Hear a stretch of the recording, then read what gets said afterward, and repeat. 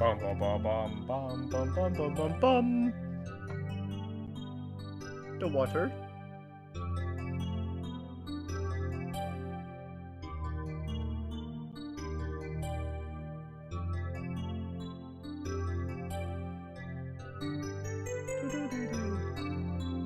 Right, it doesn't show up on YouTube stuff.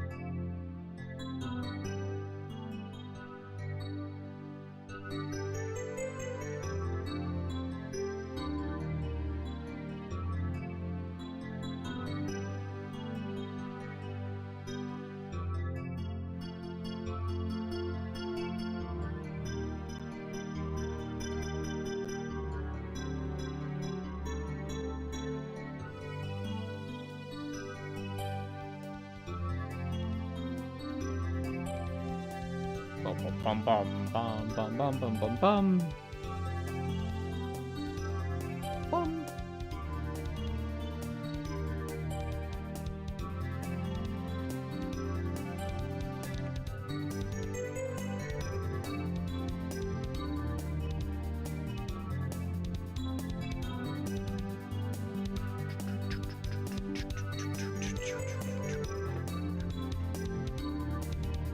I'm just gonna boot the game up. People will be joining within 20 minutes, give or take.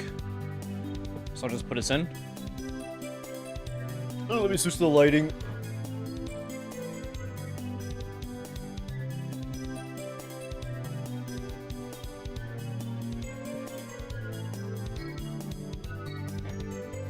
I don't know if we'll go back to Rift. Don't think about it though, where I'm like, eh.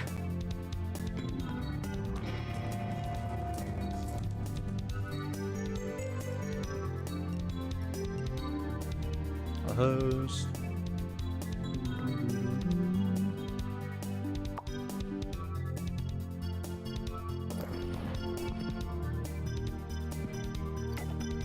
Oof.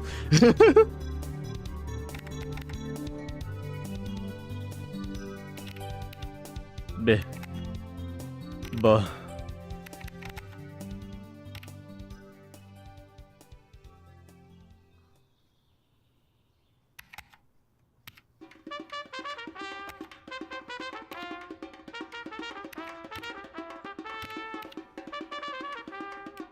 If I make this work.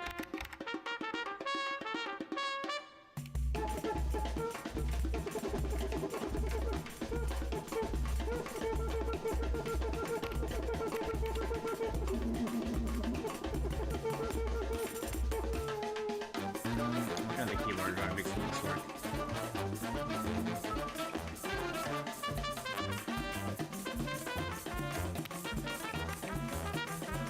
Hold on. Ba-ba-da-ba-ba-ba. Fucking Cuphead.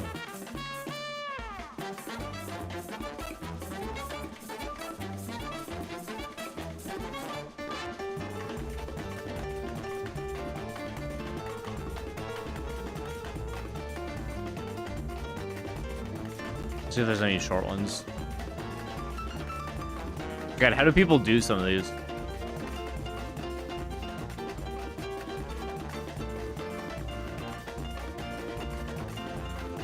Like that. Where's that on the keyboard?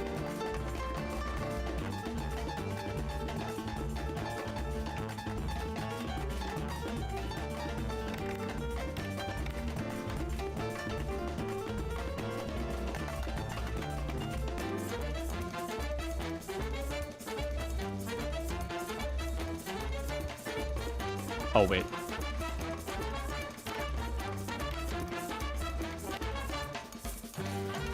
No, it doesn't work as well.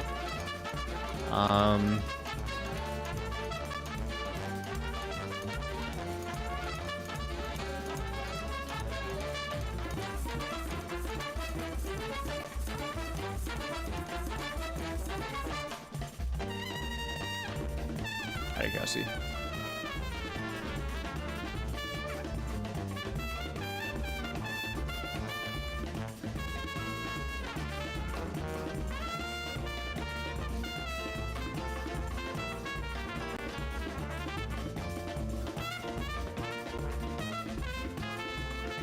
I do like that one.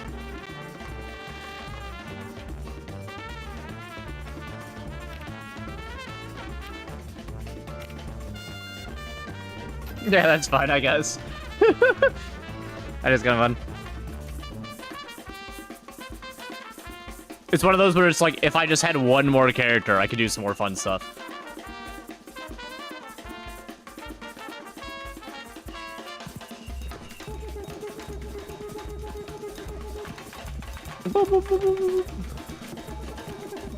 Can I change, like, colors and such?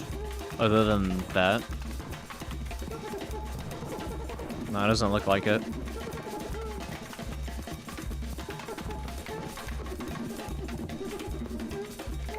Yeah, it's just this color. Yeah, that's fun.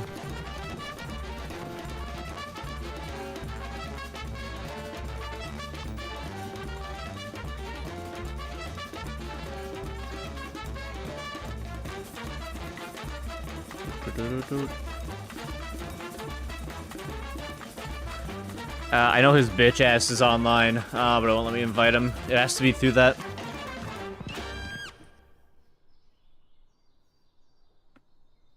I know his bitch ass is online. He just set himself to being away. Where are my sales at? But now you're selling with Shopify.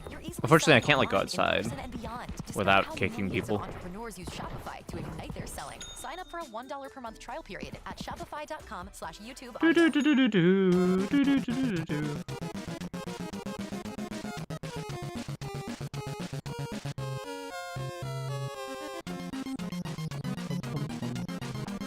See, I'll just wait a bit.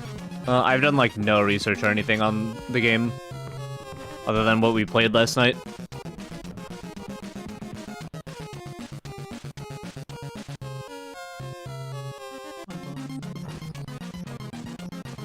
Not sleepy.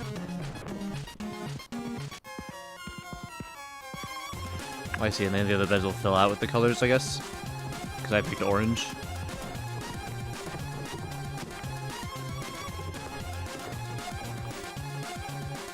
Da-da-da.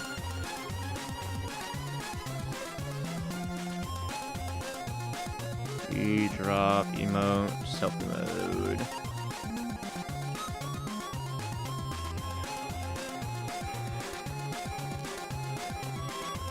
But yeah, everything seems to be go. We're waiting for friends to get on.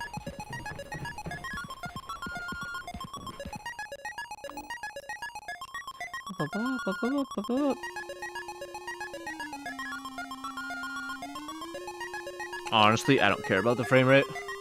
As long as I'm hitting 60, it's whatever. I can't really tell the difference with my eyes anyway.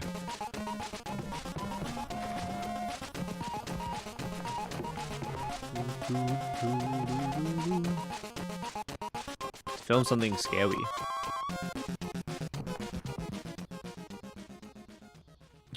It's got the little eyes over it.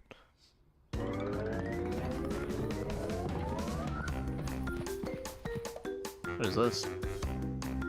Crash Bandicoot. I should play those at some point. I'm kind of trying to find a game that's more single-player-y, but also doesn't have like a story type of thing. While I work on this fucking Call of Duty video. This is gonna take forever. It's just I'm not good at what I'm doing yet.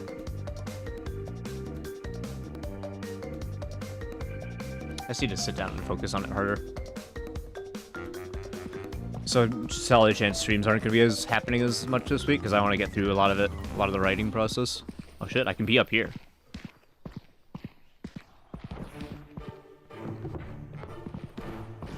I can already tell this video is going to be a couple hours long.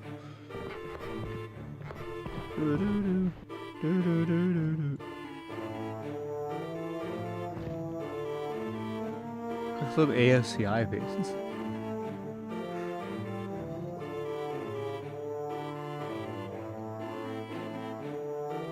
Oh, okay.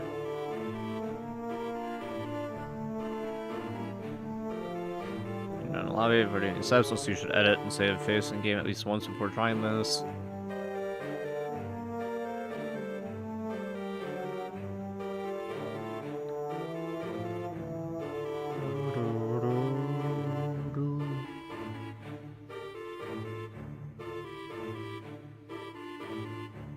It's a match home.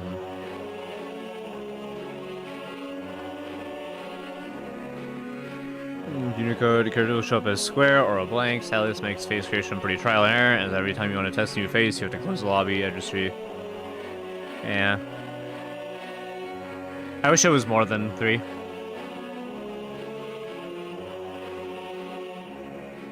Lowering that a little bit, it's a little loud. What is this game? Medieval?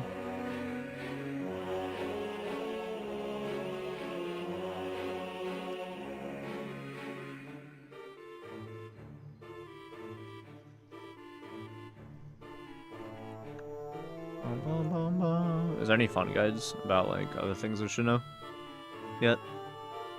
Yeah, I'm trying to avoid things like enemies, monster guides. I don't want to know yet. I'm gonna play more than 4 players. Here you go. Oh, it does work. However, the developers kind of warning of disabled bigger lobbies due to servers overloading. I repeat, this mod would work, except bigger lobbies have been temporarily disabled. Okay. So right now you are stuck with 4. Hey guys, it's Tyler. Check out my new song ART on YouTube. Fucking ad.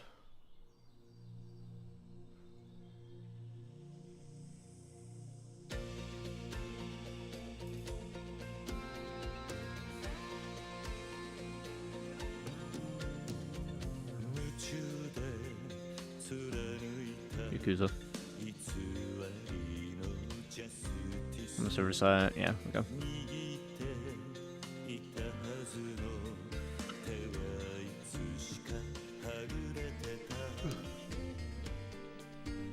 Well, enemies. I don't really want to look at the guides on how to get more as well. Really? There's so many guides already. How to open the game, hard mode. This sounds important. F3 to debug, extract the video. So let me show you something called Landfall calls a debug extract. That's all the info. Okay. I've heard that this is a slight problem.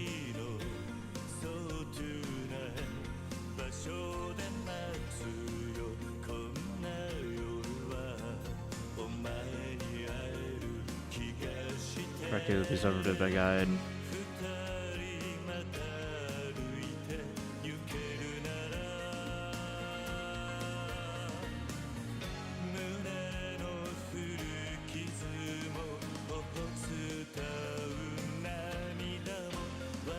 Okay. These bitch ass fucks said they'd be on and they're still not. I've been stalling for 13 minutes, give or take.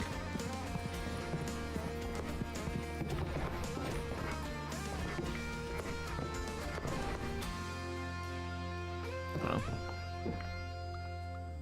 I'm shocked there's no fall damage in this game. Your character just doesn't give a shit. We have strong suits and legs.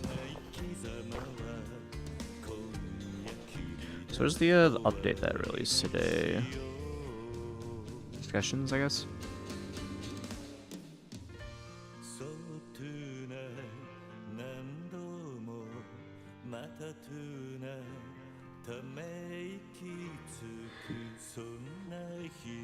So yeah, game's paid again.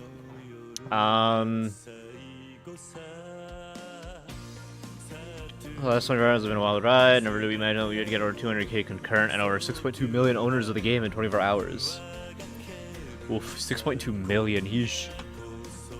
People treat watching all your videos, and we're so happy that you've managed to create something that makes people have fun. It's $8, which I think all my friends got it, so you know. Made by a small team of devs, only 5.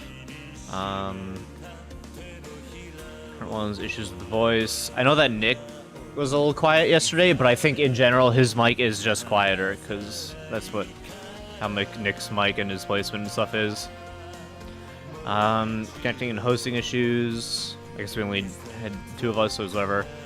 We didn't have any trouble with the camera footage extracting and being visible, but I guess we know what to do now. We have leads on already and are hoping to have some fixes for tomorrow morning.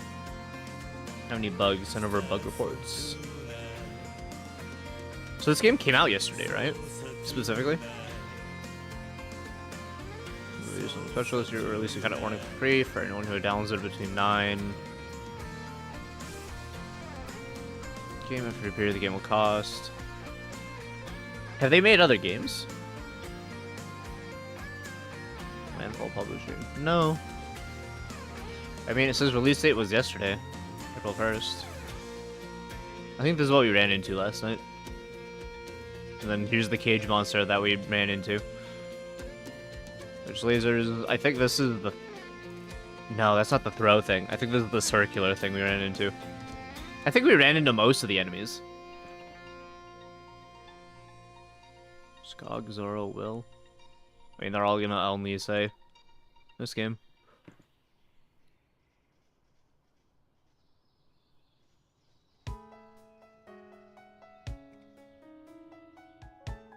And if they didn't say, I guess we'd be watching the Judas stuff. Check out the entire Landfall Games franchise on Steam. Really? I guess more of it just wasn't showing for some reason. Weird. I do want to... I remember looking at this game at one point.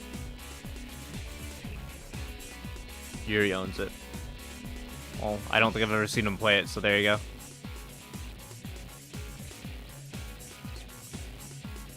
Rounds. Tabs. This game's super dead, unfortunately, because it was actually kind of fun.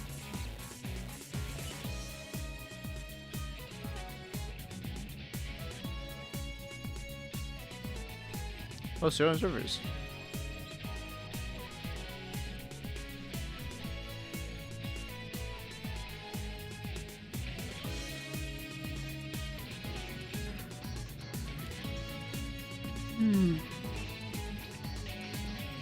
Yeah, the downside of the game is that like nobody's playing it. Otherwise, it would be fun to play.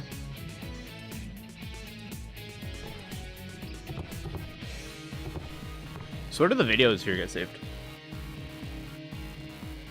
Content, warning, saved videos. So then blah blah blah, multi-purpose. Exit your house, blah blah blah, save the video on your desktop. Upon saving your video, find the recording on your desktop, saves the web end. Really? It's just on my desktop? Hi COD streams. As I work through my shit.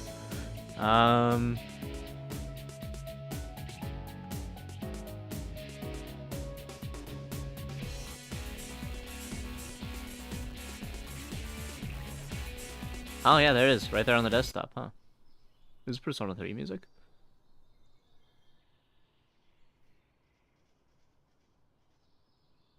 Fucking scary, right? It was kind of spooky, huh? This first one was so fucking funny. This first one is so good. Already fucking scary, right? It was kind of spooky, huh? Hey, what? Yo, look at that thing over there! The ear rape, ah! What the hell? You're fine. Get in here. Where? Content warning time. Okay, Daisy, I got you. Yeah. Time for content warning. The other fuckers haven't gotten online yet. Well, Fuck them. no, I will not. You know what I mean. No? Mr. Workman. Wow. Wow. Suck my ball. Okay. Alright, invited you. Nick says he'll be on soon. We will be using in-game chat, though. Dear God. Yeah, that's me. Once you get in, I will deafen.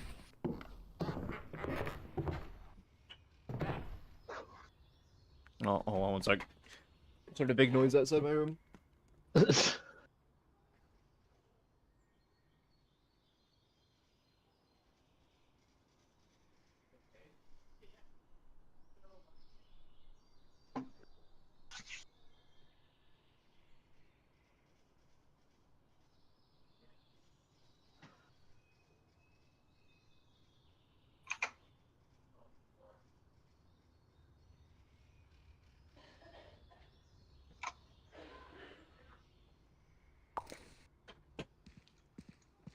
Alright, I'm back. How do I punch? You can't. Come on. You can't punch. This feels like gang beast. Why can't I punch you? This is not gang beast. You can't punch me. Must You punch. can edit your face over here. Oh god. Yeah. Okay. You press E and then you get like 3 characters. If you hit like backspace, you'll be able to edit what's on your face. I know. Okay, I'm just making sure. I don't know if you know. You have no face. That's the plan. Where'd it go?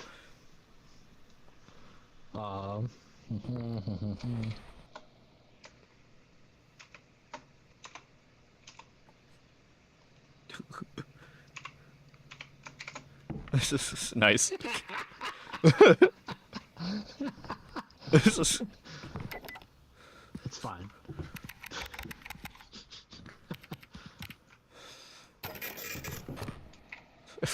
This is the vibe we're going for. You think this is a fucking joke? It's like, yeah. It's a serious game, don't you know? I was trying to symbolize eyebrows with the 8. I'm not trying to make a penis. Yeah, okay. Quite the unibrow you've got up there. It's an infinite brow. How dare you? Brow. Oh wait, hold on. I can zoom in a bit. There we go.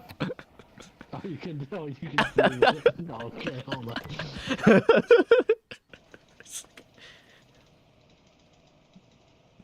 on. How can I make this better? I feel like I can.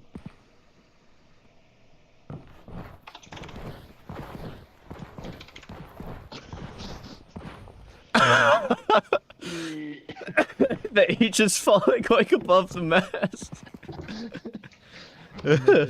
Bigger. Oh, Yeah. I didn't realize you could turn it. This changes everything. So many new ideas. This opens up a whole new dimension of possibilities. Oh god. Oh no. Oh, there you go. You got it. I was like, oh no. Oh, which orientation? Oh no. Alright, do you want to wait for more of them, or do you want to wait for more people, or just head in? I'm good for whatever. I just, oh, I can just... Alright, so here's the plan, alright? Bone cracking. Here's the plan. We go down to the old world, we film something scary, upload to SpookTube, and we go viral. Stonks. Stonks go up. This is our house. God, I hate it. You'll live. Oh, there's SpookTuber. I can watch it. Okay. Okay. Yeah. It's fancy. Fancy schmancy. I'm just trying to. Okay, so control is just crouch. Yeah. There's a sprint. Okay. Where's the hopping? Be happy. Why can't I hop like it? Okay, why can't I Half-Life this? Okay, I thought I was just a dude standing out there, but some sort of machinery. Yeah. I was about to be like, wow, already scary, love it. It's a big ass dude. Ah, fuck. I'm gonna change my face one last time. Okay. Nick says beyond in 5. 8 plus.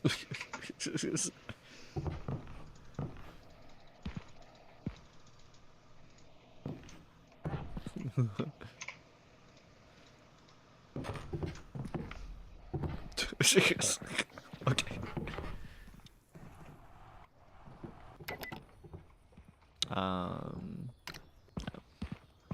Man, I can't wait for somebody to make a modded Call of Duty Zombies map in this where you just try to barricade the doors.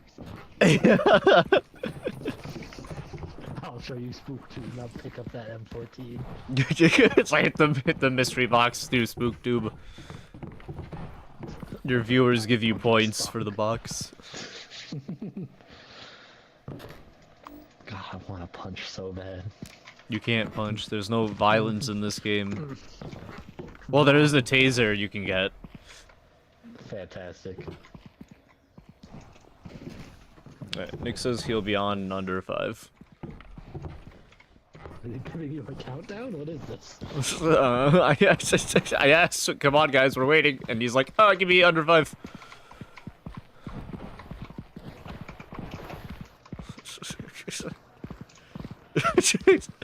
Squish! I'm almost thinking that something's gonna come into that house later on. And so I'm trying to find the safe zones. It's like, yeah, where can I hide? Weird ass ragdoll phasmophobia. That's right. You've never played. Over against the roof. You've never played Lethal Company technically. No, I don't own it. Damn. Technically, what you know, it's just I haven't. I don't know. Maybe you played it somewhere else. I could be wrong. It happens a lot. I don't know. PS4. I don't know. What if Eva had it? And you played it on her thing. She doesn't play scary games. Oh, fair. I'm. Oh, no. We can boost in this. Oh, God. Let's go! The monsters will never get one of us. Bro, pick up that off. We got to boost up mid. Yeah.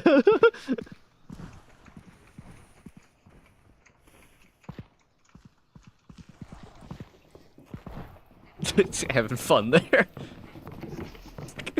Yeah, I'm exercising. Can I help you?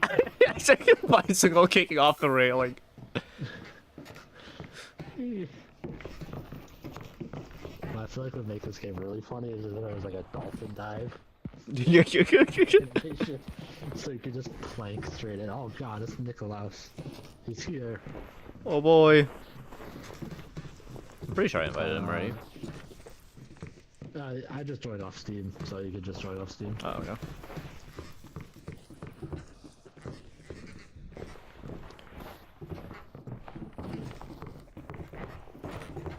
I got my exercise at Fire Chinese man. See, gotta get your legs ready to run away from the monsters. What? Monsters? The what? Huh? I didn't sign up for this. Who? What? Oh, here comes Jimmy. Oh shit, he is in the call now.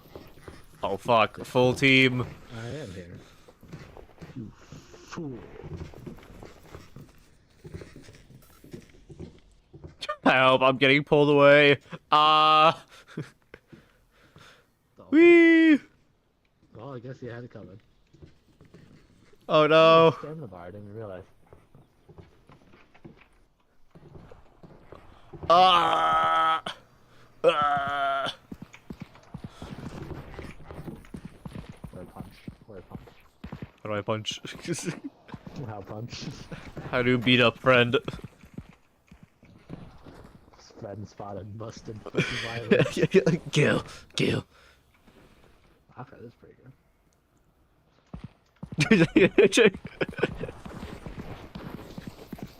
Oh no. Oh yeah. Ah. Hello. Hello. Fucking Jimmy. Sucks. He's not talking, I can't hear him. Make sure it knows what the mic is. Dude, I'm just trying to get to this. Come on, man. Yo.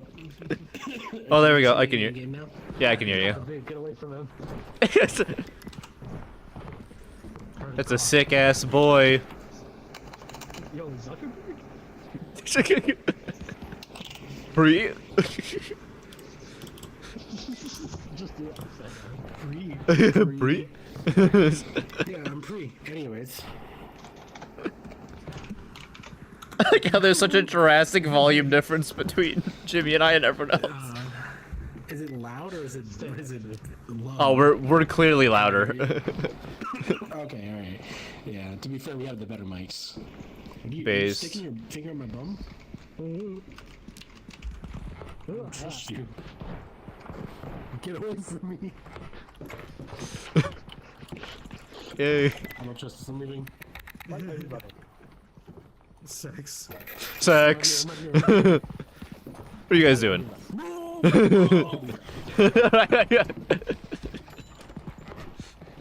You open the door. Alright, who wants to record? Who wants to record? Not me. I'm okay. I'll do it. Oh god, he's got the camera. He's gonna fill the bang. I mean, It's the squad. Woo! How do you... Oh, we have to buy them. So here's the shop. Alright, I'm buying the clapping hands. bro. You have microtransactions. Jesus Christ. Agent gesture 1. Peaceful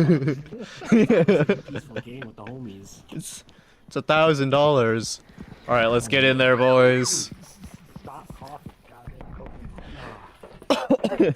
Listen, I can't... You've infected me now with it. Good.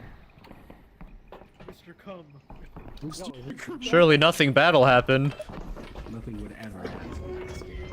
Rock and stone, brother. Rocket Zone. Alright, boys, we're going to Epstein Island.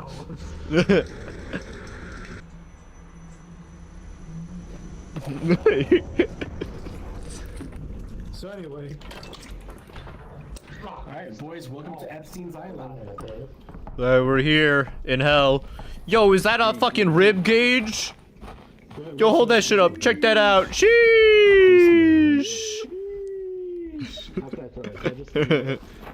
You can drop it. Mine now. Okay. That's it. Wait. We gotta find the rest of the bones. Alright, boys. Alright, everyone get to the entrance. We need to make sure that people know why we're here.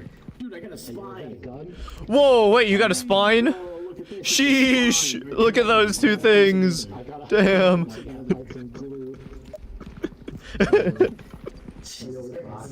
Okay. Yeah, we do. Alright, boys, there's only one way. Goodbye. to go We're okay.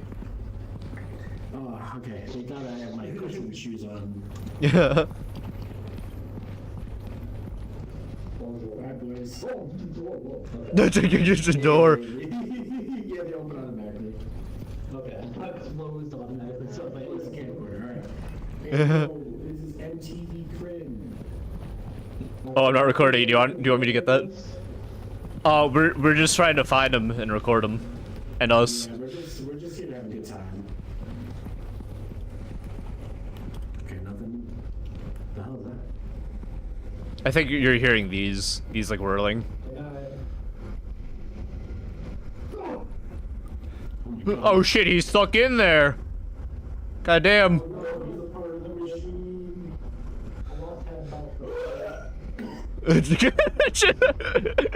Alright, don't touch the steering wheel. I still can't confirm. Yeah, both of them do damage. Alright. so that'll be Hey, what's that? Hey, what's that? Oh, it's a spider. He's got him. He's got him. Oh god. Oh no. Oh no, it's eating them.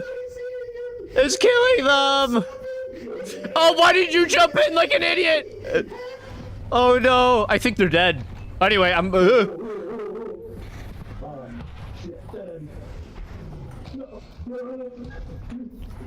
Run! It's right behind us.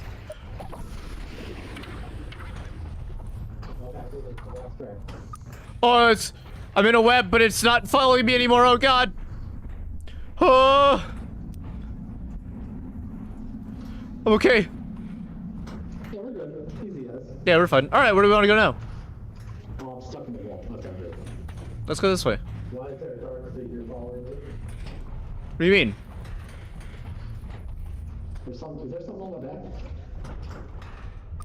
No, just your oxygen tank. I was looking around, I could see a dark figure hanging on me. I was like, Just the oxygen tank we've got on. Actually, I guess we gotta get out of here. I'm pretty scared. Yeah, we can get out of here. Oh, something's. Oh shit! It's that. We should stay away from it. That's another monster. Oh no! It's got you. No, you're not. Hold on. I need to get to the other side. Ah! Alright, apparently I have a minute 20. Yep. Don't worry. I'll solve it. All right. I'll help. So let's see. Oh no. V. Foot's dead. I'm dying. L. Oh shit. Bye, bud. Oh shit. Q. N. 6. I don't know where that is on my keyboard. Yeah, you're dead. He's gone. There he goes. I'm gonna not go that way. Alright, bros, it's just me. Let's see if I can mine my way back. I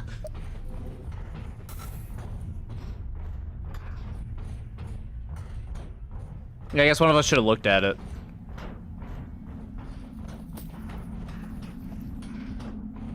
Yeah, those things are fun. They essentially create captchas for you to solve.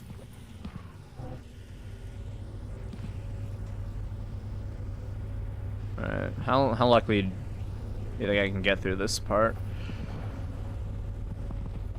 Okay. I think I remember the way back. Oh shit, it's you! Slugman! Yeah.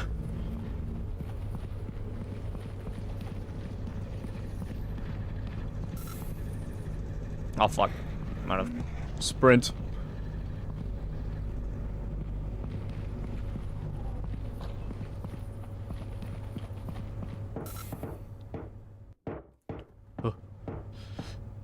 Alright, let's just go ahead and get to that ship and we can get the fuck out of here.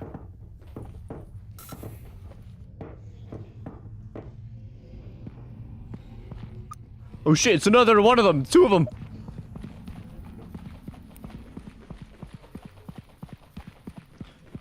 Anyway. Yeah, they're coming. Hopefully there's nothing else that spawned up here.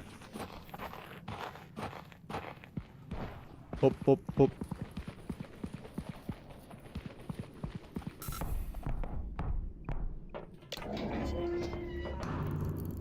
Holla holla, get dollar. Alright, I'll put it to use. Hell yeah.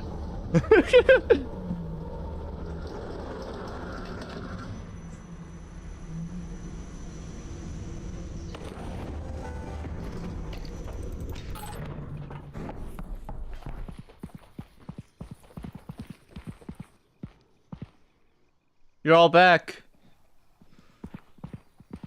Huzzah. It's you guys. If you're talking, I can't hear you. Let's go watch our video. Wait, are you guys talking? I can't hear you guys. Hang on, you slut. Wait, hold on. I can't hear you guys in game. What the fuck? I just checked to make sure Matt's talking.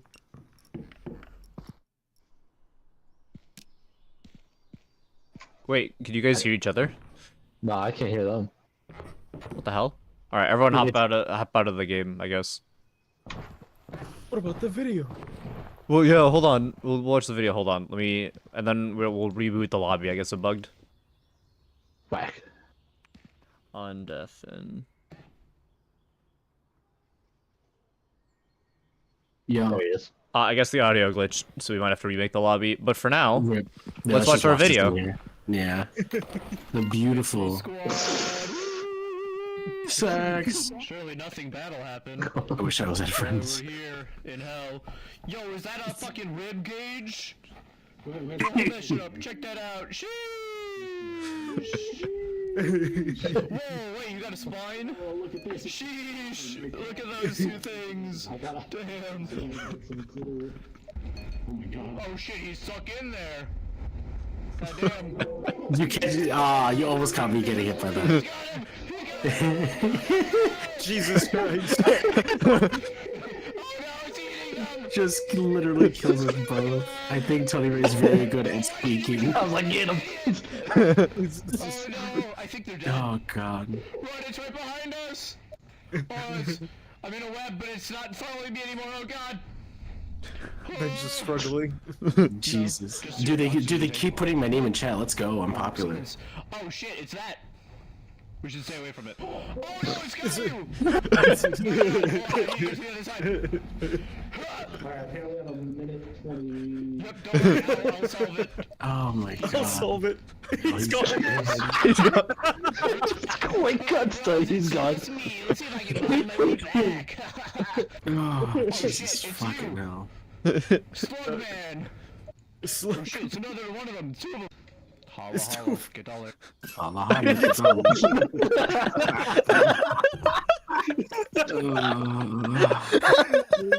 You're good. Oh, it's funny. Saving that shit to desktop.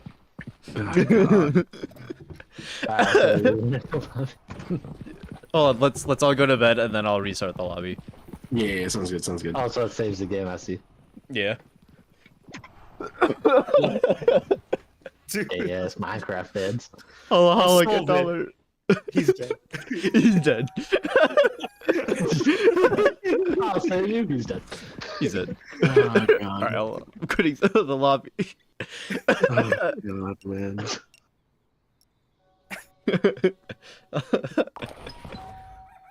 Okay, I'm in. Oh, damn. No, I put hosting. You have to do the capture shit. It's so rough. Yeah, Jesus. I hear you in game. Hello. Hello. Okay, yeah, It's just- hear everyone now. Okay. There we go, okay. Alright, I redeafened. Oh, I did too. Same. Alright, go down to Old World, film something spooky, upload to SpookTube, go viral, pog, we got this, Yeah. boys. We've already almost hit our goal. Hell yeah. Who wants the video camera this time? No, I'm good. Bless. What's up?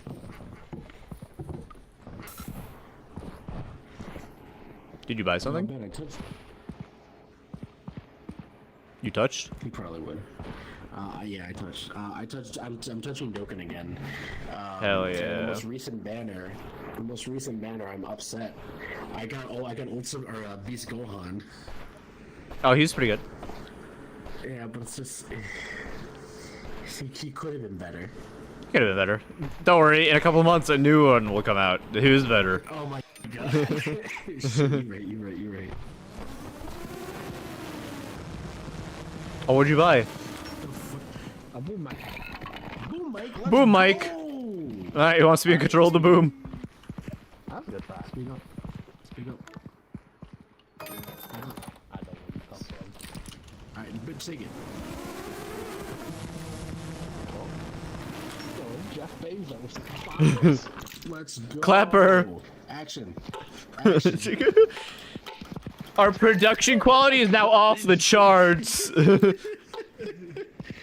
Dude, we're so ready for this. Hold on. I'm gonna buy.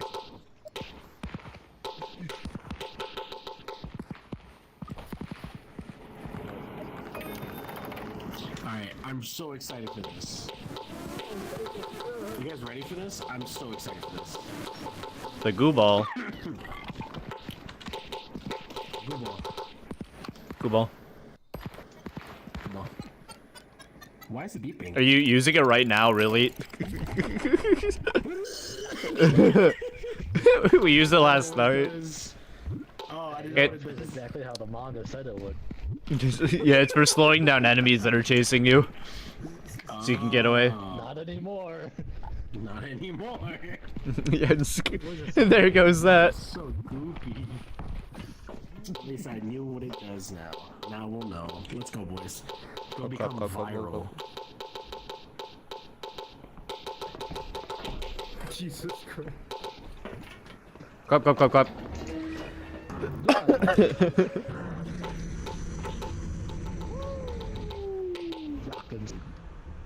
Rockin' sound.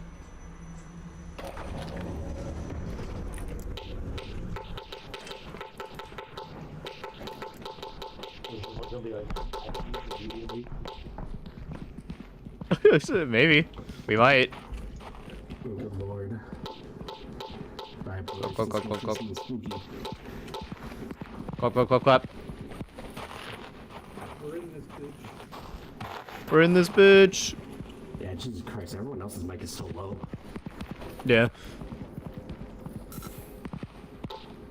Joe, What? Nope. You landed. Oh, you're landing on me. I don't have a flashlight. Oh well, that's fine. Ah, shit. Yeah, I'll flash it out. Nah, that's okay. We don't need this shit. Dude, Just look better. brightness. We're taking the exact same path as before. Let's go. Let's do it. Alright. Most important thing, though. We need this camera to get out of here, alright? With the footage. Yes, we do. So worst case scenario, somebody grabs it and runs. Oh. Hey, yo, what's that thing? Oh, it's the grenade thrower! I think he's dead! Is he dead? He's dead! Oh my god. We lost Nick.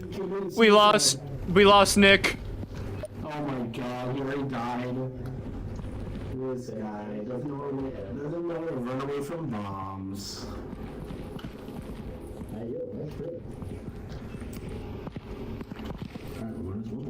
Damn, this part's kind of spooky.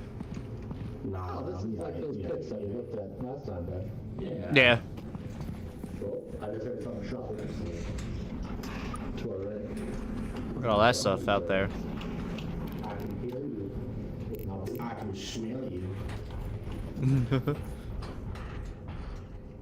There's something sitting in the middle of that pile there. I don't know what it is. Oh, shit. You have like one camera?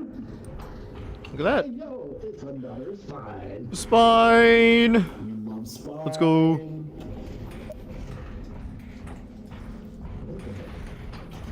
Oh. I didn't like that sound. There we go. Our heroes are tasked which way to go. This shit ain't spooky. I got. Yo, he's got a skull. I got a skull. Let's go. Look at the skull. Found head. Did you? You don't want to get back from here? Nah, but there's multiple ways up, so Alright, fair enough. we might just find another one. Yeah.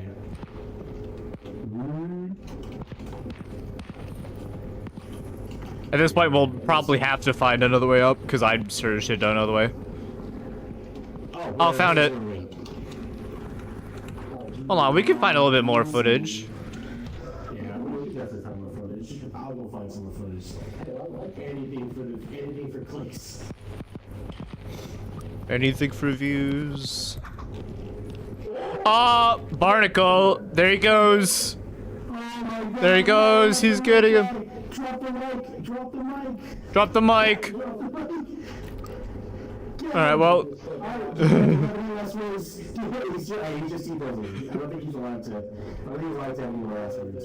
So hold on, I'm lowering you.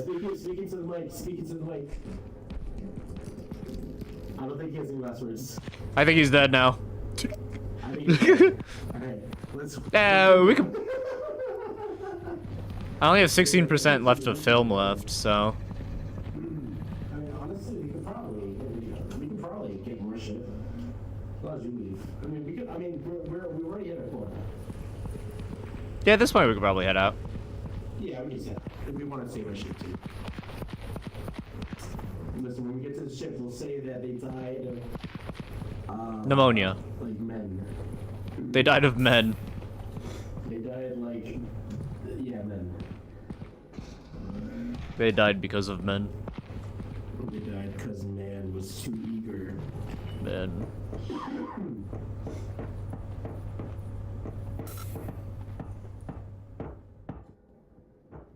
Alright, let's see. Oh wait, did anyone pick up the Nick's? Oh, where the fuck are we? Huh, I don't see it. Normally you can kind of see the lights of it. Yeah, let's go up here and see if we can spot the lights. I don't think we should go out there. Oh, it's over there. Yeah. It's over there. I swear to God, I heard something open. I'm not saying that. Okay, well, you know what? That wasn't too bad. We only lost 2 people. I think it's Yeah, so far. Oh my God. Oh, it's the bomb thrower. He threw the grenade. Off we go. Ah! He's the camera. He's gotta get the camera. He's gotta get the camera. No, he missed the camera. Let's go. Okay, at least it like flashes blue so they can see. Yo, he's dead. Anyways, He gotta go. damn, Ben died the way he lives, like a bitch. Dude, he's Fuck gotta you. Get out of there. Get out of We were there. just watching it running behind you the entire time. Really? It's like Ben. Oh no. He died like he lives, like a bitch. I was waiting to see it die in the distance. Just gets sniped by the lasers. God damn. That was insane. Alright, let's see if it mutes us again.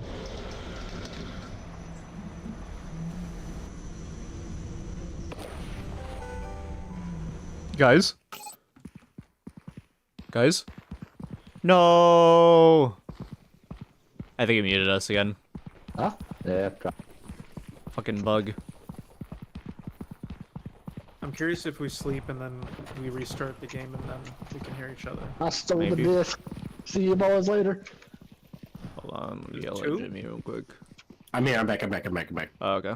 Yeah, it did it again, Alright. so we can't hear each other. I don't know why. Yeah, that kind of sucks. Okay. It wasn't But doing Jesus it last Christ. night. Yeah, no, we this. Ben, please tell me you got you dying on camera. Maybe? Well, Ah, God, I where's our 4th member? He dead. Nah, where'd he go? You want to go take a piss? Ben, wait a second, Ben. You have a disc. I have a disc. I don't have a disc. Oh, you have a disc. Someone else has a disc in their hand. Oh, fuck you. I had the disc, you asshole. Which I is.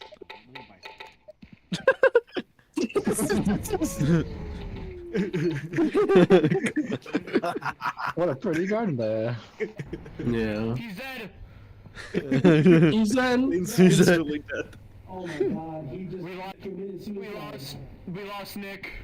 This part's spooky. Nah, it's alright. Put all that stuff out there. Oh my God.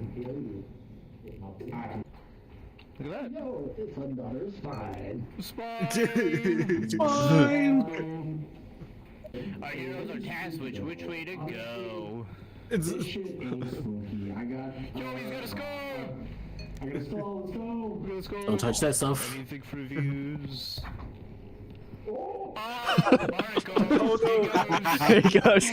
There he's mad. Drop the mic. Drop the mic. Alright, do you have any left? He's just keep buzzing. I don't think he's alive to. I think he's alive first.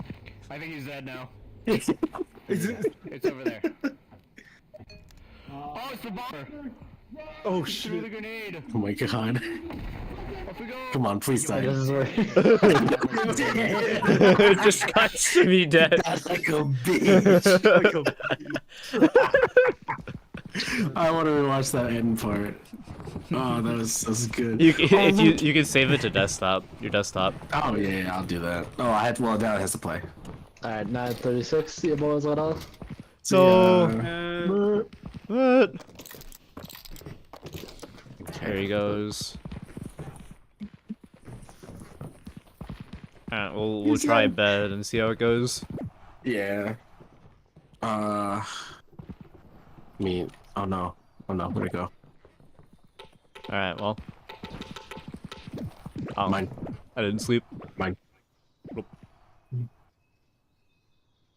Slumber. Ding dong. It's the last day, boys. We have to make sure we get 1,000 likes. No, I didn't save it. No. I knew I should not have gone to bed. I'm very upset. Can't hear friends. Alright, Jimmy, you got the camera this time. Voice. I Audio don't. voice chat. But, I'll show you how real Chad records. Oh, it's already filming. Fuck. Bruh. Careful with that stuff. Careful with that stuff.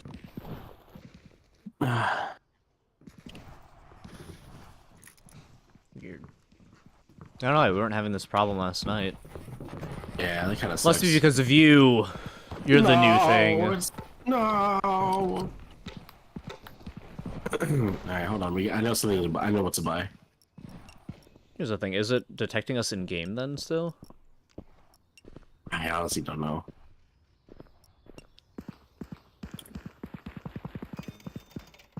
We could try one more time, I guess.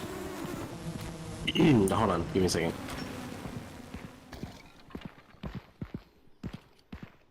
Can I help you?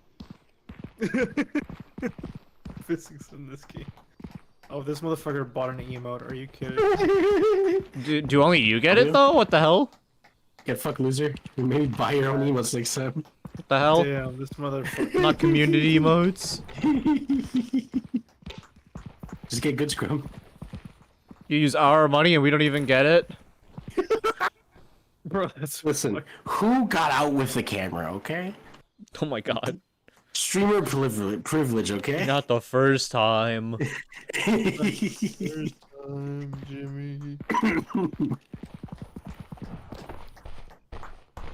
Honk. What's up? I'm gonna remake the lobby. We'll try it one more time. Sounds good. It is a very fun game, though. Yeah. Alright, there we go. Ding dong.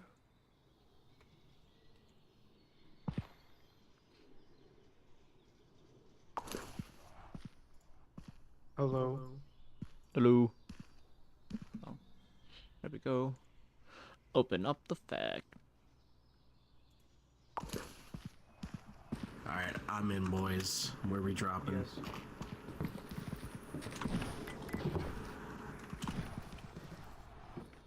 Am I the only one to hear the focus right thing? Focus who? You also have one, Nick? Yeah. Okay.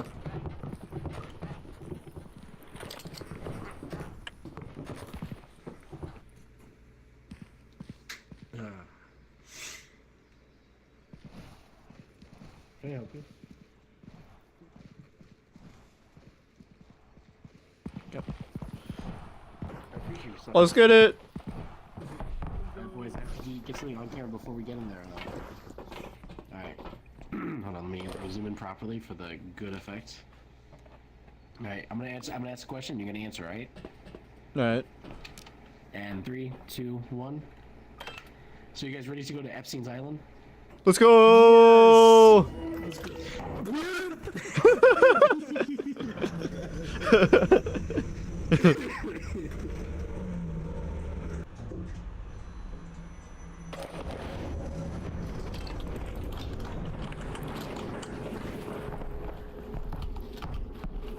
This is different.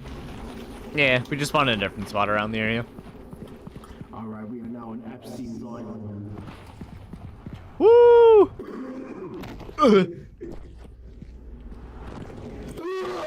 I hit my dick. I hit my dick. Wait, where y'all at?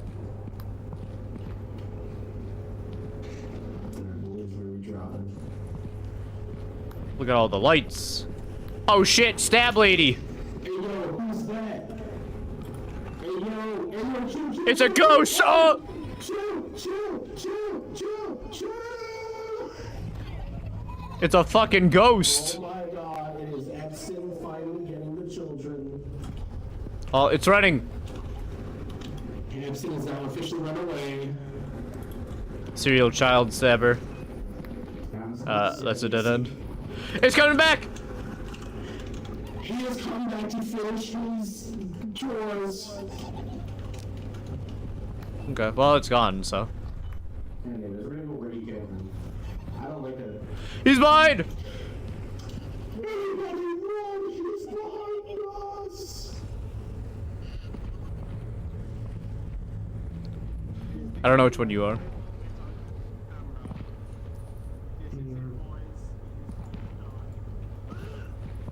Just fucking.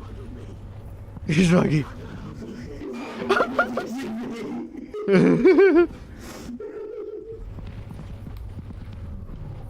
Alright, let's go somewhere else. I have survived a fatal stabbing. Let's go this way. Go this way. Yeah. Go. Why did that door open? Okay. Ah, we got close to it. I don't really hear Nick. You talking? I'm here.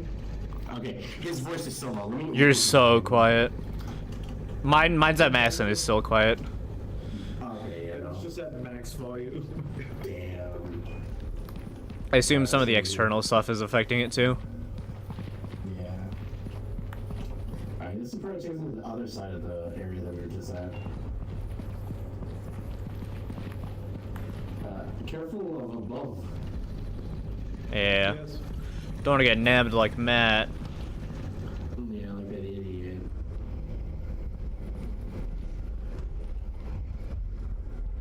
Ah! Did you get that? Did you get that? My flashlight's out of battery. That's a shame.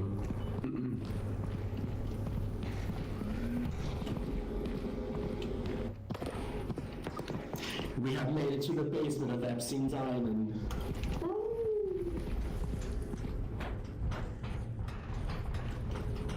This is where he keeps his children. Oh look, a rib cage. Let's go. Yummy. This is where he does all of his editing. Jimmy, get this on camera. And look, this is one of his victims who's decided to speak against him in court. I love that this is about Epstein's journal. I have 32% left. We have a decent amount of Oh! Oh god. Oh shit! I'm crouched! Help! Run. Oh, he's got me! Ah! Ah! He's got me! Ah! Okay, yeah, he's fucked. He is chasing us down the hallway of his basement. Honestly, scared the shit out of me. I'm gonna get out of here. What happened? Oh, there's something there. I can see him there. Just keep going this way, buddy. We're fine.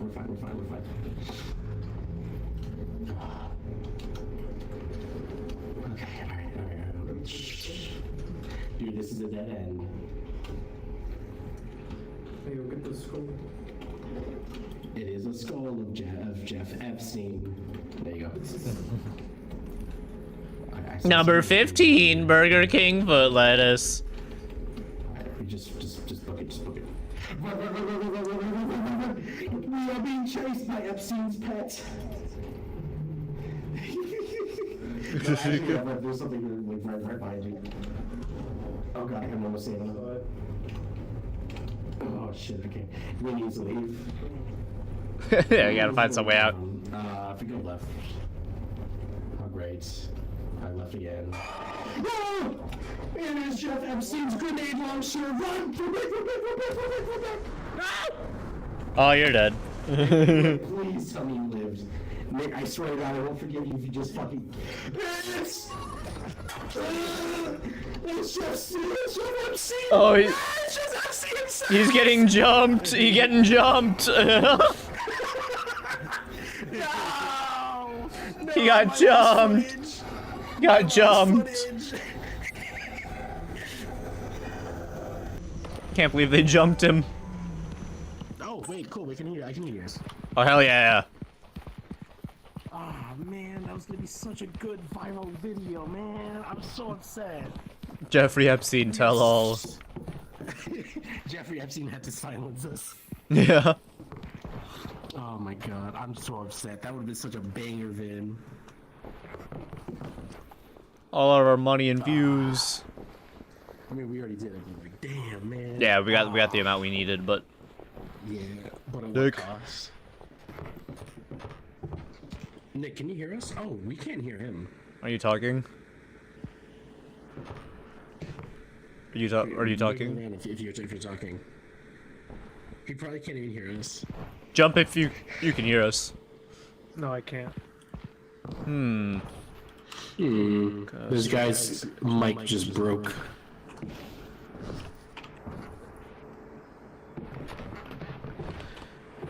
Let's see. Out of here, double. So forth.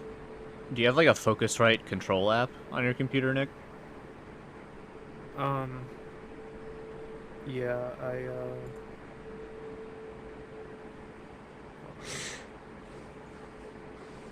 but I can only like. Because people... I found this in the FAQ about it.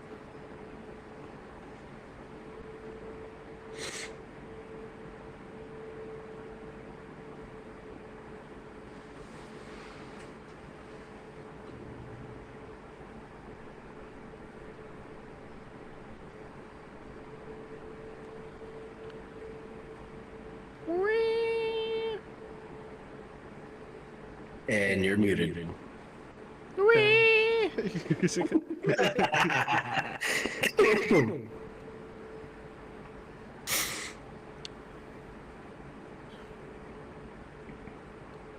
Yeah, see if that fixes.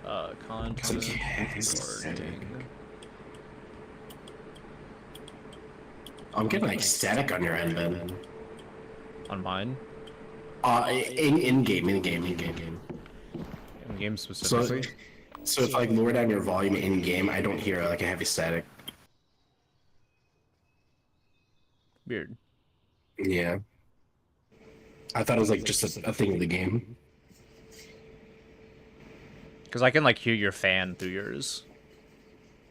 Really? Yeah. Yeah, that's how sensitive my thing is. Here, let me lower down the sensitivity, maybe. Just this game, honestly. Also that, yeah.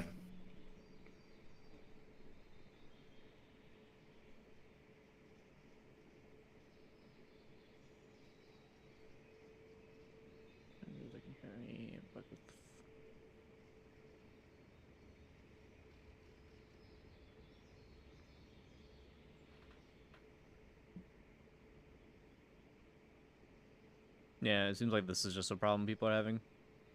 Damn. All right. I mean, it's not the end of the world, but like, but like, if I can hear you in game, then Nick should be the one who leaves, and then he just comes back. Yeah, we give that a shot.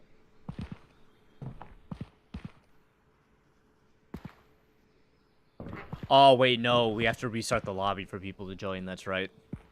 Because that's just how this game works. Rip. Yeah, so everyone hop in bed, I guess. Alright, fair enough. I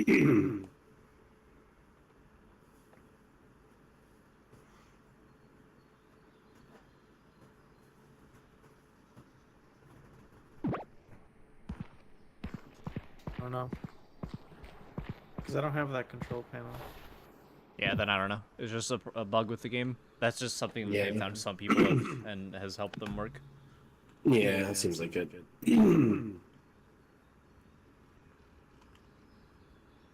Hop into bed. I am the slumber boy. The other one. Nick, get in bed. Hold on, now I can't even hear y'all. Jesus Christ. Fucking rip. Like on Discord? No, yeah, I think he meant in game. But yeah, that was already a problem.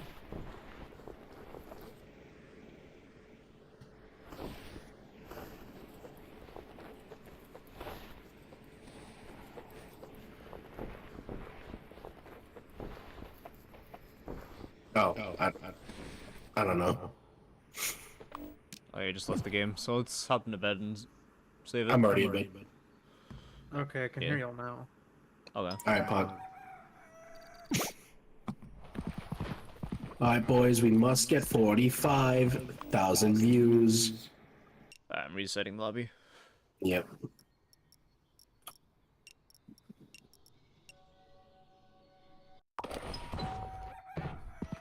If this consists, we could also try just some other game.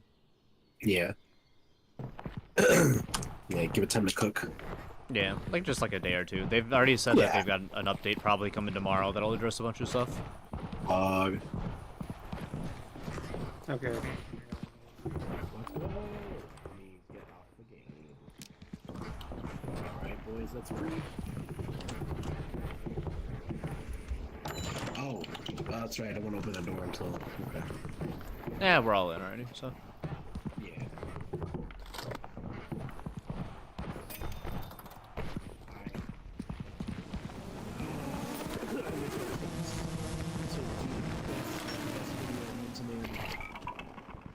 Flashlight. All right, boys. How many monsters are we talking to tonight? 5,000. Especially FC. 3 million girls. Let's go! Wait, no, I take that back. I take that back. God, I hope we can find like lost footage or something. That'd be cool if we could get like lost footage. All right, boys. Ship time. This is his private ship. Whee! I already found a rib cage. Yo, ribs. Nom nom nom nom. No. Oh shit! Look at that! It's the spine cord. Woo! Damn, the ambiance in this game is wild.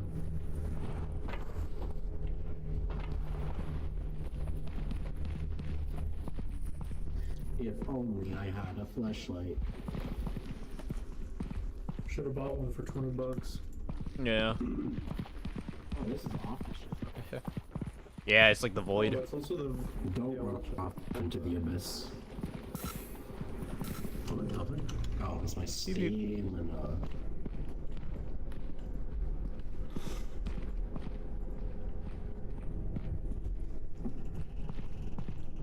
We won't get any likes if we're just looking at Epstein's boat. Boat. We must go deeper.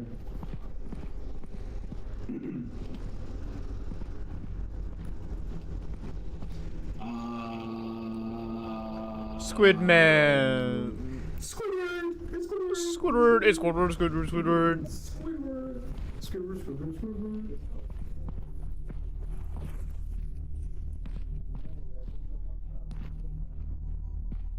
I seem to have lost them by going the other way and not following them.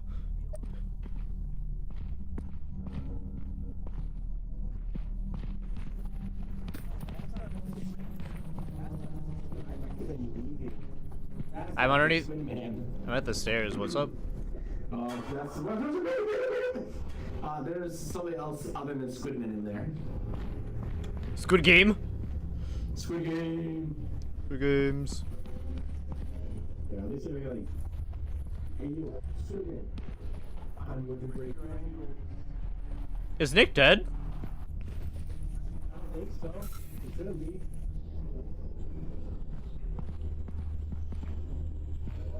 Hello. Oh, hey, you're not You dead. can still be down there. Alright. There's 2 of them now, boys. Oh, there are 2. Holy shit. They duplicate. Alright, well, Ben, what's coming after you? Oh, you're fucked. You're fucked. You're screwed. There's nothing you can do. I don't know. You can't break any ankles. I'm too good. I'm too good. Oh shit, it's the serial thrower. Oh, we're running from that. Oh, God. Run upstairs. Run upstairs. Run upstairs. Run upstairs. No, fuck that. We can't fight that. Shit's fucked. It's the shit. Go, go, go, go, go, go, go. Here they come. Okay, yeah. There he is. It's the serial thrower. Yeah, get in the ship, get in the ship. Close the door. We made it, boys. Now that he can get us, we easily got 3K likes. Sheesh. Oh, Drew's here. Yeah, Drew just joined.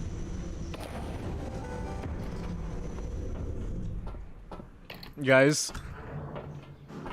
God damn it. Yeah, no, Oh, wait, I wait. can hear you. Okay, Nick? Nick? We can't hear Nick. Fuck. Nah. Nick's having the problem, not us.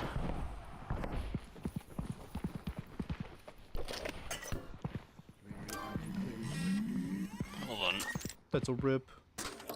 I got the CD. True. Biggest rip. Time to Alright, watch. let's watch this. Hold on. I'm still upset that I didn't get to watch my first one. Shouldn't have died. Shouldn't have died. Nah, fuck you, fuck you. That's how I felt when we played last night. I got a really good one. I died. Yeah. Alright, We'll never How know. many monsters are we talking alright, about? is their lobby open or? No, you're gonna have to give us a second. Alright, boys. Ship time. This is Yo, ribs. Nom, nom, nom, nom. Oh shit, look at that. It's the spine cord. Woo! Bone. Squidward! It's Squidward! Squidward, it's Squidward, Squidward, Squidward. I seem to have Jesus lost them fucking by going Christ. the other way and not following them. Oh, hey, you're not dead. There's two of them now, boy! Oh shit, it's a serial thrower! Oh, we're running from that. We're running from Shit's fucked. Go, go, go, go, go, go, go. Here they come.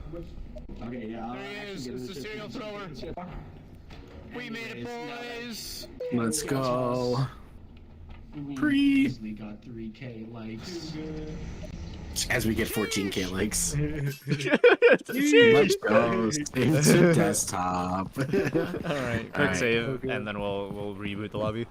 Yep. We got 14K. 14K. Dude, easy 14K. Let's go. Alright, give us a second, Drew. We'll redo the lobby. Okay.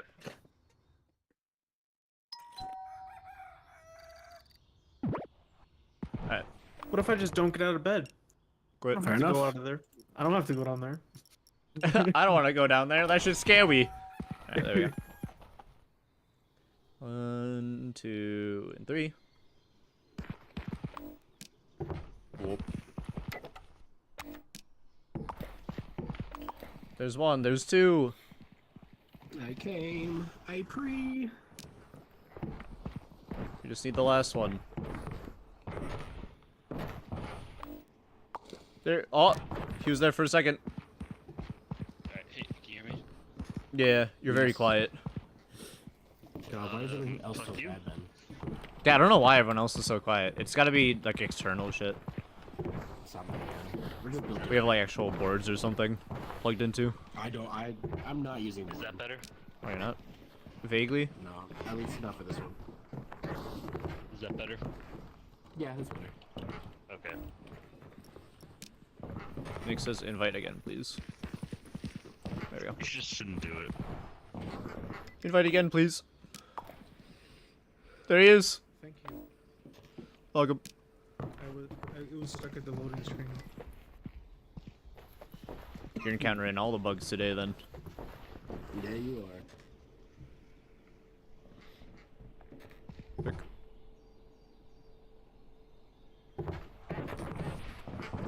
Alright, well, that's all of us. Free. Sex. Pre. Who wants the camera today? This time. This is destiny. It is his turn. I want to a pre. fucking better flashlight. You got a modern flashlight.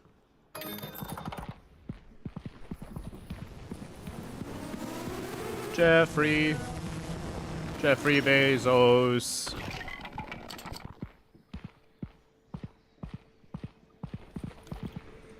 Alright, where's the camera?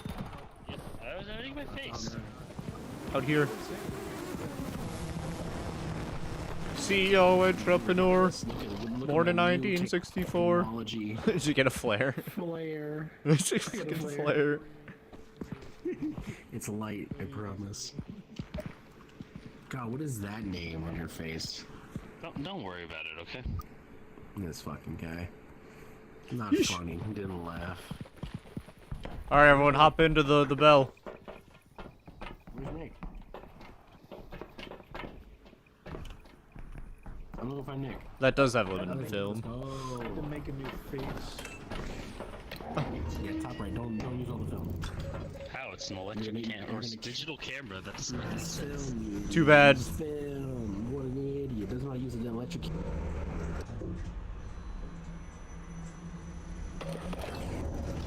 I have the camera. Damn, this is a good flashlight. Dude, this is a good flare. Jesus Christ, the flare! My eyes! My eyes. I don't know what you're talking about, man. Oh, we gotta wait for camera boy. I found a bone. Oh, I'll record. Here, record the bone. Look at the bone. Bone. Bone. It's bone. Bone. Oh look. The statue. Oh god, this is. Oh no! Whoa! Oh my god. Oh my god. Oh no! He fell for it. Wait, no. He's flying! He's flying! He believes! He believes! He believes! He can fly! He can fly! He can fly! They fly now! Also be careful of this guy. Yeah, the fucking barnacle. Nick. Alright. Oh. Oh yeah. Fucking idiot. Yeah, don't touch He's his caught in the phone. barnacle. Nick, are you okay? I don't think he's getting down. No, yeah, he's so what he's caught in it right now. So and he's not supposed to be able to move, but he is. So it's, you know, he's dying. If we had the taser, we could probably get him down, but we decided to not buy the taser. There he goes. He goes. No, my flare it turned So on. Nick, how did flying into the air make you feel? And we're down one. Yeah, there was 3. We're back at the edge of the boat. Alright, yeah, we're at the engine. Alright, we must go deeper. We gotta find more spooky shit. Losing one teammate wasn't enough.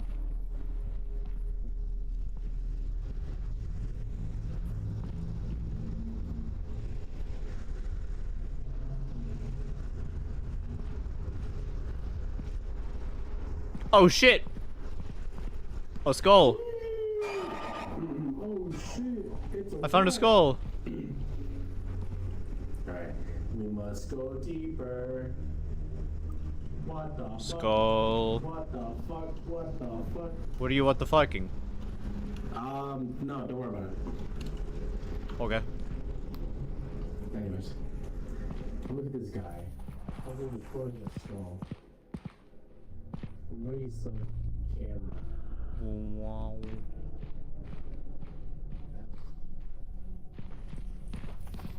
Back to this way. Hi. And Oh. careful, don't fall deeper. Careful of the dwop. Oh shit, another drop. The void. Oh, well, I'm gonna go to the beginning of this maze, so. Yeah, I'm going to the beginning because there's nothing here. Where's the camera guy? Where's the camera guy? Drew. Drew, did you die? Oh my god, did he fall deeper? Oh, I hope not. God, I hope Hey guys, not. I oh, don't think there's it's... a robot chasing me.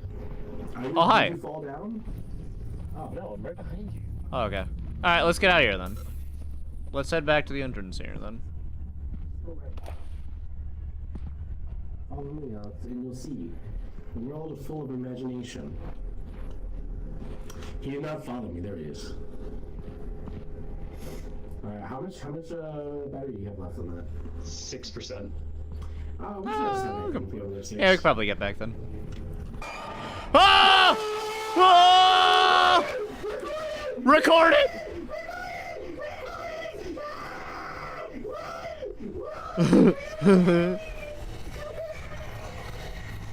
So, I don't think it was on. I don't think it's too much. It's okay. The most important thing is that the camera makes it back.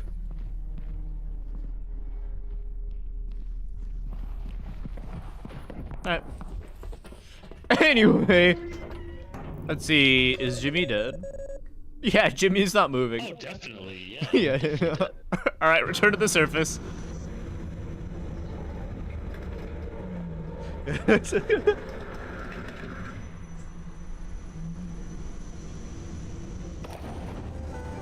Alright, volume check. Can you hear me? Drew, can you hear me? Are you talking? Ruh-roh. The problem sort of fixed itself, and then it sort of didn't. Rip. Yeah. Oh, Yeah. yeah. Yeah, I can't hear. Yeah, rip. Alright, hold on. Is there an in-game chat? Oh, Drew, over here. No, I no longer have my clap. I can no longer clap. I just told him to undeafen. Why did we undeafen? Because we can't hear each other. Audio bug. Yeah, there's a bug in the game right now. It's been happening tonight. Alright, my chair. Move.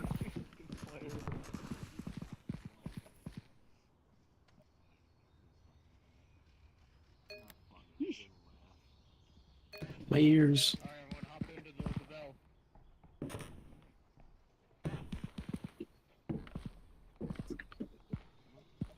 You recorded so much of this. Sex. Here we go. Sex. Sex. Oh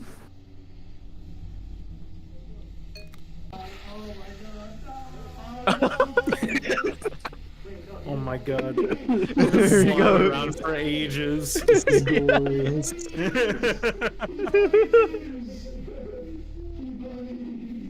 He believes. I'm just going around. So Nick, how did flying in the middle of the air make you feel? This fucking guy. There we go. Skull. Skull. Skull. It rolls over. You just recorded the skull. For so long. This is like 20%. Just records your face. Yeah. Oh, what the fuck was that?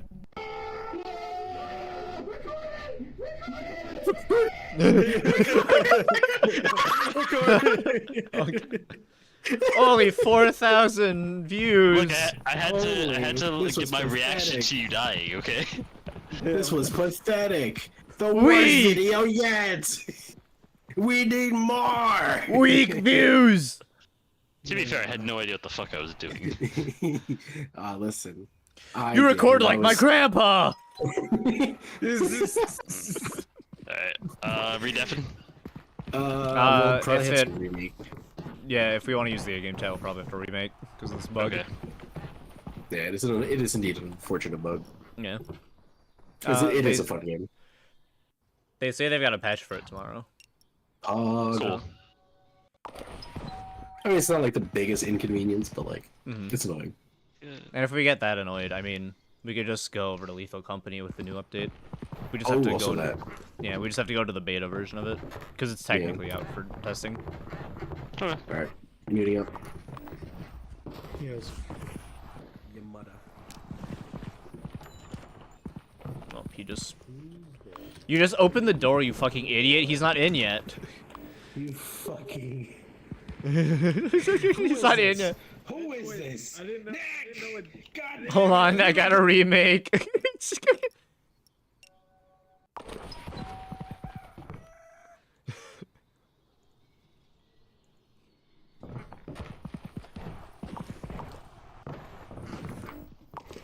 Alright, we never open the front door until we know everyone's in the lobby. I didn't know that. It says make sure everyone's in the lobby before you open it. I don't read. I don't read. What do you mean you don't read? That camera. Reading for losers. Not to read. Number 3. Actually.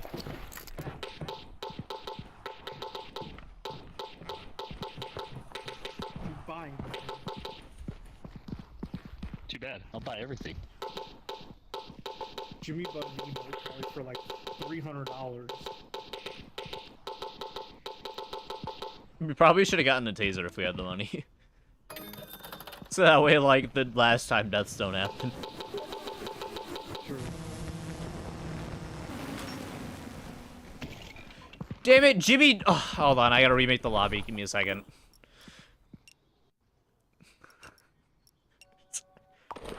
Jesus Christ almighty!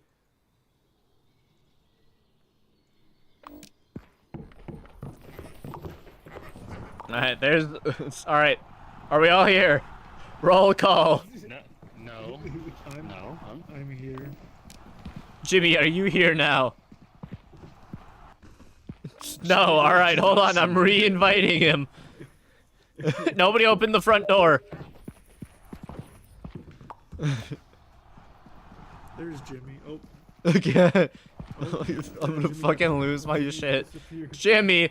Oh, you restarted the game, okay. Fucking.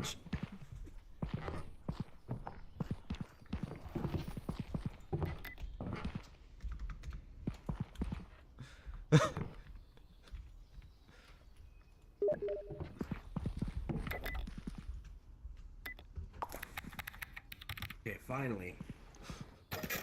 In case you guys don't know what my gender is. Boy. Blue and boy. Boy. Boy. Is everyone in now? Yes, we are. Let's go. Yep. Yes. Oh wait, I'm gonna be a different color though. Wow, Ben. Wow. Yeah, I like orange out of all these colors. If purple is here, I would be purple.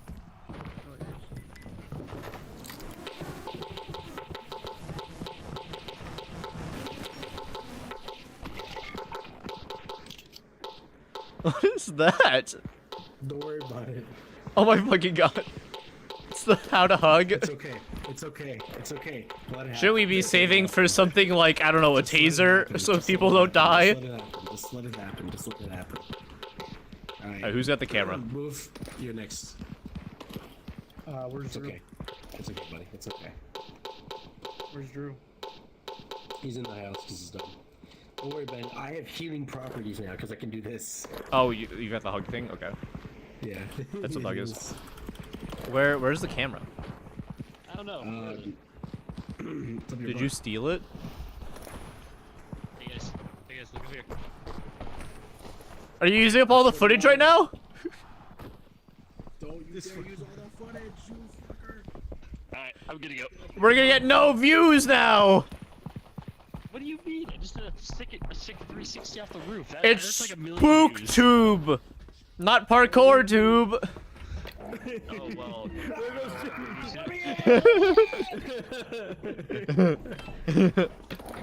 Just got hugged. What do you do about it?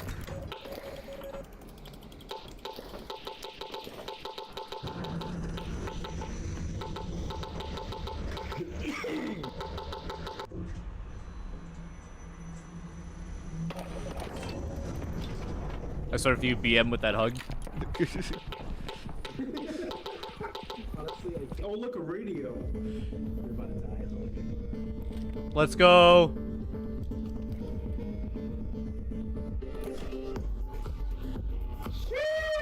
Damn, this beat hits hard.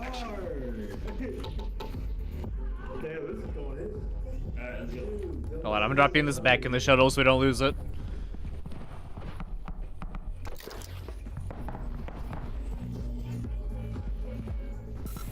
I don't want to lose my shit, so I'm putting it back in the shuttle. Fair enough. So now we know how to Oh, watch out, watch out, watch out! It's right here. Oh shit. Yeah, come over here. Come over here. Alright, Oh ready? shit, a hole. On 3, okay? Molly! Oh, my ankle! My ankle! He said 3. Was it worth it then? That doesn't replenish my O2. Hug. Oh, we have gone. We are in the depths of his mansion. Oh yeah, I recognize this. Okay.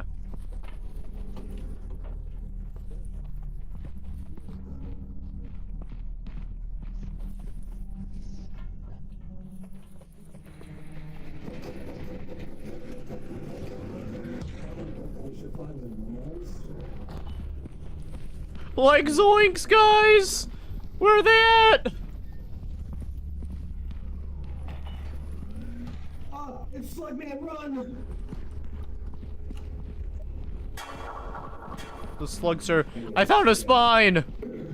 Watch out, Drew, watch out. Yo, boys, what's up? I'm here with my boy Slugman. You know, just chilling. Oh no! Oh, yeah, no, oh my god, oh my god. I don't, go left, go left, go left. No, no, no, no, no! Oh, you're dead too. Yeah. Rip. The Damn, serial that's so thrower. sad. I'm like, oh, where'd they go? And then I found the right direction, and they What's just up? I'm nabbed here me. next to the void. Void. Void. Void.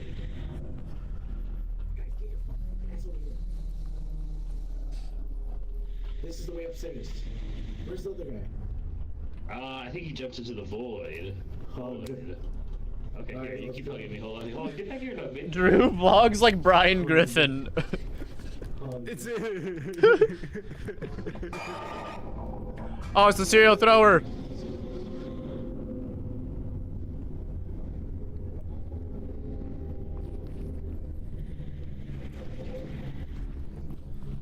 I think there was another way up.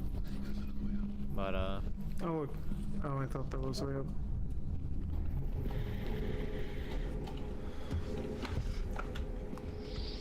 Well, it's just Jimmy and Drew left.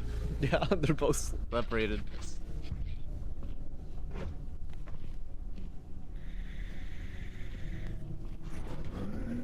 Drew kept like wandering off. I'm like, we gotta stick together. Oh, you found Spindle Man. Oh no. Ben's foot. I mean, Drew's foot. I mean, Chuck and Jimmy's foot. I give you one!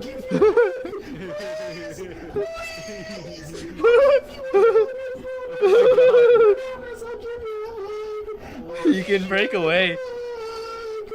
I swear to God! Is it? Damn, there he goes. God, I hope that son of a bitch dies. You can break away from them. How? Just jump. Just press the space bar. The whole time I was trying to jump and it did nothing. Oh, maybe it's because you're in front of a wall, so you weren't actually making distance. I don't know. Probably. Yeah. Another spot. This fucking guy's literally only got like action twice. Spines from the rightful owners. I said we're this not to making Nick quota. while you two were there. Oh, that's new. Oh, that is 100% new. He's You- not recording while he's running. God, this guy's an amateur. We should never give him the camera. He's getting manhandled. Fuck. Christ. Fuck. Happens when you don't vlog. Oh, Too bad. Damn. Threw his ass around. Yeah, that one was new. Your channel never took off. Stop making videos. Lived out your days in shame. But then I realized it was just a bad dream. Dun dun dun. Ding dong. anyways, thank God that was a dream. Let's see, I can hear Jimmy in game. I can hear you. hear me. Well, I'm not in game. I hear all of you, and I'm deafened yeah. in Discord. Yeah, actually, yeah, this is. Alright, cool. Fuck yeah. All of our stuff got reset. That's it. I'm recording.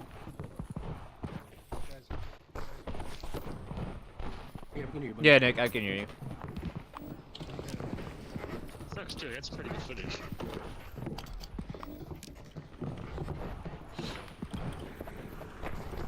Just gonna help you with Man, your I not can't- hugging. I kept trying to hug him, man. He wouldn't let go. That guy did not like hugs, so just heads up on that, okay? Time to go see some shit. Yeah. I'm down for like a couple more rounds. Snoozing, you're losing. Damn right.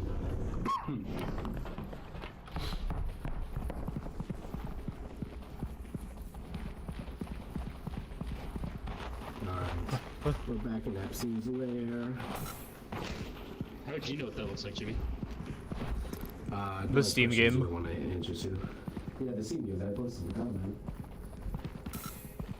You never Beep, heard beep. what I post in chat. Whee! My O2.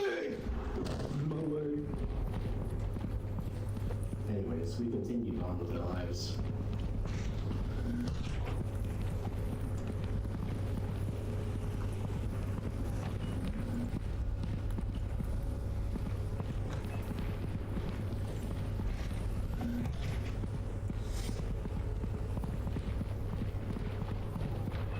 Jimmy, Also doesn't. Jimmy, look at this. Is it me? Whoa. Skull. Skull. Skull. It's a skull. Clearly somebody dropped this and is looking for it. Skull.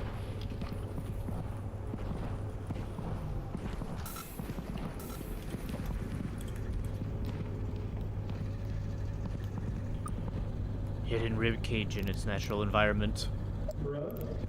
Hey, don't worry about it. I think Jimmy got it though. No, no.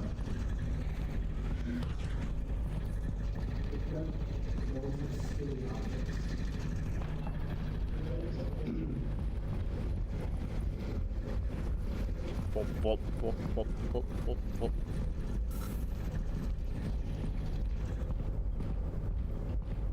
Alright guys, we've done a big circle. Good job us. We lost our. Oh yeah, we did. I have a second skull.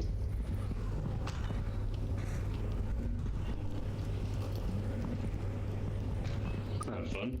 Hi there. Oh, hey, look at that guy. What are you? Look at that guy. Oh, it's him. There he goes. Stupid. Why does shit like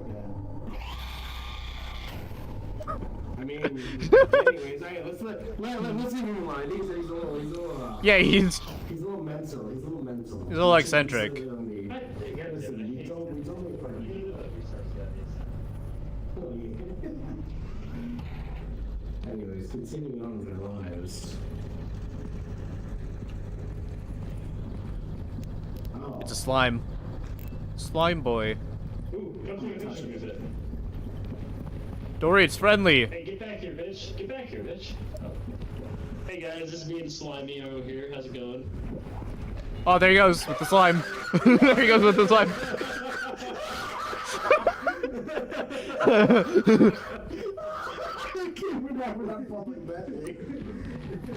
All right, he's over there.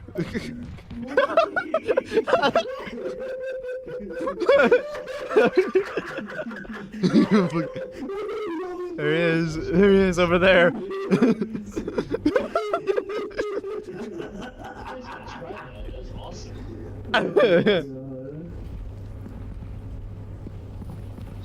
oh fuck. Yeah, those That was great. those things are funny. Please tell me you did that on camera. Yeah, I did. That was great. Give me the camera. I'll go again. That was awesome. Oh shit, that was funny as hell.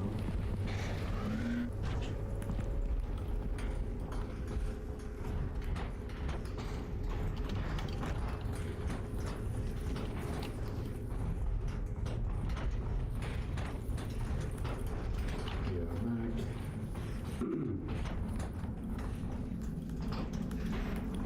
Man.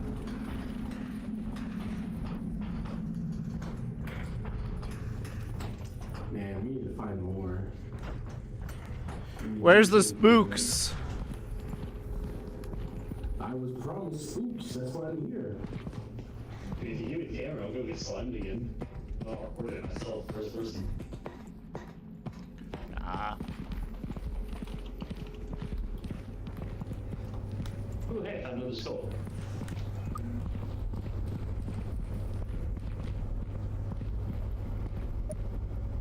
Oop.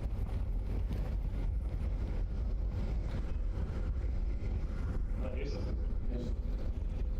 Imagine if we could push you to the next. This is a bit. Another skull. So many fucking skulls. Let's find another skull and make him kiss. This isn't bad.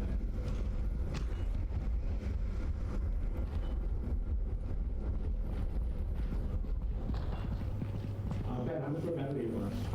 34. Oh, okay, we have the film.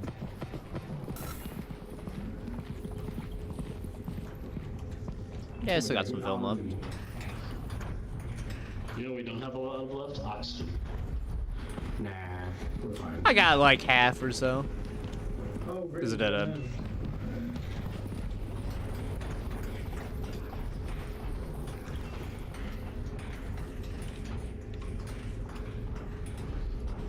Oh, we're down here.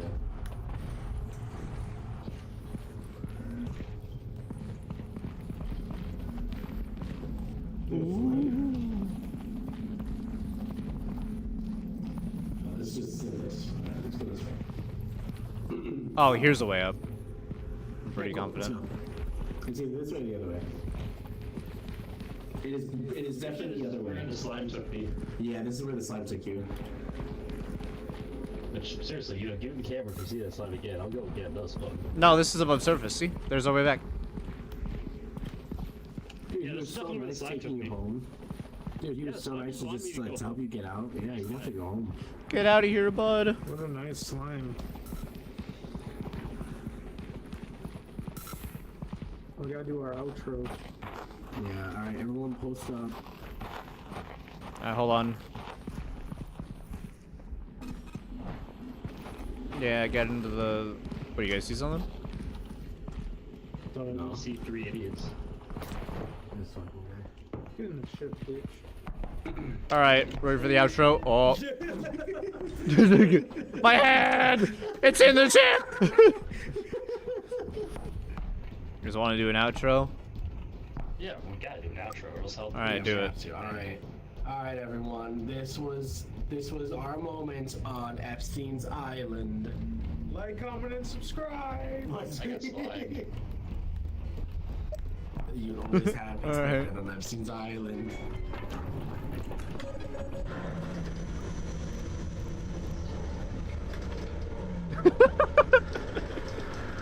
I really hope it doesn't die.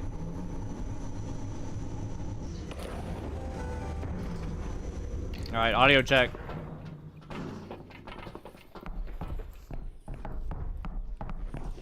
Alright, can anybody hear me?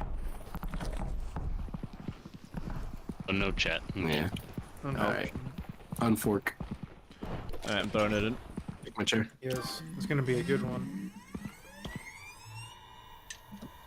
Honestly, not too much action. Action. I was expecting more. Yeah. That one wasn't as busy. Yeah.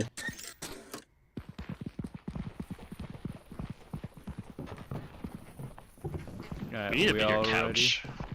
Yes. ready? Time to go see some shit.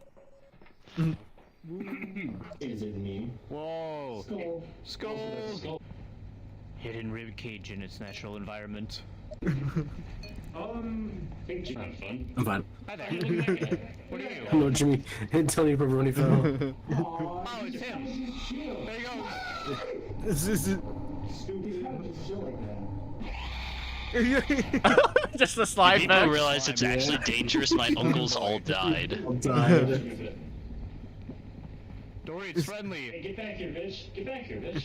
Oh, here, how's it going? Oh, there he goes. Immediately take it away. Alright, he's over there. There he is over there. There he is. Oh, Jesus. Great shot, Ben. Great shot. I didn't realize I was so zoomed in. So many fucking skulls. Alright, do it. I wonder if Nick is having He's fun. having fun, yeah. This was our moment on Epstein's Island. You fucking idiot. Like, just Jesus Christ. I really hope it doesn't die. Oh god. And then it died. $1,400. 1,400 views. We need more. We only made $212. Flop. Flop. Flop. swoop, swoop. Oh. Alright, Ben, remake the lobby. Okay.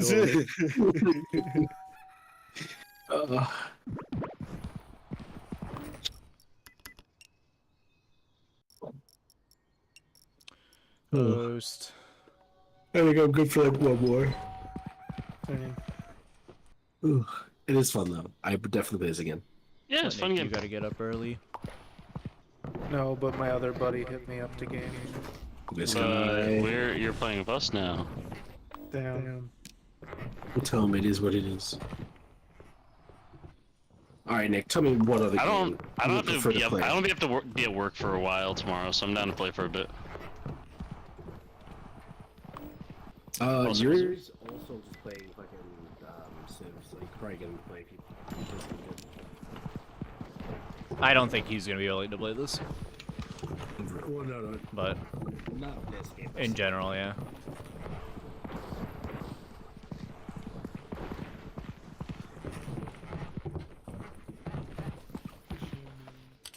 Actually, I'm here.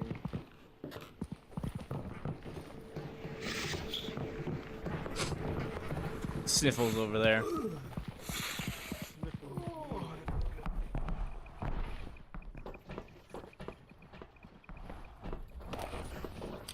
Let's leave him. See ya, submerge. Can we please leave him? No. This fucking guy.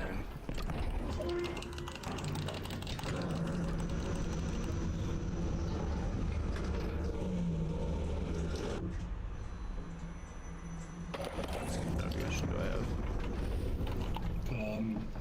Weird. I don't know what I'm saying. I have a notification of.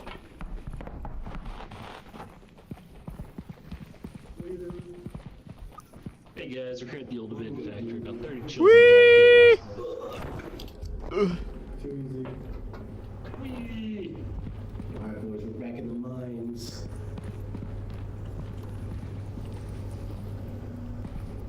Got our pickaxe swinging from side to side. Side to side. Yeah, but I'm not actually gonna go to sleep unlike some people.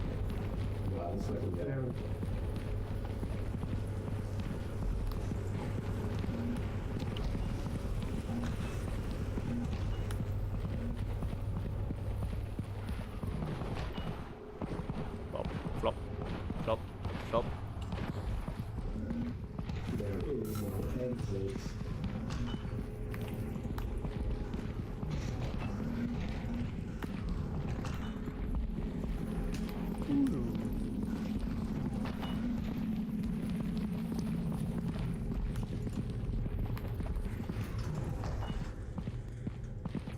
That's nothing.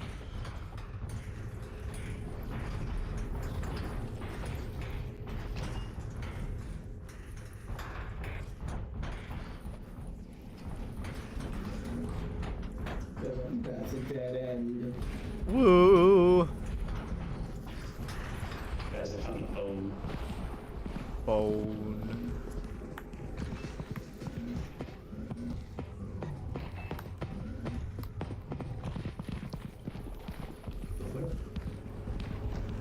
What's up?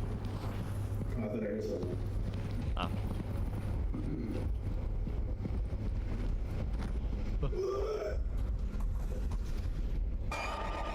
Oh, there's a spider somewhere. There it is.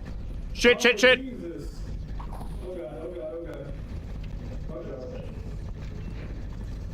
Oh no, Nick. No, Nick! Nick, no! Consumed the Nicholas. No, Nick. Hey guys, watch my buddy Nick. He's got a drink, so let's go.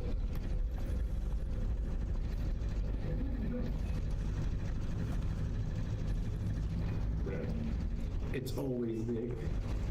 It's always Nick. Hey, look, I fine. guess- Is this next fine? Yeah, this is fine. I guess we head Guessing back, that's or? just the spider web. Well, we Ah, still no, have we're fine. 50%. We have 60% of the footage. Yeah, let's keep going this way then. Let's keep going this way. Let's keep going this way. What's that? Oh!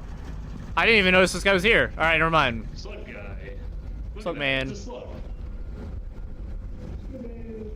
Hey guys, I'm here, Slug Man. Again. Skibbity toilet! Scooby Toy. Gotta appeal to the youths. He's still following us, by the way. Yeah, he'll do that.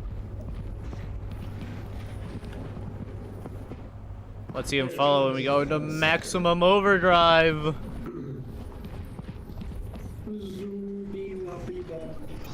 Oh shit. Hello. Hello. Mix your face. Egg beater. Oh, he fell. Hey, mix your face. Alright, Squidman's following us. He's honestly the bigger threat. There he is. Da, da, da, da, da, da, da. Run. Okay.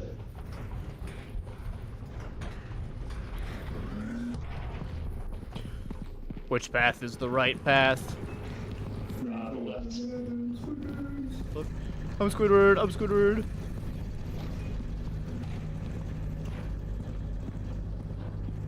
This is the wrong path.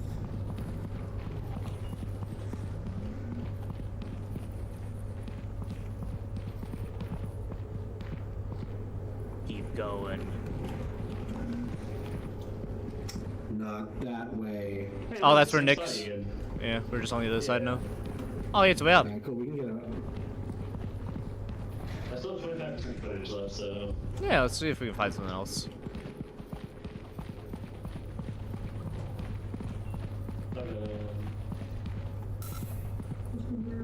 It's a rib cage. Or a spine. What is it?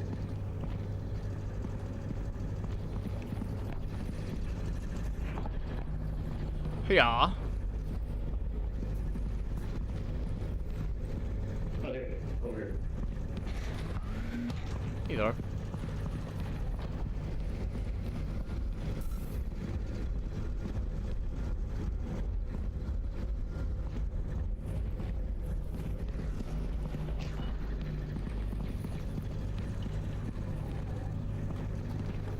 Well.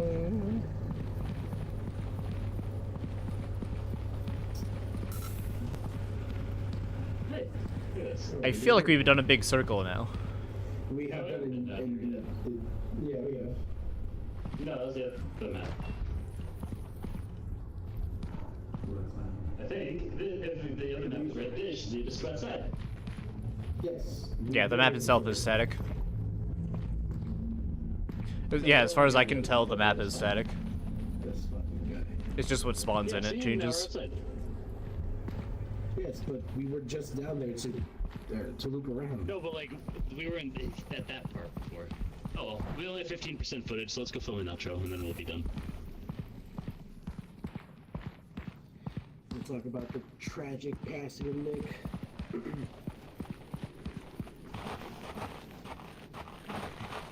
Crunch, crunch, crunch. I don't know. We might find something spawning out here. Nick and I once filmed the whole day just out here with stuff. Yeah.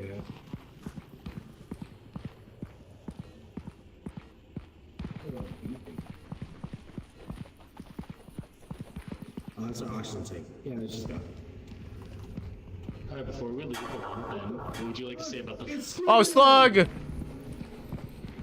He really No, did it's the slug. all the way over here to say hi to us. Yeah, he just spawned in like right there. Mine's out of battery. Mr. Slug, what would you like to say to your audience? We'll leave him, If right? you'd like to say right about it, let's go. Jesus Christ, man. I knew it well enough. It's fucking good.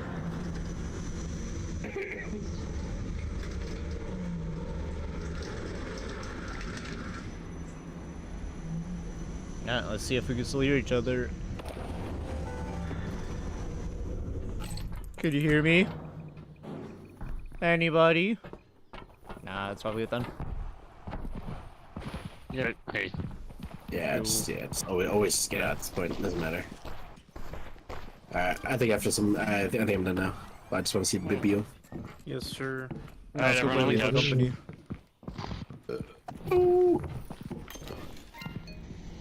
Hey guys, we're here at the old abandoned factory. About 30 children died here last month, so we're gonna see what caused it. It's been in the background. Guys, I found a bone. Wow, sorry, Moses is very clumsy. It's very clumsy. What? That's a spider. And here we watch the tarantula consume the Nicholas. I think Security's voice is very soothing. Damn. Thank you. Thank you, comment. Hey guys, here, Security! He's got a tarantula up his butt. Let's go. They love me. They It looks really fine. love me. Looks fine. Don't let it get to your head. Slug guy. Look at that. It's a We're only slug. here for the views, Nick. Hey guys, I'm here, Slug Man. He's very loud. Again. Skibby toilet! Oh shit. Hello. Hello. Fix your face.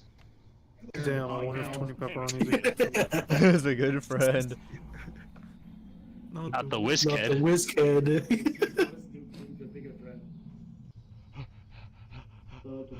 This is Hey, look, it's Nick's body. for Nick's. Yeah, Yeah. pretty funny.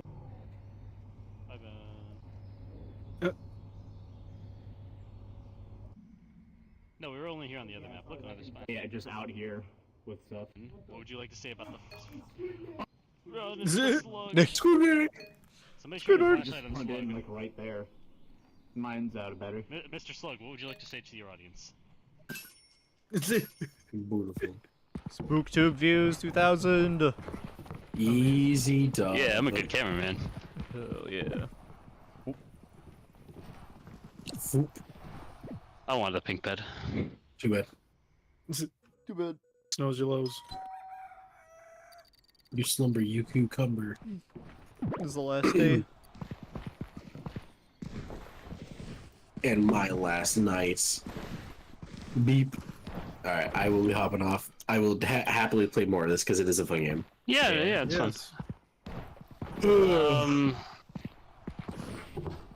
So do you guys yeah, I was gonna say, do you guys want to play something else, or? Look at this motherfucker. I'm gonna hop off because I'm playing rap with some other buddies. This fucking guy. What a slut. Wow. It's okay, I'm off for the next 2 days, so I'm Let's sure I can game it. go. Alright, so I'm gonna be busy all day tomorrow. So probably I'll be on in the evening, but Alright, anyways, see you guys later. Pleasure gaming. See Yeah, ya. bye. Everybody, Bye. Episodes Island. want to see if you wants to play Lethal Company? Sure. Assuming he's not playing with one of his friends. He's playing Civ, so probably not. Yeah. One of his like Xbox friends, I know, got Civ. Oh. Hi, Yuri. Hello. Lethal Company. Alright, let's go to the beta, by the way, then, if we're gonna play. I don't know. What do you mean, I don't know? You join just to say you don't know? Yeah. Oof, oof, oof.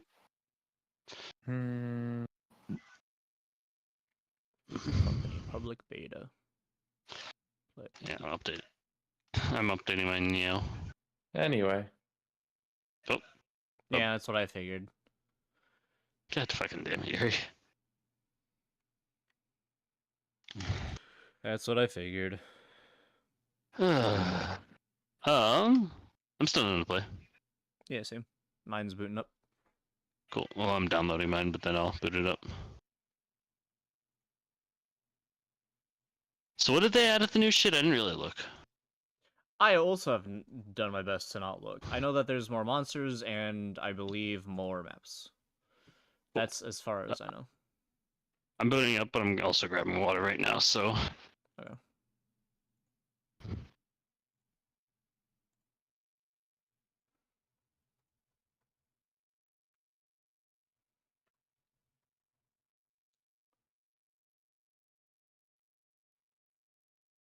Oh man, that's good. Ugh. Oh, did Matt say why he wasn't fucking there, by the way, Saturday? No, he didn't mention anything. Fuck.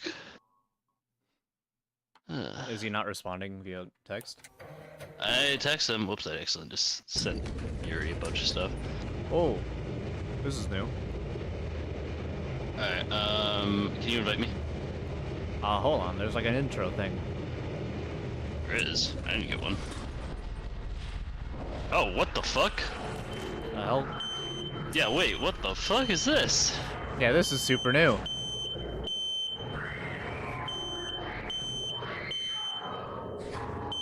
I can't get up from my seat.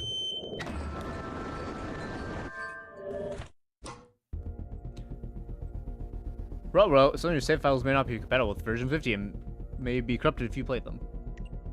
Well, file incompatible. Oh, yeah, because we're doing... Okay, so we can just start a new file then.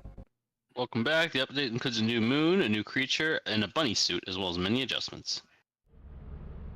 Yeah, alright then. I'm joining. There we go. Hey. Welcome to your first day. Where's all my emotes? This is your very own autopilot ship. You got the dance. Anything That's all the new orders. in For the the duration of your store? contract. There should be a new moon. Make yourself at home. To complete the onboarding process, you will want to check the instruction manual and sign into your ship's computer terminal. We Oh, trust you will be a Adamance. great asset It's to the flooded company. right now. Great asset. Fun. Alright, let's just do the normal experimentation then until it's not flooded. Okay.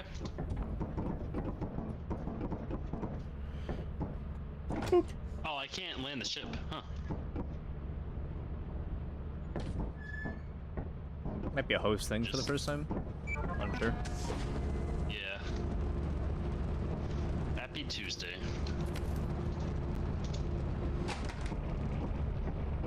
Let's go! Was there always a shower? I'd have to relook at it. Because maybe? Oh, you know, no, there was. I remember now. I'm so just used to seeing the ship that I don't register what's on it anymore. I'm gonna go side entrance. Okay. And then there was me.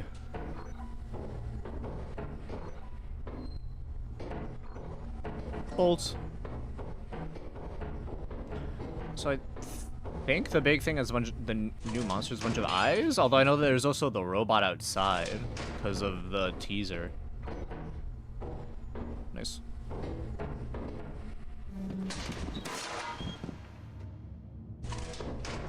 I'm pretty sure there's a knife, because in one of his tweets he showed off a knife.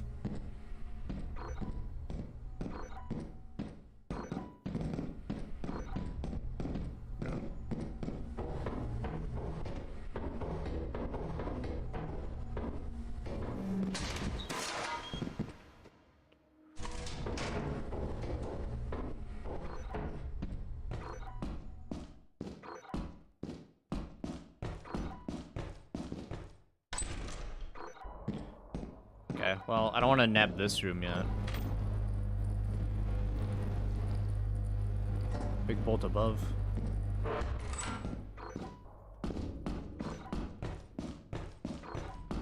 Up, up, up, up.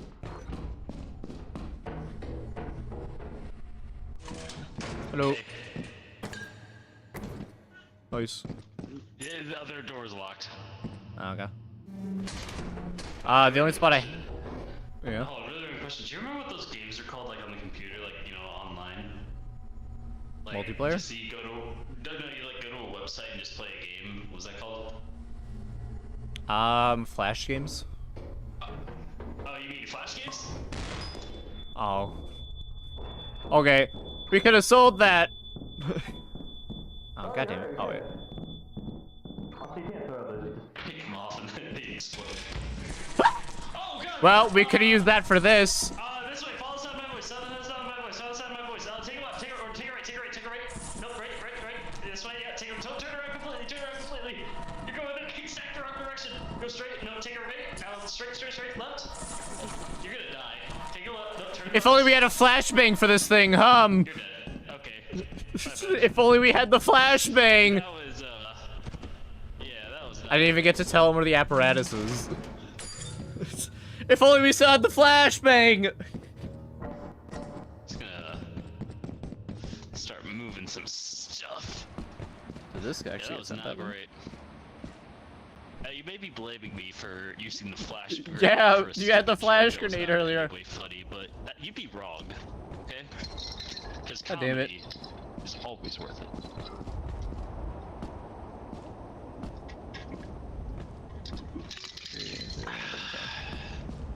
Were they really there until 10:50 today at work? Hold on. I'm looking at my work schedule. Speaking of work schedule, streams are gonna become, who knows, this week. After today.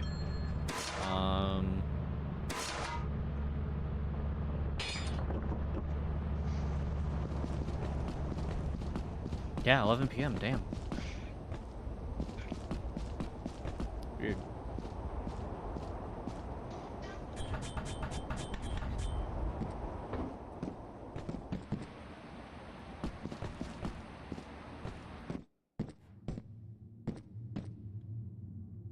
Oh, what am I doing at work tomorrow? It's a loot bug. Yeah, here, Mafia Man. What am I even doing at work tomorrow?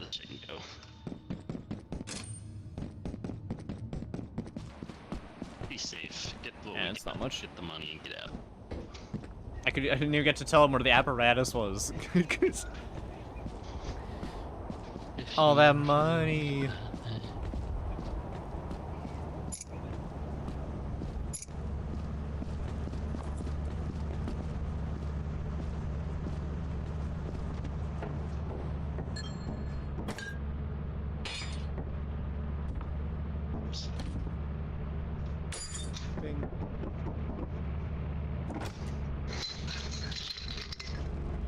Our $80 worth of apparatus gone. Reduce atoms.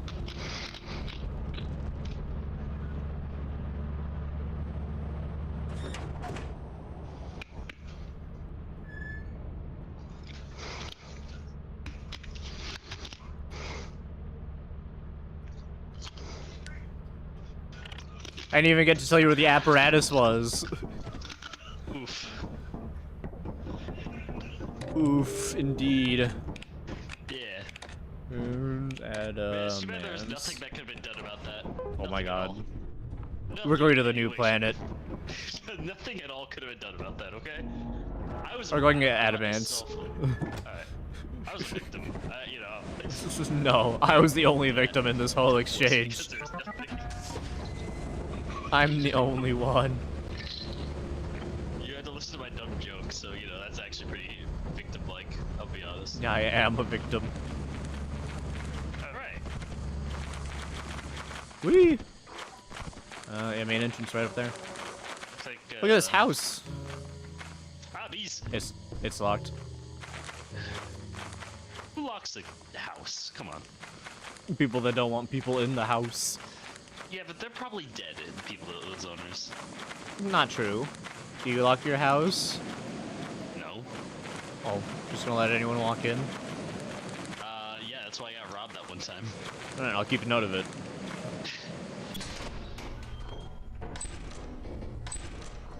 Engine. Good.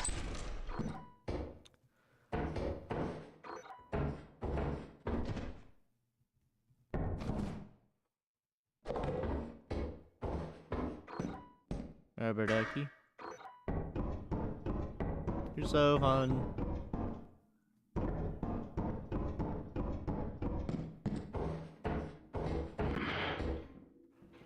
Kia! Alright, I'm okay. Found a bunch of stuff. Nice.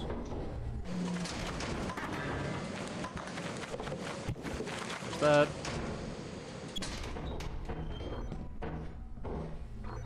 Key.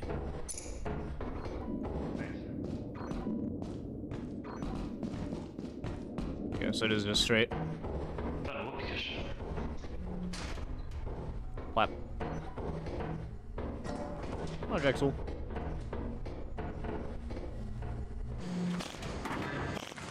Fucking OP cushion out the outside.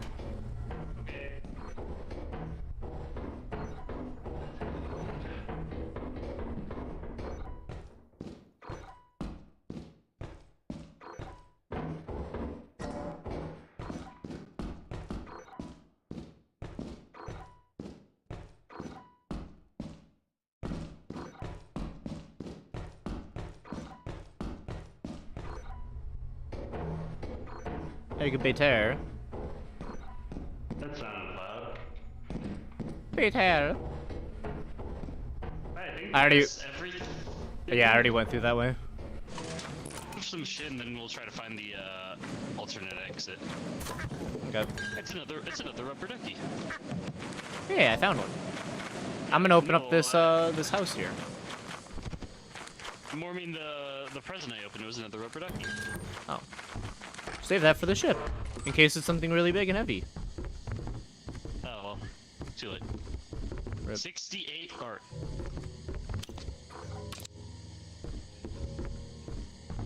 Good. Oh, new planet. That's another planet. Cool. All the planets have like a 2-digit number in between, like in front of them. So wait, is that this planet then, or is that a different? No, I think that's a different planet.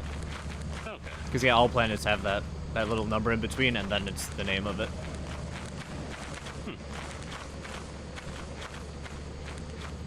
Hey, look, you can see cranes in the distance. That's cool.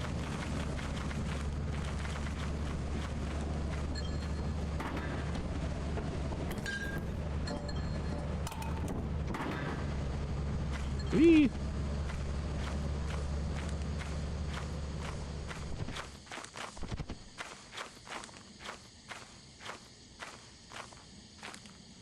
Just gonna ignore that thing.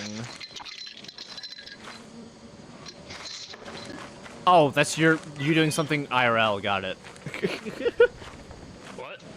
I was like, what is that noise? And then I realized it's something you're doing IRL. I was drinking water. Oh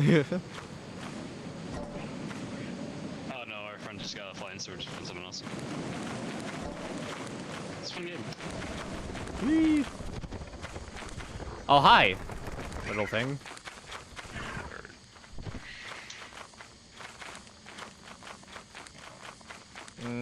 I wonder if the side entrance is that way. Yeah, I was gonna say, I'm gonna take a wild guess and say that the side entrance is over there.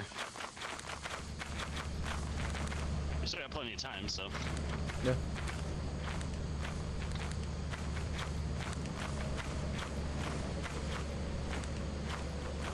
God, I really missed the fucking dedicated flashlight slot. It was nice, yeah. Although I never really care much for flashlights. I never care much for flashlights unless I have that mod. Yeah. It's like, it's not worth it to bring them otherwise.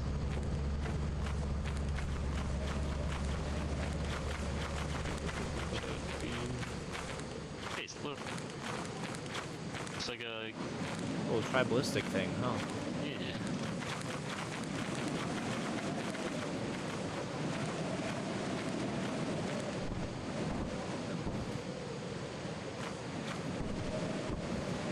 Yeah. Yeah.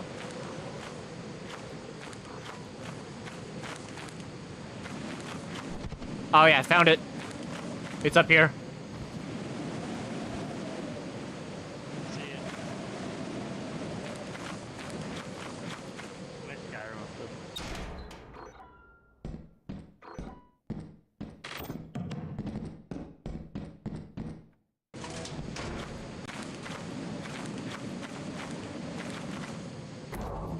Oh no, I'm falling now.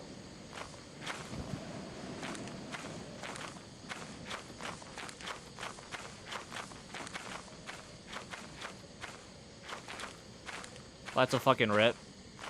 That's such a big rip. Oh no.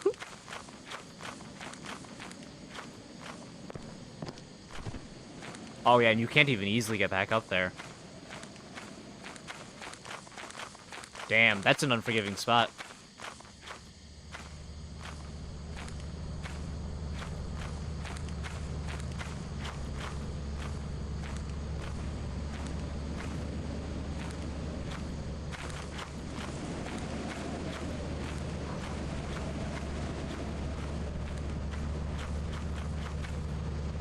Is he still alive?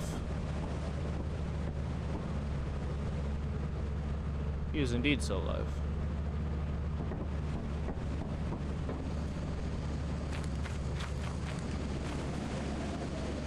That looks like the water line.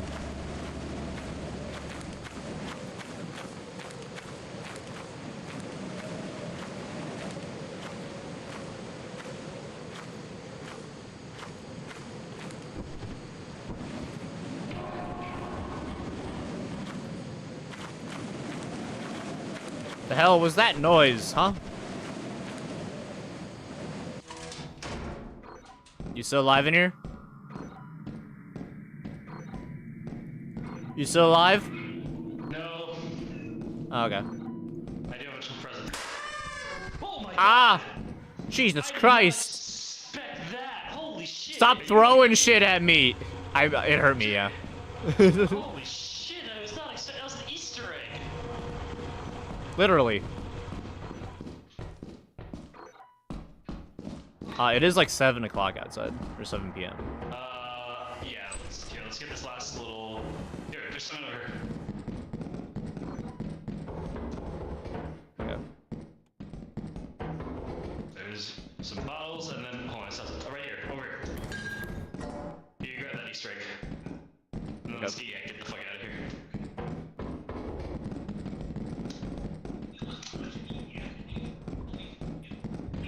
Oh, that's a thumper. Which way do we go? I think no, it was this way. Take a left, and then another left.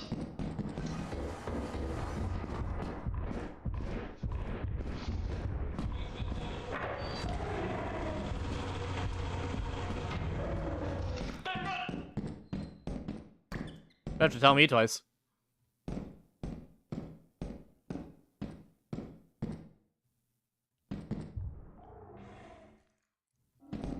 Alright, well. You don't have to tell me twice.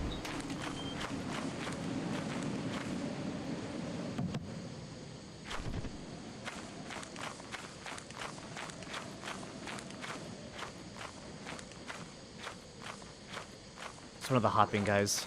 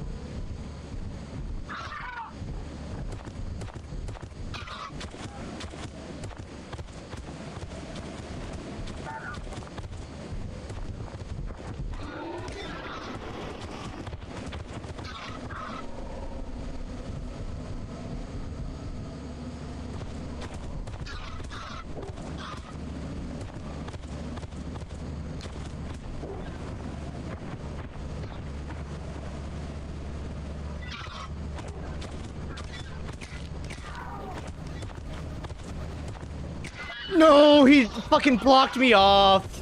He fucking body blocked me. Fuck was it? Oh my god. Wait, what killed you? The bird thing. It can kill you. They just used to not do it a lot. Yeah, they used to be pretty passive. But they got buffed this patch. Oh, that sucks.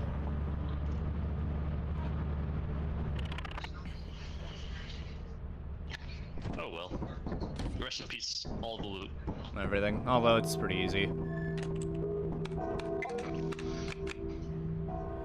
Yep, 68 Artifice is $1,500. It is currently mild weather on this moon. Alright, well, yeah. Let's do it then. We don't have that money to go there. Oh yeah, 1,500, that's a lot. Let's go back to the other one. Nope, it's eclipsed. Never mind then.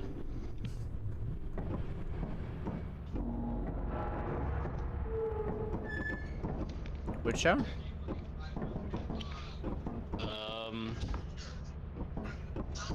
21 offense. What do you mean by shower? Right. No, like there's a shower, like there's a shower you could buy, but I remember it was in the game before. Yeah, that was him.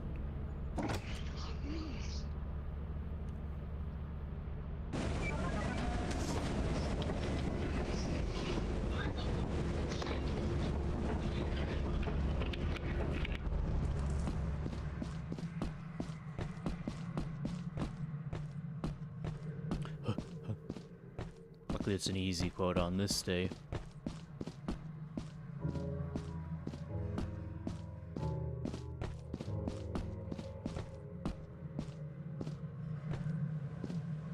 Bum, bum, bum.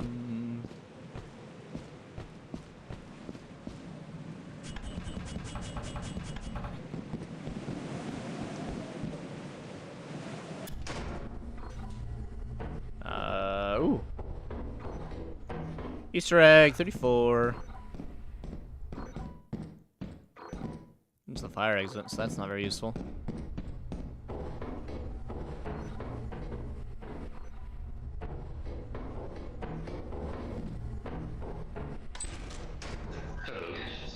Hello.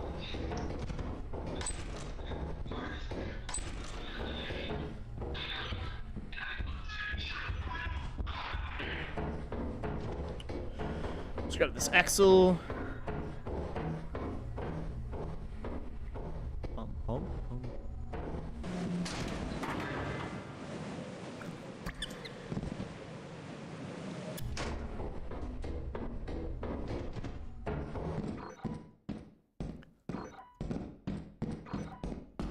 Alright. Mine.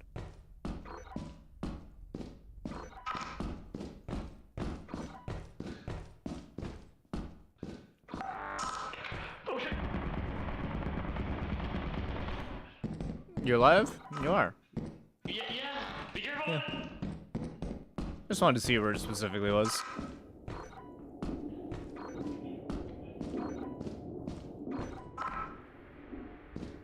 Okay, I actually can't see in there, so I'm not going in there. Oh, fuck! There's another one. There was another one. Wow, that's what I was really hoping wouldn't be happening here. It's a really bad spawn. I should have just brought us to experimentation. It's like a guaranteed meeting first quota. It's a really good starter map.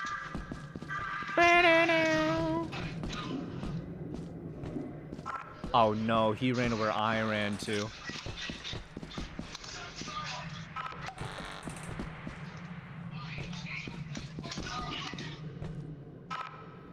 Yeah, as long as I couldn't see. There's another one right there. We both died in the same spot. We both died in the same spot. That spot was too dark, and I was like, alright, I'm gonna try to turn around, and I did not turn myself around. Alright, well, yeah, we completely failed. Alright, well, I think I'm gonna head off for the night then. Okay. Alright. We should play that other game though more. That was fun. Yeah, content warning. Yeah, no, that was fun. That was like it reminds me a lot of Lethal Company. Yeah. I hope we see more games like that. Oh, definitely now, yeah. I mean, even content warning is like clearly inspired by Lethal Company. Oh yeah, absolutely. Yeah. Yeah, I don't even know what you call that fucking genre, but like For idiots. Fucking yeah. around. oh man, wait, it costs $8 now? What the fuck? Yeah, it was only free for the day. Is this like a brand new game, or is this like... Yeah, it released yesterday. It released free for 24 hours, and then you had to pay $8 for it. Oh damn, that's a interesting fucking like marketing strategy. Yeah. Release it free the first day, get a bunch of clout, and then that's a smart business move. Hold on, they mentioned numbers, in like the most recent post today. I'm curious, yeah. We managed that we would get over 200,000 concurrent and over 6.2 million owners of the game in 24 hours. Damn. I wonder how much is that? So that's the first 24 hours. So that's Yeah. 6 million in 24 hours. So every sale past that's cool. Okay, good for them. Yeah. It's a smart Wait, marketing tool. Community market. I'm just curious. Yeah, 76,000 players right now. Wow. Yeah. All right. Well, I will see you later. Alrighty, see ya. Hello. And then there was one. Luckily, I came prepared for when it's just me. I was initially going to start off with just this, but, let's see, new Judas interview. We're going to look at Judas. Ken Levine had that 1 hour long, talk about Judas. And I wanted to watch it.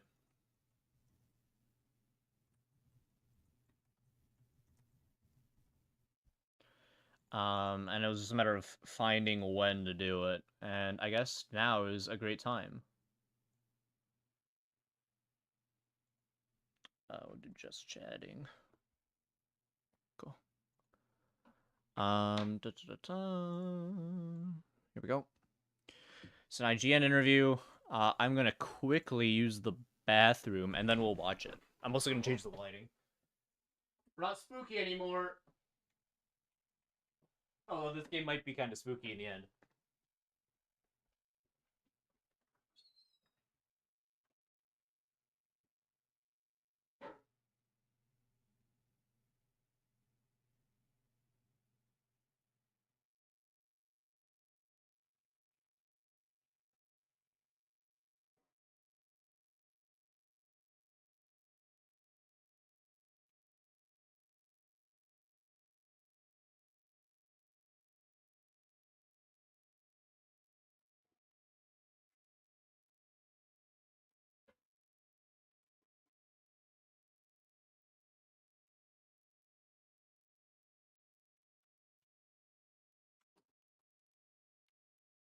I'm back.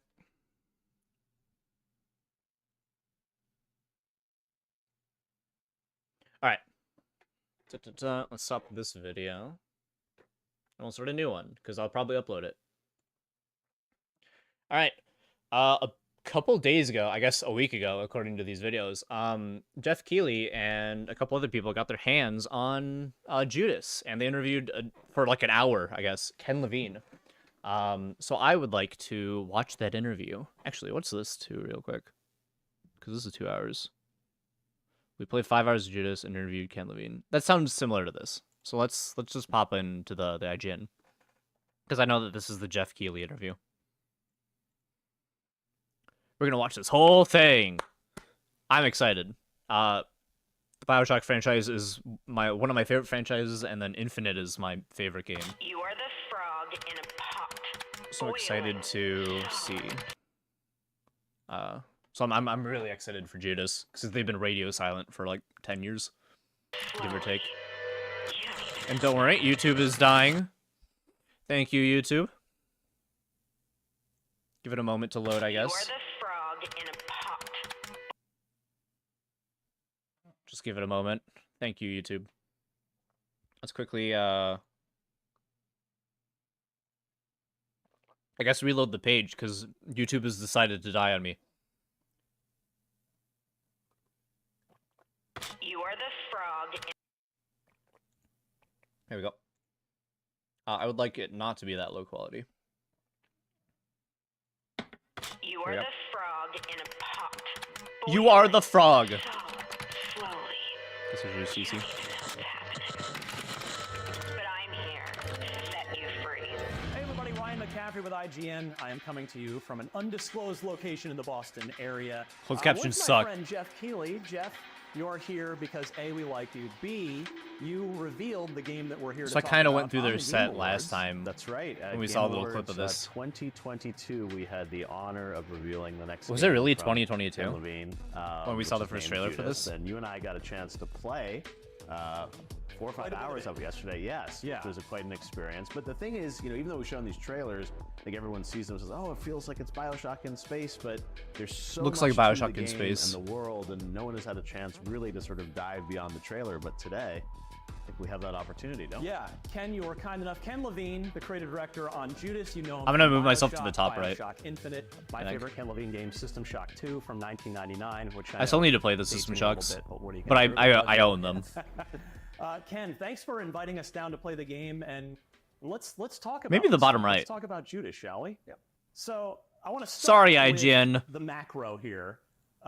Video games, especially the bigger blockbuster games that you are known for making, they take a long time to make. They take longer than ever. This one, I guess, 10 years. But this game, it's been now, we're past the 10-year mark since Yeah. BioShock Infinite.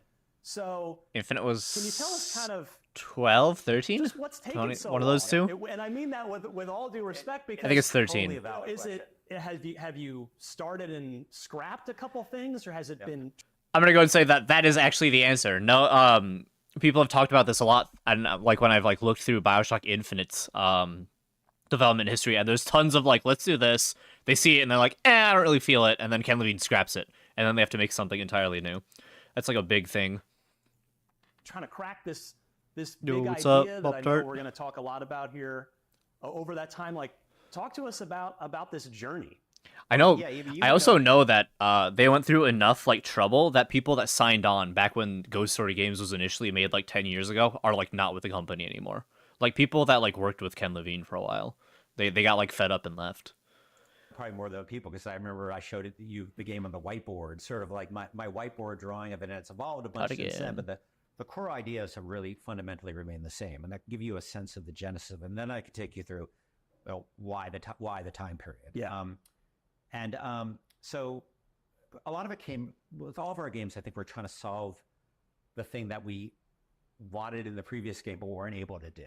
So, boy, is there a lot in Infinite that they couldn't do. What I to do was create characters and worlds. You know, even going back to Thief, when I worked on Thief, the first thing I started with is like this film noir kind of character, and that that setting, that fantasy noir setting. So I've always been very interested in character, because that's why I come from film. But characters are really hard to do in games because of all the things that games do. Combat great, games do exploration great, but characters really tough.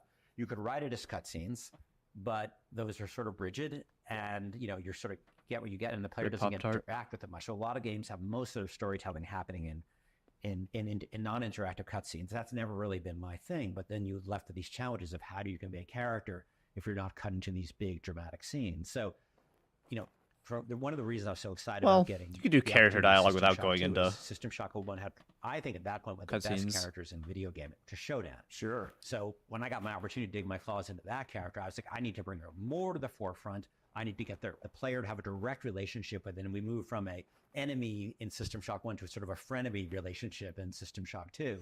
I am Showdown. And that was super fun. And I had Terry Brosius, who's an amazing actress. And so we're really able to make that relationship core. But still, she was essentially a bunch of audio files, in the game. And you didn't really see her. And that's all you kind of could do at the time, though. Fixed bits. To a degree. And there was only one choice you really made with her. I think she tells you not to go into a room at some point, and you can, or you can't. You discover some horrible things she did if you do go in, and she punishes you for that. And gamers love that moment. Yeah, because that's cool. Giving like choice and reward and punishment for your actions. How do we bring more character? The next sort of big first person, environmental game we did was BioShock. Yeah. And graphics had evolved at that point enough where the world could be a character, but also we could bring Alice, we could bring Andrew Ryan, and we could bring Tenenbaum. BioShock is credited with turning video games into more of an art form. The most developed characters in that game were Big Daddy Little Sister. But they weren't like dialogue characters. Yeah. But you saw them in the world, in their ambient place, and they feel like they live there and belong there. But we were still like, well, you don't really have a character that you interact with who's not really effectively in a cutscene. So with Infinite, Elizabeth was the big push. Like, how do we get you to have a companion character who you really feel like you're going on this journey with? You're seeing her evolve. That is a scene that will never happen in the actual game. You're seeing her change. And I remember the hanging her, that would never happen in the actual game. And I was like, I said something really dumb, the kind of thing that wait, hold on, I want to go back. You're seeing her evolve, you're seeing her change. And I remember she grows with we you. got to this point on the game development, which was fairly late in the development. And I was like, I said something really dumb, the kind of thing that everybody would groan at when you're late in development. Just like, it'd be really cool, guys. What if Elizabeth could get mad at you and she could say, well, screw you, Booker. I hate all this stuff you've done, and I'm gonna bail. I'm out. That turns into a whole story segment in the game. She gets upset that you lied, that Booker lies to her through the cutscene, and then she leaves for a little bit. But otherwise, I mean, she tends to stick with you. She'll stick with you the whole time. It came out of my mouth, and I was like, "Oh my god, we can't do any of that," because BioShock Infinite was basically a fairly linear, almost entirely linear experience. It was entirely linear. Story. You're on rails, and Like, that's you're on right. That was rails, that was the script. Yeah, they were nice. I think that's what he just said there is a good sign of how this development would go sometimes. I guess less specifically, because I mean, I've heard other games like Cyberpunk, when they made that development, they were consistently like told by higher ups, like, oh, put this in the game, put this in the game, put this in the game. I think Infinite was more of a, I don't like this idea, let's not do it, let's do something else. I think that was more specifically. I'd have to go back and look through some of the interviews about people that worked there. But there's a ton of like, oh, I've got this idea, we kind of build it up, and then we kind of feel it doesn't really work anymore, and then we get rid of it. And there's a ton of that in BioShock Infinite. They were super nice rails, I think. I hope. Like more than a normal game would. But we didn't have that opportunity to... You knew Elizabeth, but she didn't really know you. She knew Booker, but she didn't know you. So the next question was... There was almost no player choice in the game. Do something different. Which, fun fact, there's scenes in some of the cut footage, or in like pre-footage before the game, this is all cut stuff, where like, I think you see a guy who's like gonna be executed, and you get the choice to just like ignore him and walk away, or you can help him. Stuff like that is like not in the base game. I think that's the same one where you're in the shop, and then Elizabeth puts on the Lincoln head, and then Songbird peers through like the shop's window, and then at the end of it, it ends with you destroying the airship. And then going to Comstock for like amnesty. Almost all of that's not how it would be in the end game, though. Funny enough, that's also when Songbird was meant to be more of somebody that appears outside of scripted moments. How does the world heal itself? Like if the player takes a radically different path, and the levels were all handcrafted and pre-constructed. So it's like, well, how do you solve that problem? And I went and I had to think about it. And I ended up doing a talk at GDC. You know, I think it makes me wonder if they ever got the chance, would they go back to like Infinite, and they'd like, or like one of the. I mean, realistically, probably not. These Ken Levine seems more as like, all right, let's look for the next project. But I wonder if they'd go back and like remake it, and then sort of shove in more of the ideas they had to turn it into more of what their original vision was. I know that they ended up having to like shift the whole game because it was supposed to be like a way darker thing, but they just couldn't, like, technology for building a world just wasn't there yet. I think 2014. Too many polygons. Lego, yeah. That was what it was called. Yeah. And the metaphor is basically like Lego. It's you've got a bunch of these pre-crafted bricks, right? Yeah. And they're really well designed, and the bricks know how to communicate with each other. They know how to interface with each other. And this is the genius of it. But you can build. How many things can you build out of those bricks, right? So you have a bunch of handcrafted elements, but they come with them a set of rules based upon how they combine, so you can make almost anything. And you're saying story, not just the actual architecture, right? It's like both pieces of it, right? It's like how there's a narrative. Yeah, or so taking the Lego metaphor, we started thinking, well, could we use handcrafted elements, but are not huge entire levels, but sub-elements like lines of speech, pieces of art, texture maps, encounters, loot, even the layout of the whole experience. Yeah. And make those out of modular chunks and then teach the game.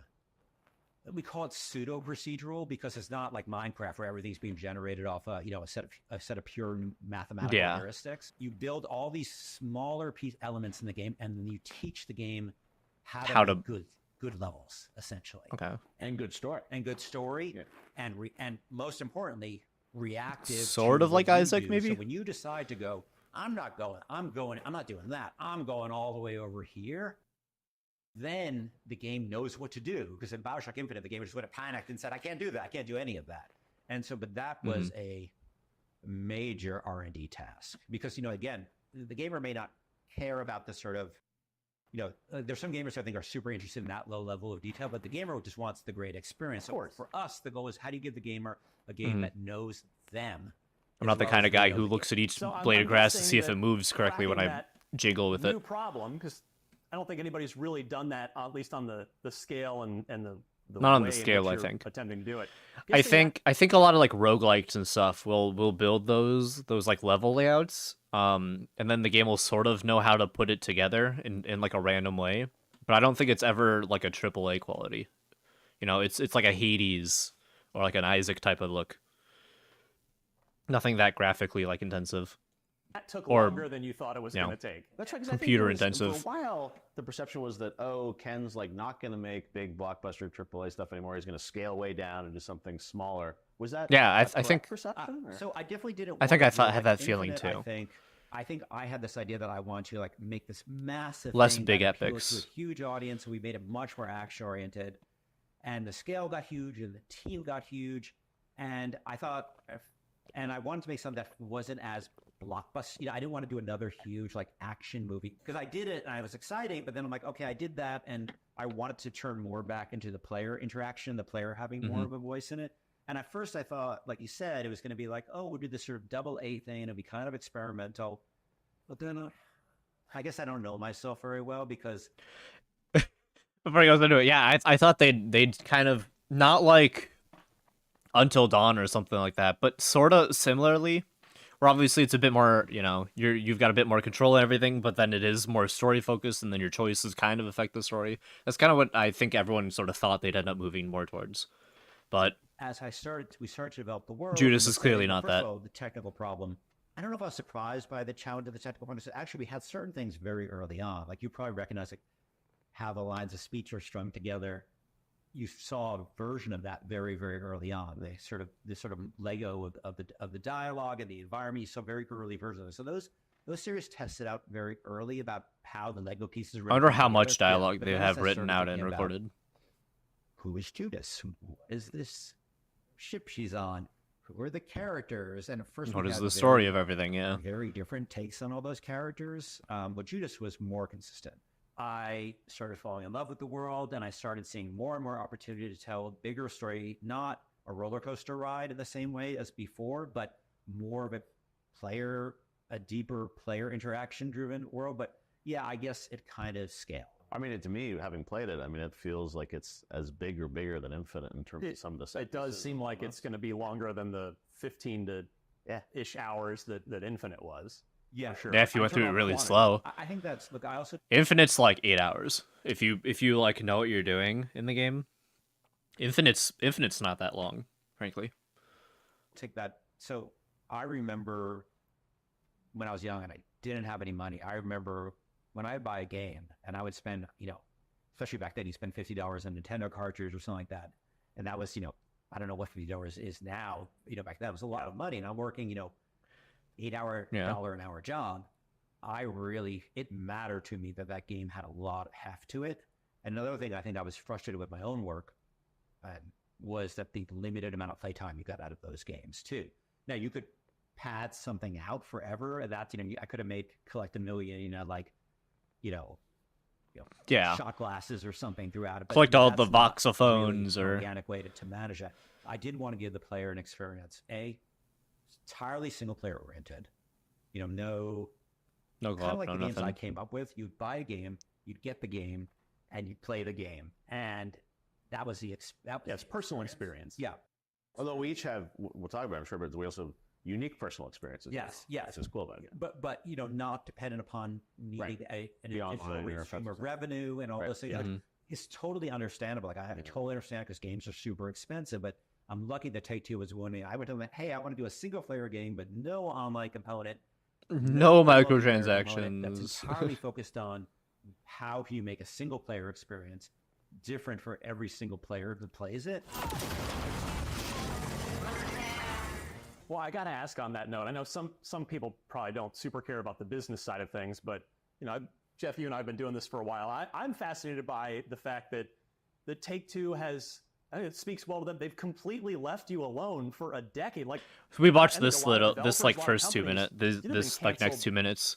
3-4 years ago at this point, and you're not under Most the developers, 2K yeah. banner. You're If not they under don't the ever Activision release banner, like you're not under the Rockstar banner.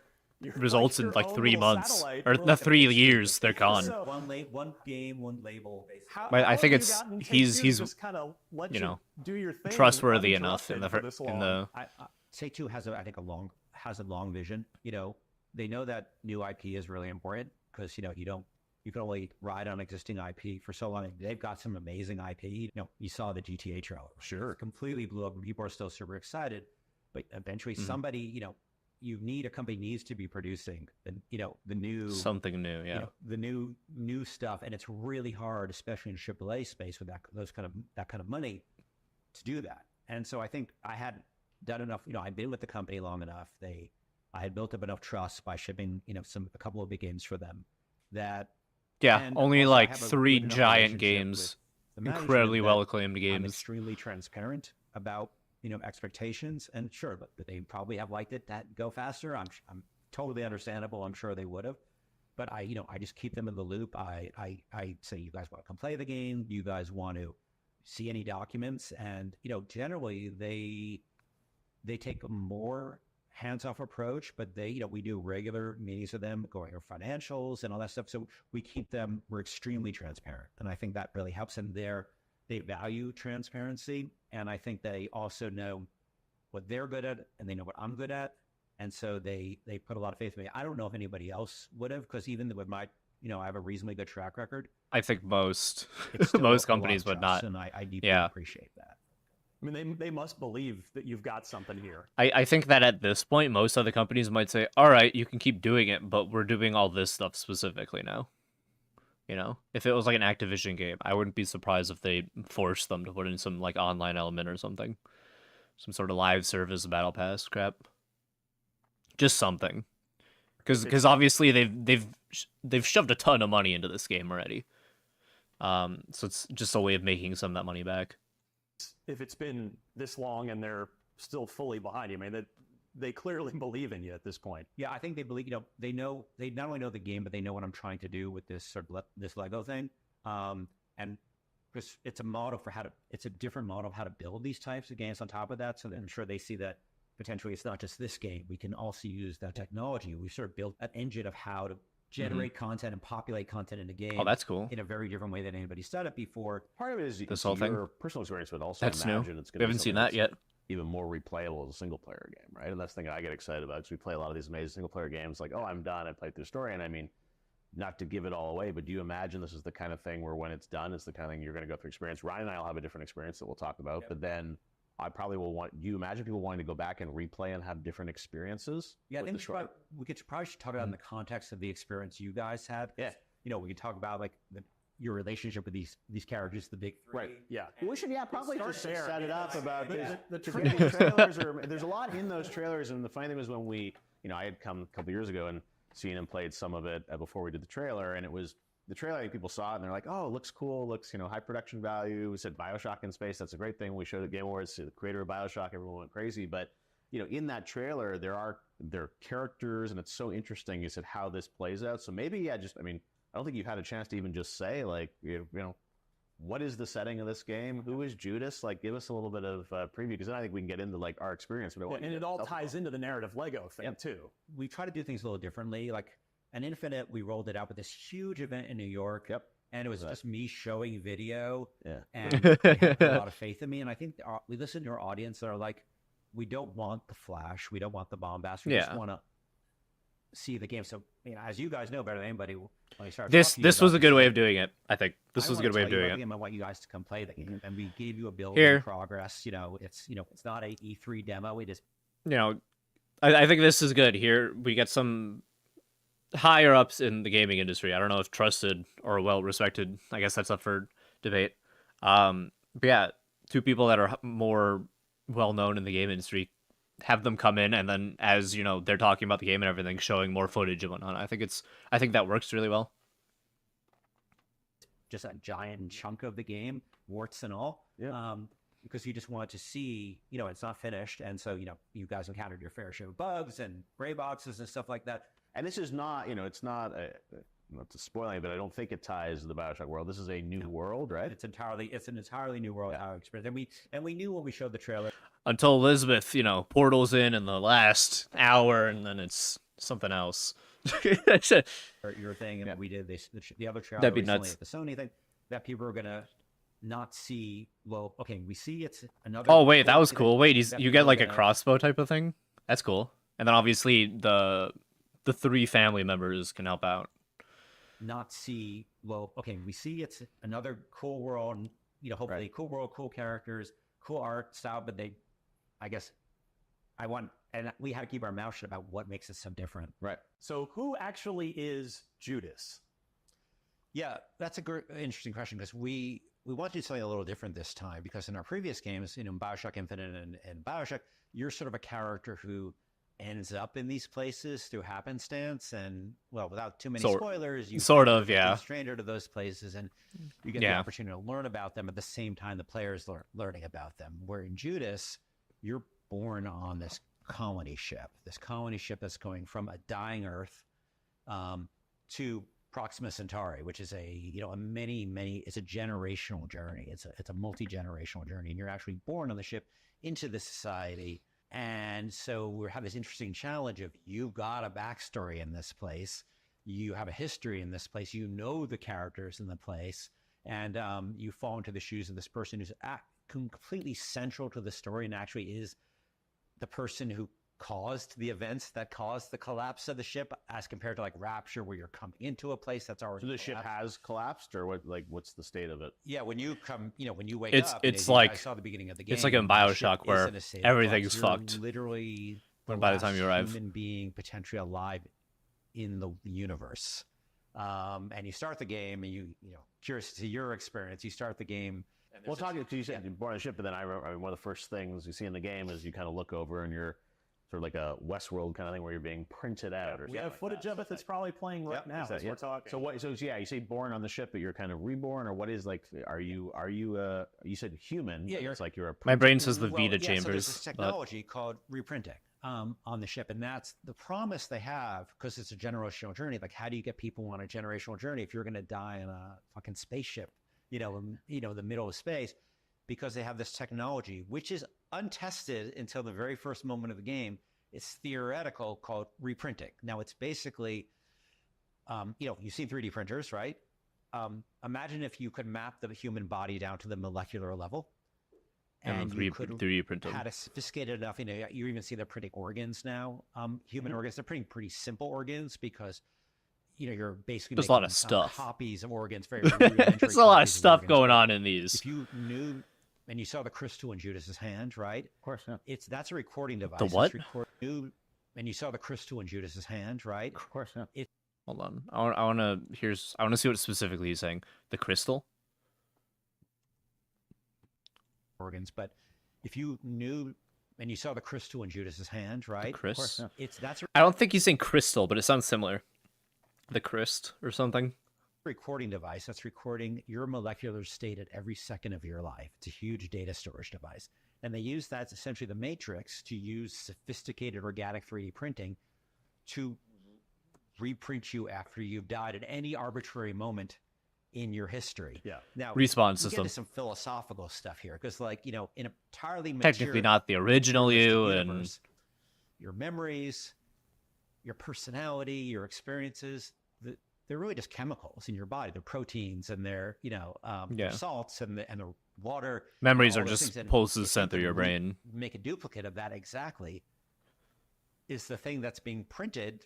Ship of Theseus. Or can you modify it? Well, that's another thing that happens in the game. You see, when you start, your crystal has been damaged, so you're reprinted without certain of your memories. Right, usually they're like there's sort of Tetris blocks that are kind of Yep. the same. Yep. So we've had critical sectors removed. You may be experiencing severe loss of memory. When you start the game, Interesting. So I guess throughout the game we'll probably grab some of You those. learn that right away. So you're being printed back from the dead. So for a brief period of time, there was nobody alive on the ship. And then part of the journey is discovering what happened to you, because you're missing some of this. But you know most of your experience. You know most of your memory. You know these characters you're interacting with, the big three. You have a long and detailed history with them, and a very contentious history with them. But you've also coming back, and you need to get off the ship, because as I said, it's a sinking ship story. The ship is in an asteroid field. It's orbiting Proxima. You can't get down to Proxima That's all Judas wants. She needs to get off the ship before it sinks. And the ship is actually dynamically sinking through the course of the game based upon these asteroid fields that you have to deal with as you explore the surface of the ship. And the ship's getting more damaged and getting more dangerous over time. So sort of some missions around are making sure that the ship doesn't fucking... I wonder if there's multiple endings then, based on like how much of that stuff you deal with. If there's an ending where it's just everything gets fucked. Because the ship like crashes down on the planet, maybe. But every time you die, you can be reprinted. And who's reprinting you? Is that the ship reprinting you, or someone is choosing to reprint you? It's you'll. I don't want to do too many spoilers, but you'll find out. Originally there was basically they have enough juice. It takes a very rare element which only appeared as coming from a meteorite on Earth, but they think it's abundant on Proxima. To do that printing process, they had enough for one. And for some reason, which you find out, Judas, and she's called Judas for a reason on the ship. She is probably, as you can tell, the least popular, most hated person on the ship. You are the outcast, the Judas of the ship, the traitor to the mission, as they call it. I was going to say, I assume it's... been the biggest problem. She's... Well, I forget if it was said in an interview or Jeff said it, but that she reveals that like everyone is a robot. So it fucks everything up, I guess. I think is what For some what it was. reason, you think the most desirable person will be printed. For some reason, the ship printed the person who's the biggest outcast on the ship to try to solve this problem. J stands for Judas. Because the tagline I remember in the first trailer was "Fix what you broke." Yes. I think. Yep. Yeah. So the inciting event, as you go through the experience, early learning, you probably have seen it. You can get hints that Judas is the one who caused you are the one who caused the collapse of the ship, and figure out why that is part of the experiment. But very early on, I don't want to stomp on your guys' experience. You get a sense of who she is and her role on the ship and what people thought of her. On the Frog ship. mask. She's called the Judas. What's the penalty for treason, boys? But the narrative then really gets further driven, and it maybe not primarily necessarily, but maybe equally driven by, you've already mentioned the big three. Which were in that first trailer. Yeah. And we should talk about those You kind of characters see them, and but you don't really know anything You've specific. got this constant push and pull of make one At the time. happy, to the other two get mad, side with one of them, and one of them gets mad, one of them's like saying, okay, cool, I'm glad you did that. So there's this tug of war that's going on that kind of ties into it absolutely ties into the narrative Lego thing you're talking about. Yep. So, and they're projected into the world. Yep. Right? Yeah, you find out early on their physical bodies have been destroyed by an asteroid strike. You actually get to see that happening. But you got to start by just who are they? Who they are. Right. Like I said, from the trailers, we don't know who they are. So you can see them up there. Yeah. They were the people who were running the ship. They all sort of had a different department which they ran. Tom on the left was responsible for like safety and security on the ship and making sure everything went smoothly. Looks like it, yeah. Nefertiti, Dr. Okeke, or Nefertiti Okeke, was a world famous biologist who is responsible for keeping people alive on the ship because life in space is really complicated. You may have heard of I think there was a twin who was in the International Space Station, and he came back from space with his genetics altered enough because being in space that he's no longer effectively a twin. Wow. With his twin. Damn. Because his cells are mutated. I mean, space, there's a huge amount of problems. Also, life, they don't know exactly what life on Proxima is going to be like. We don't really know, even now, like with sophisticated telescopes and everything, they have guesses about what planets are going to be like. So she's got to deal with the problems of keeping people alive in space, keeping people alive on Proxima. So she's responsible for the health and welfare of people on the ship. And Hope is responsible for sort of she's everybody's best friend, everybody's counselor, everybody's shrink. And she's also the ship's matchmaker, because as you probably learned that matchmaker, family and matchmaking and romance is extremely different on this ship. And she is. Well, if they got to keep the human race going, what happens? And Judas is involved in this. Judas reveals to them and then to everybody else that they're not people. Actually, they're robots. They didn't know that. Nobody on the ship knew that, and that I think Jess said it revelation in one of causes the them earlier to video all we go through watched sort of a different a couple each days of them ago. goes through a different kind of And then we existential learned it here. crisis, and the whole ship collapses because as the leader figures collapse with this new knowledge, imagine being told, none of Ryan, Jeff, none of your achievements are your own, none of your memories are your own. That just sends them down a crazy spiral, all three of them, and that's Judas did that. She discovers what they are. She exposes to the world and to them what they are, and that is one of the things that causes the collapse of the ship. Your mission has failed, Tom. The flesh was not meant to survive on Proxima. Now, there's still room for you in the mission, Neffy, I swear. Don't you ever call me that again. And so you now have to, when you're on this sinking ship, you also know that the only way down to Proxima is through this asteroid field, but a human can't pilot that ship down to Proxima. So you need essentially one of your three worst enemies who have this, they're machines. So they have, picosecond reflexes and ability to use LiDAR and all these other things to navigate the field. So they need you to get down to Proxima because they all have a different vision of what the future of the mission, what we call capital M mission, the future of getting humanity to Proxima is. They all have a different vision for it now. They were a family, essentially. Okeke and Tom were married, and Hope was their adoptive daughter. So they have a family that used to be together. Now they're all broken up at loggerheads with each other. And so you're negotiating with the three of them. They serve a similar role in some ways to Elizabeth. They're these companions you interact with the world, but their opinions are constantly shifting and constantly changing, and the world is reconfiguring. I was gonna say moral compass in a way, but your relationship with them. Don't you speak to her like that. Or what? Dad. Now, you listen to me. Hit the bricks, Tommy. Child, I am telling Hit you. the fucking bricks. Are you helping? If every time you help Tom, you're pissing off Nefertiti and you're pissing off Hope. Every time you help Hope, you're pissing off the other two, and they're constantly in this sort of this conflict with the three of them, but also learning about them, building friendships, and imagine being stuck in this situation in a lifeboat with your worst enemy, and having to learn maybe the things you thought about them, the assumptions you made about them, were like weren't implanted entirely in true. you. Maybe you get to learn about what they had to go through, their challenges in life, and how they became such a thorn in your side, and you became a thorn in their side. And it's really a journey of discovery. Please do this for me, Judas. Help me end this thing. But you're not going to have that relationship with all three of them in a single playthrough.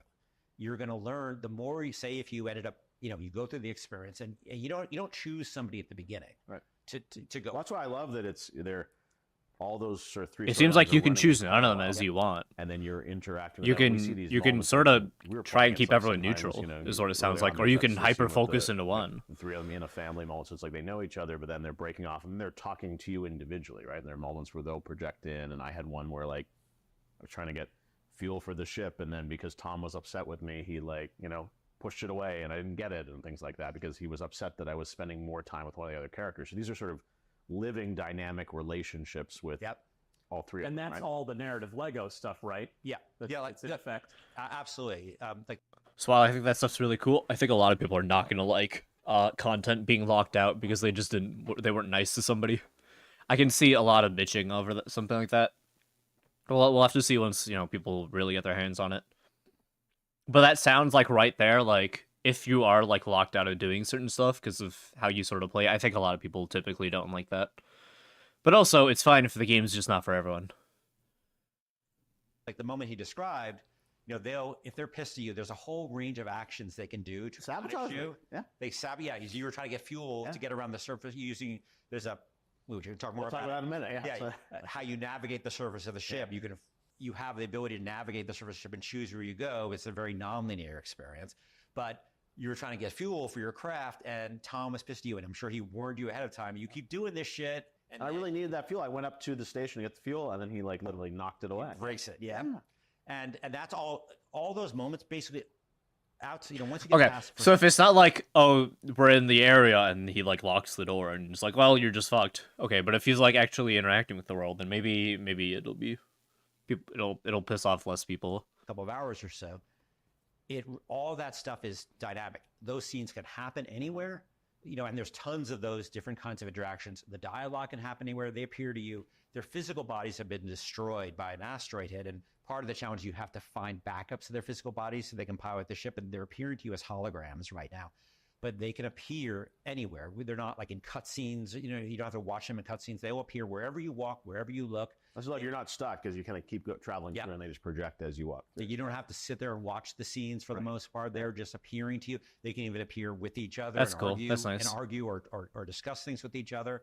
And again, because they're not pure enemies, they still love each other, but they're at loggerheads in this situation.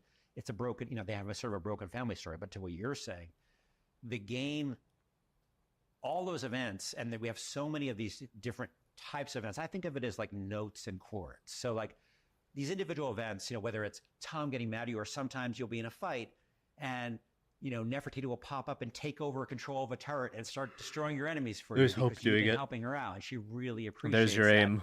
Or you're stealthing around and you think you're being really stealthy, and Hope's mad at you, and she'll show up and say like, hey, she's over here. And that's not a cutscene. That's not a bespoke situation. Those are all dynamic moments that the Lego, that's a Lego concept, right? Her breaking stealth for you, or her helping you with stealth, right? All these things, depending on how they feel about you, those things can That's cool. happen anywhere. I think it's cool. And the whole world really makes you sees sort of is think about basically your interactions with them sockets and your where relationships with all them. Whether it's a piece of furniture, whether it's a poster, whether it's an encounter, whether it's treasure, whether it's one of these moments where they interact with you, whether it's dialogue scene, these can happen anywhere. And what the most interesting thing is, they combine in completely unique ways, because all these things are like Lego pieces. So they're not a chunk of content we're loading in. It is tiny little bits of things that can mix together. I remember I mentioned notes and chords a minute ago. So I think of these as notes, but It kind of sounds like, more specifically, I guess, like you've got like your timeline, and then like the game and you moving through the timeline are like set in stone, like normal video, and then sort of like they're projecting on like little additions to videos and stuff, like little like visuals and whatnot. That's what it sort of sounds like. what is a chord, right? A note is a series. It's a series of notes, and the sum is greater. The whole is greater than the sum of its parts. The chord harmony is another thing like that, and we come back to the theme of harmony many times. That when you have all these little Lego pieces, they're not very impressive, right? Our Lego pieces are more impressed by Tom showing up and breaking any machine anywhere, or doing one of his other things. But because they're mixing with other things that are happening at the same time, which are created independent of each other, the system brings them together to make these larger chords that make unique moments. Like you didn't have that moment, and somebody else could have had that moment, but in a completely different context, at a different level, with it, in a different state with the big three, a different standing state, because you can see you also track your relationships with them. Yeah, I was just saying, because there's like almost like a reputation system, for lack of a better term, with each character. That's So what it sounds like, a reputation the goal system. as a player to sort of keep everyone happy, or eventually you're gonna, it feels like I'm going down one path with one character, and someone else is trying to convince me to go down that path. I figure So it's gonna end up being that way. interplay You go down a between path, all of but them, that's kind of what you want, right? Is that you're kind of, it's not like you pick one path, as you said, and then the other two characters disappear. It's like they're in your face, they're trying to convince you. So it's like, are you trying to? I mean, everyone will play differently, but is the idea that there's going to be that constant back and forth that you have to sort of manage? There's, manage to sort of an equilibrium, or do you feel like eventually you're going to go in one direction? Well, eventually, because I feel like typically players will like, oh, I like this character and how they present themselves and sort of their shtick, and then they kind of go in that direction. I won't say too much about what happens, but late in the game, you can't keep that up forever. You can't keep everybody happy. Eventually, you gotta make a choice. You gotta make a choice. But we want to give the player the opportunity to facilitate them taking their time with that, playing one off the other. You'll, and the game knows, like, if you're really behind with Tom, he might show up and give you a bribe and say, hey, if you go over to this district, I'll give you a great reward, but stop working for Nefertiti. And he'll also know what you're doing for Nefertiti, so he can reference the specific thing you're doing. And that's right, because they do seem to all have kind of total knowledge of what's happening, right? I mean, if they're all sort of in your head, is what it seems like. They're paying pretty close attention, and they're aware, and they get frustrated. In the same way, you're still out there, playing, you're dating, right? And somebody wants to get, they all want to get married, and they're getting frustrated with you, and eventually, people won't wait forever, and you'll find out what happens. What happens is pretty intense down the road, but we're not. Yeah, that's something we want to save.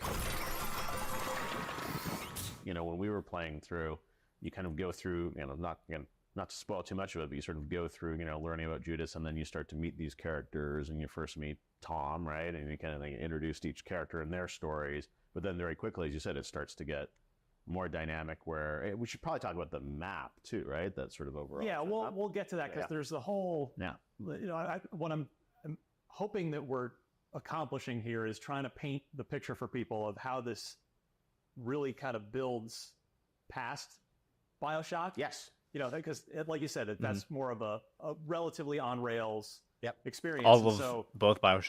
you know, we've been All talking three about are pretty on rails. These big three and the motivations and the sort of tug of war back and forth. So it's not, you know, we've seen procedurally generated levels. Like, I'm a big Diablo fan, and Diablo's been procedurally generating dungeons for 25 years. But what's really interesting in Judas is that you're procedurally, or you're narratively Lego assembling the actual story as you go, not the macro maybe, but the micro of the story. And like, I don't know, we were talking after I can't imagine the amount of writing and fucking voice recording that it takes. I'm curious to hear a number from them, just like a ballpark. Like, oh yeah, we've written out like 60,000 voice lines for each character, something like that, just to make sure that like we have something for everything, so it feels, you know, more organic than you know, we only recorded 10,000 for each one, and then it pops up here and there, and then we reuse them. Session yesterday, Jeff, and I actually, and I'm not just saying this because you're sitting here, like I forgot that that it was all sort of procedurally constructed as I went. Like, it and the levels too, right? That's thing is not just the geometry, but So I'm curious, if you leave an area and then come back, is it the same area? Does it look the same, or is it is how it's sort of oriented just changed a bit? That's what I'm curious about right now when they say procedurally. Because my brain immediately jumps to, oh, okay, you boot up the game, and then every time you go to an area for the first time, it'll figure out how to make the area work in like its own unique way. And then it's like that for the rest of the game. And then you boot up a new save file, and then it does that same thing, and it's like a different area, but you know, you still see the elements and everything. Or is it like every time you go to that area, it rebuilds the whole area in like a new way that like works? But the actual the narrative bits too. We didn't want the audience to have any. We didn't want the audience to pay a price for the pseudo proceduralism, like that they were getting a less interesting looking level or a very repetitive thing. And that's why we sort of use this hybrid model of we handcraft elements and then that are very handcrafted, but they're small. Some beautiful cinematic moments. Like there's that. I think we have footage of one of the ones where classic kind of BioShock caliber. And Judas memories. You said those are the crystal. So there's one moment where like you get some of her memories, you get to play those, which are the e-ticket sort of big crazy moments. But then, as you said, with these moments of the big three, those levels, as you said, feel handcrafted. And as you said, I think there are things where posters change and other things like that. But then like the narrative also, as you said, I think is it has to be like, you know, when I was talking about BioShock Infinite, the problem was the world couldn't heal itself. If we wanted the player to do something different, oh, I don't want to go down this corridor, I'm going to go over here. It's like, the game would be like, no. So we had to, you know, I think, you know, if you're actually to bullet point the big differences, you know, I think in terms of the BioShock fans, they're going to get those big story moments. I think some of that's just kind of, you know, the time period. Games were sort of like that, you know? You couldn't just certainly make, especially on like the scale of like Infinite or something, you couldn't just make the game work like that. If it was like something smaller, like Binding of Isaac, like sure, that works because it's all really small, you know? Nothing in it's very intensive, but yeah, I feel like big games like that, unless it's like some sort of open world game, sort of like a Red Dead Redemption or type of thing, you kind of have to make it, you know, work the one way. So I'm sure, like, you know, you saw like the drop ship sequence, and you try to go down a process. Even then, Red Dead typically, you know, works that way. Very big moments, but then, and those are more bespoke. But then, as you go onto the game, the story it becomes massively reactive to you and massively dynamic, and you're going to have a very different experience, and you're going to have. But I think that we didn't want the player to pay the price for any of this, so that we wanted what that's people. smart. I think what people expect out of us. That's big. a really detailed world that feels lived Which in, feels looks like believable, it already. feels purposeful. You know, like a society that's thought through. That it's not just like, oh, you know, the evil. There's a reason all empire this exists overlords, here. blah, blah. Yeah. How did this, you know, why did this sort of dark, fucked up world evolve? Like, was it just somebody was evil, or was there a series of necessities, you know, about life in space that led to this kind of terrible situation where you're at the bottom of the barrel of this culture? People expect that from us, and we wanted to do that in an environment where the player's fingerprint had a massive imprint on their experience. And that's, you know, when you ask about why 10 years, that's a large part of it. About 4 or 5 years of that was just R&D of the rudimentary technology to allow for that. Because I don't want to ask the player. I gotcha. I think originally I was sort of like, well, you know, it'll be an experiment. But I was like, well, for our fans, they want to have one of our kinds of games. But I want to give them something where they're a much greater driving factor. And that really, you can't fake that. It really took us to go rethink. That just takes the amount of how we time make and effort games, into it, yeah. Build, you know, we have a modular environmental decoration system, a spawning system, treasure, loot, narrative beats, interactions with the leaders. Spawning system for treasure and loot. Can I grind out tiers or something? You know, how you generate the maps, You know what I mean? how you generate I don't like this the gun. I'm layout gonna of this surface reset of it. the ship that you move around on, the macro moving around the surface of the ship. That's all being done through a bunch of heuristics, dynamically reactive to all the things you do. And it was a huge amount of work. And that's, I think, why that's why you don't see that a lot of this, because most companies wouldn't fund that. Yeah, that's the bottom business line, I guess. And I'm really lucky. I agree with that. I'm super agree with that. Lucky. Most of the big companies would not fund something like this. They look at it too risky, too much money being thrown at it, not enough guarantee for return. Make a live service that'll fail. I have somebody believe in that, because I think it would make the battle as you pass. said, most other companies, it would have been too much of a risk, especially, you know, when you're talking about sort of AAA production. Yes. Yeah, I mean, there's a few more layers we got to get into. You mentioned, Jeff, the sort of the ship Which layer. is why indie gaming is doing so well now, because they're willing to take those weird risks, you know. Whereas the big game companies are kind of stuck doing the sort of cookie cutter things that they know works and will make them the money back. You know, it feels like a lot of big studios aren't willing to take that risk anymore. Unfortunately. I mean, the Mayflower and that's why is indie games are doing so the well. size of a major American city, would you say, right? Like it's not just like a little, you know, ship from Alien, right? It's like a whole. It's a colony ship that had to carry a massive population, so It's like if you took effectively fucking Los a Angeles city. or Chicago or something, or New you York, know, and just shoved it unlike into Rapture or space. Columbia, it's not just a city where you're sort of seeing the fake stuff in the distance. When you look out the windows and you see different districts out the window, Fake stuff in the distance. There's tons of moments in at least for sure in Infinite. I guess I don't know. Well, sort of in BioShock as well, but I think it's to a lesser extent because, you know, they don't have to worry about people. But certainly in BioShock Infinite, when you take the camera far away, it's just a bunch of like low polygons and everything. when you actually traverse the surface, Just of the to ship, help those are give the all real. illusion that Those are it's places you busy. Go to. It's not. I wouldn't say it's an open world game in the sense that you don't like get in a 3D vehicle and drive around. You're sort of, you know, you guys can tell me your impressions of how you travel around between. Before they say it, I'm gonna say I assume it's like BioShock, where you have the bunch of different worlds, and then you have the bathyspheres, which let you travel between the areas. But it's not like a hey, I'm here, I'm just gonna walk over to the other area. I don't think we should ruin how you get around because it's really good.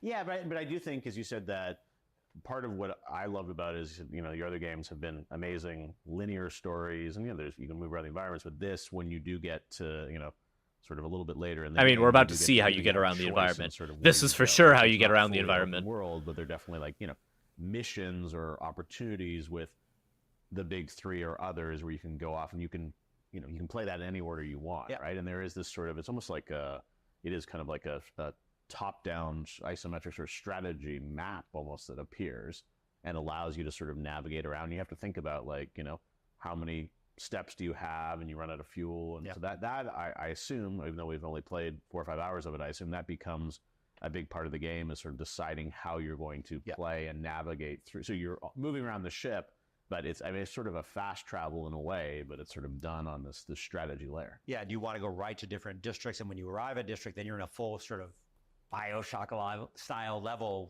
where you can fully explore. But there's resources on that traversal. What do you pick up? How do you spend your fuel? Do you want to get to this district, or do you want to work for Tom over here? But he's really far away. What that says is that you got the fuel for the dog, and then as you're probably physically making the dog move there. That, or you're telling it to run that way, and then you could be like, "Wait, stop! I just saw something out the like front windshield. Let me get out and grab it." Or maybe I saw like a little path there, maybe a little secret thing, and I wanted to go look down it. So dog, stop! Let me go look down that, and then come back to the dog, and then you go back. Way. And hosts are offering you the special reward, but you really have a good relationship with Tommy. You don't want to piss him off. That's what it sounds like. Making all these choices about these relationships, but also about, the needing resources, because Judas is a engineer. She's, one of the things about her you probably figure out early is she is a sort of, in a society where nobody's allowed, I think one of the themes you can sense is that automation has taken over, is a major component of the ship. In fact, that the ships are literally run by machines, even though they didn't know they were machines, because, the guy who created the ship knew people wouldn't accept that, so he faked it and made machines that thought they were people. But Judas, nobody's allowed to know about technology on the ship because they don't want people to know about technology, because they don't want people to find out that the truth about the ship. They don't want people to do exactly what Judas did, which is screw everything up. She's sort of like, the Newtons and the Da Vinci's of their time, where there was no real colleges that taught these kind of things. They had university and things, but these are really people in all the early inventors in 1970 were self-trained essentially. And Judas trains herself and becomes a brilliant engineer. And part of the game, I think that's really fun, is that you get to see her get inspired. I assume some of the upgrades and stuff they see inefficiencies, are various engineering type of things, like you getting new abilities through it. Efficiencies, seeing problems, and then engineering solutions that eventually, through a process of what we call brainstorming, she eventually gets the ability to actually use that 3D printer to make. Well, you see that when you're in combat or something, and there'll be all of a sudden, there'll be this little thought bubble that pops up, right? Which is one of those brains. Well, and on that note too, I want to see that. Show me footage of that. Even talked about. Wait, we haven't seen footage of that yet. The mechanics, yeah. But there's a lot. I know. There's a lot. I know we've been showing the B-roll that people get a good sense of it as we've been talking. But the other sort of major differentiating factor, I think, compared to your previous games, is without giving the details away, because the details in a Ken Levine game are best experienced yourself and not spoiled by by us. But by two guys sitting at a table. To this game, where you do improve yourself, and you can improve between runs. There is health around, but it's scarce and it's not always easy to get to before expiring. Before you keel over due to the enemies, which I really want to talk about. That stuff too. The enemy design in this game too. But can you start by talking about the roguelike loop here? Yeah, I think like all things, we never set out. I'm like curious when we about did this. System Shock 2, we never were like, let's make an RPG to compete with Might and Magic or with Ultima. We think of game design elements as tools to help tell a story. Like we call internally. It's really refining on, we call it a Judas simulator. We're not trying to make a first-person shooter. We're not trying to make a roguelike. We're not trying to make, as you said, a strategy game. We use elements, and I've always done this. I've taken elements from different places. System Shock 2 was pulling RPGs and shooters together. I wasn't trying to make the most RPG of RPGs of all time. I just want to give the players choices in how they grow. So, yeah, as you said, when you die in this game, and I don't want to talk super much about what that narrative experience is, because it's pretty, people are going to be pretty surprised by it, about what that is. But yes, you do have the opportunity when you die to go change yourself, improve yourself, increase, your tool, change your tool chest, which is a pretty broad and varied tool chest, and change the Mayflower itself. Interesting. I won't get into a ton of details, but as you're going through the game. So as you die, there's like an upgrade screen, I guess, in a way. What is it? Is it Sifu that does that? No, I think Sifu does it in a different way. But yeah, it sounds like when you die, there's like an upgrade screen that pops up, and you can upgrade sort of your character and everything. That's what it kind of sounds like. I assume it's not that simple, but that's based on what he said. You know, there's a lot. I won't say too much, but there's a bit of game development in the game. You know, there's a bit of that vibe in the game, and I don't want to say too much. Yeah, with the modifiers, they said when you basically can reprint yourself back in the Mayflower, but you can modify elements of you and other things as you sort of go back in for that next run. And so, is it like if you combine like getting cyberware and cyberpunk? How in cyberpunk you go to like the Ripper Doc and then you get the bits. Is it sort of like instead, let's say you died out in the field and your Ripper Doc comes and picks you up and then he just starts shoving new shit on you, but technically you decide what you want on you, maybe. And so, you know, we use something kind of like that at Ghost Story. Like we try to fail forward, you know. So you're learning. Death is not the end in Judas, right? You get reprinted, and you get reprinted better, and you're earning resources, you know, as you play to do that reprinting. And it's not like everybody does the same thing. You can, you know, how you improve yourself is, you know, you have resources based on your play style and I guess resources upgrades in some way, right? I felt it was very much sort of an upgrade screen where I was kind of deciding how I was going to, you know, just like, you know, portion my points, right? Yep. Yeah. And I think we're going to push further in allowing players. Do you have to really die for that then? You know, is the like question. Our other games, there's stealth components. There's, you know, sort of a left-hand power component. There's the weapons. There's environmental interactions. You know, and we're all sort of new and improved versions of all of those. That's also that we, you know, said Ryan, we'll talk about though. That's the very Bioshock nature of like, you know, the hand powers, and I mean it feels. I mean, you look at that and you go, Bioshock. Which is probably why the trailer... It's like any game had at a this lot of point. people thinking it was Bioshock in space, because the moment-to-moment combat is going to look fairly familiar. Like Bioshock. There's firepower. There, you know, it looked... I mean, it's like gameplay-wise, it looks like oil Bioshock. on the ground that's leaked from a barrel that you can, if you've got the firepower, you can... The literal firepower, you can ignite that. And now we have this new hacking system in the game, which is, you know, Bioshock we had hacking, but it's basically it was a pipe tree. You know, it was like a mini game. Yeah, it was a mini game. System, like, you know, in one, it's the mini game, and then in two, you throw the fucking possession ghost at it, and it just auto hacks. In Bioshock, you sort of have the left-hand powers and the right-hand powers, and now we have an additional. You know, Judas is a hacker, and so she has this sort of fairly dynamic system where she could mix sort of nouns and verbs to create effects, like for instance, oil. Like cause oil to emerge. We've seen this. Leak oil, create dynamic oil puddles on the ground as they're leaking around. You can make them. You can infect them with viruses. I don't know if we have that part in the game yet, but infect them with viruses, and they will. And you make some suicide. You can instruct them, and they'll go play cards with each other. And when you find them all, you want to hack and then just destroy. Not that part. I thought he was gonna go. Oh, the footage right here. Not. Hold on. I don't know if we have that part in the game yet, but infect them with viruses, and they will socialize with each other. You can instruct them, and they'll go play cards with each other. And when you find them all, like distract each other, so you can stealth easier. Hacking it sort of pauses the game, and you get to kind of put together your mixture. Choose their behavior. Yeah, whether it's aggressive or passive. It's cool. And they can do things like terrify each other. Like, you know, one robot terrify. The other ones would be terrified them and running away, or be terrified of their enemies. And you're using that. That's really cool. You know, what we try to do is keep giving the player control over the environment, so they can see an encounter that kind of looks overwhelming at first. They look at their tool chest and like, okay, how am I going to go about this? I was about to pause and say this, pretty much. Another tool for that, but like you said, giving players ways to deal with things that in ways that they like. I don't think I'm not going to paraphrasing what he said. Doubling down on things we've done before, because I think that stuff works. I think people like some of it works. It's good. Is going to feel familiar to. But also, I think, as you said, with the hacking, I think it feels like it's, you know, progressed from. It feels like the next step. Just adding a new element into the mix with the hacking, and then obviously the powers and the upgrades of Judas. I mean, there's a lot going on. Yeah, looking back at old things and then saying, all right, we obviously bring it forward, but, you know, how do we develop it a bit? And that's what this naturally seems like. Like, I don't know if we'll have the footage to show what I'm about to ask you about, but like, you know, you're playing the game every day. What's your favorite kind of go-to power right now that you're willing to reveal? Let's say it. I think I can't reveal the one I'm most favorite about, but what I keep pushing for, and the team keeps pushing for, is how do we put more elements in the environment that allow you to take control of the environment? 'Cause that feels really powerful when you take control of the environment. Like, you make an oil leak on a guy.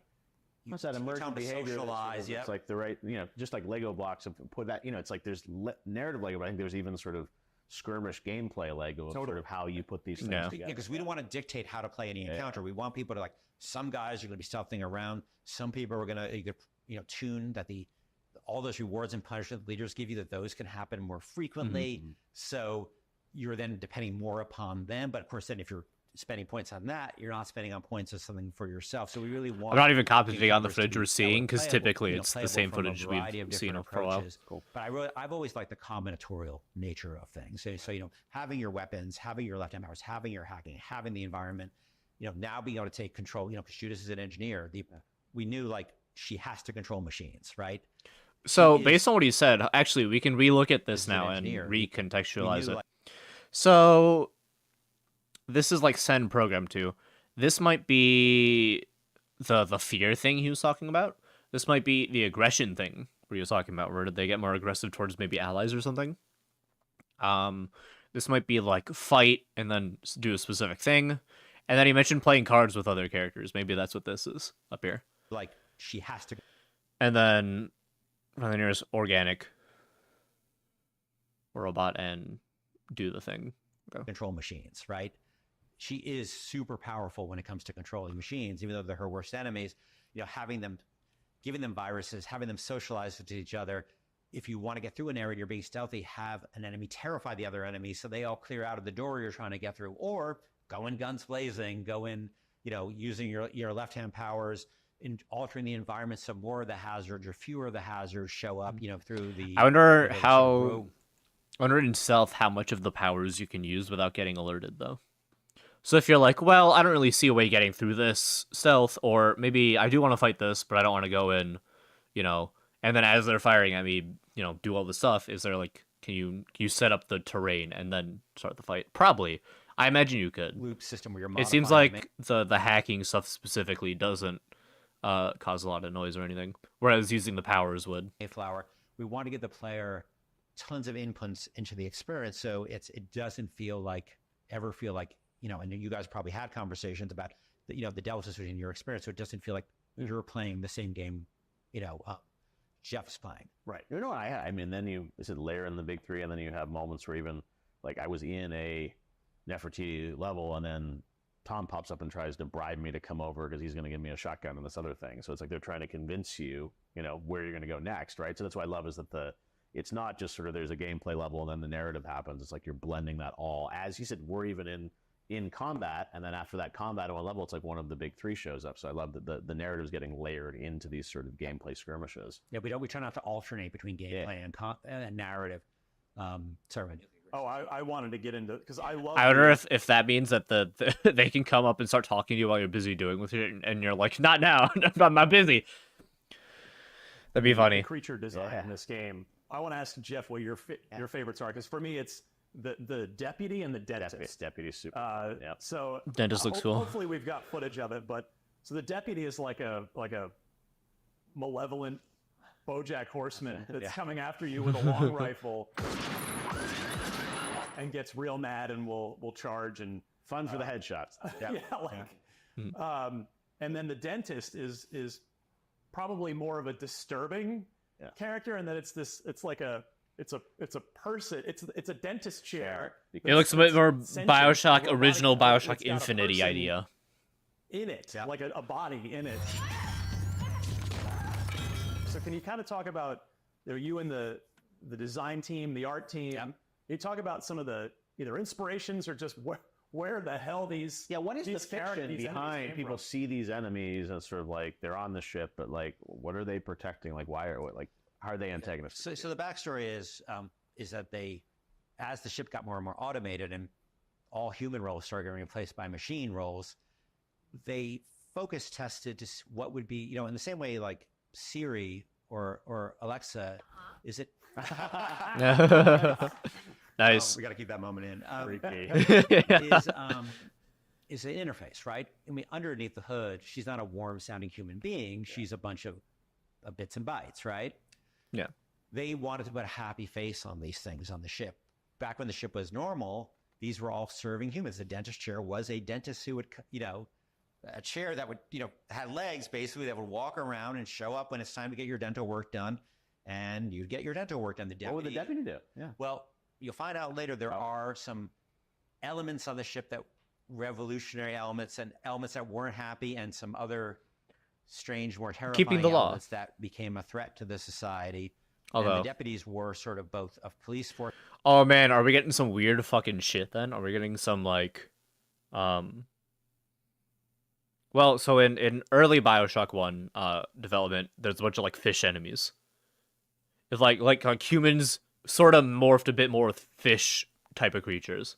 And then early BioShock Infinite had a bunch of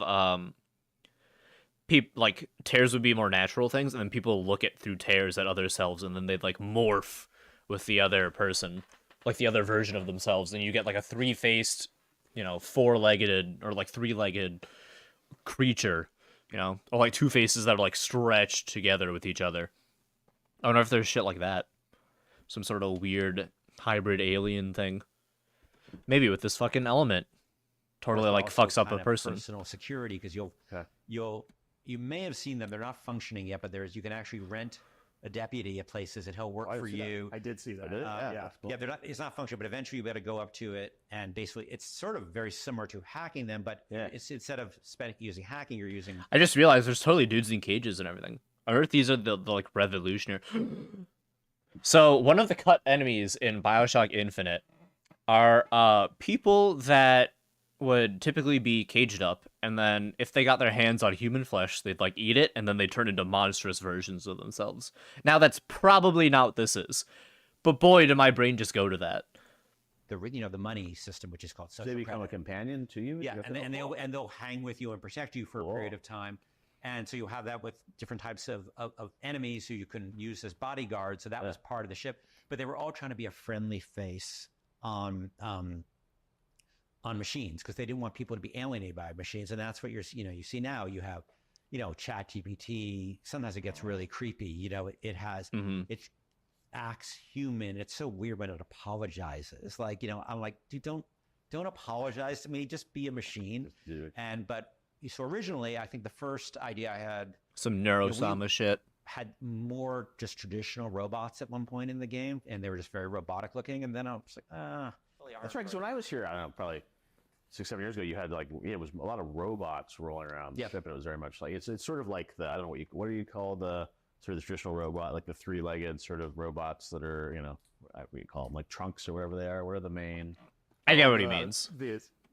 The like sweeper bot things. Yeah, I don't know what you call the fix-its. Fix-its. They're like the janitors and the maintenance. And I think that's where, when I first, years ago, that was a lot of like fix-its I felt were on the ship, and then you started adding more personality, I think. Yeah, and you actually see those old designs as designs they threw away on the ship. You'll actually come across like labs, and I think. Concept art or like cut shit in the game. I love that. I'm a big fan of that. Got incorporated to the backstory of.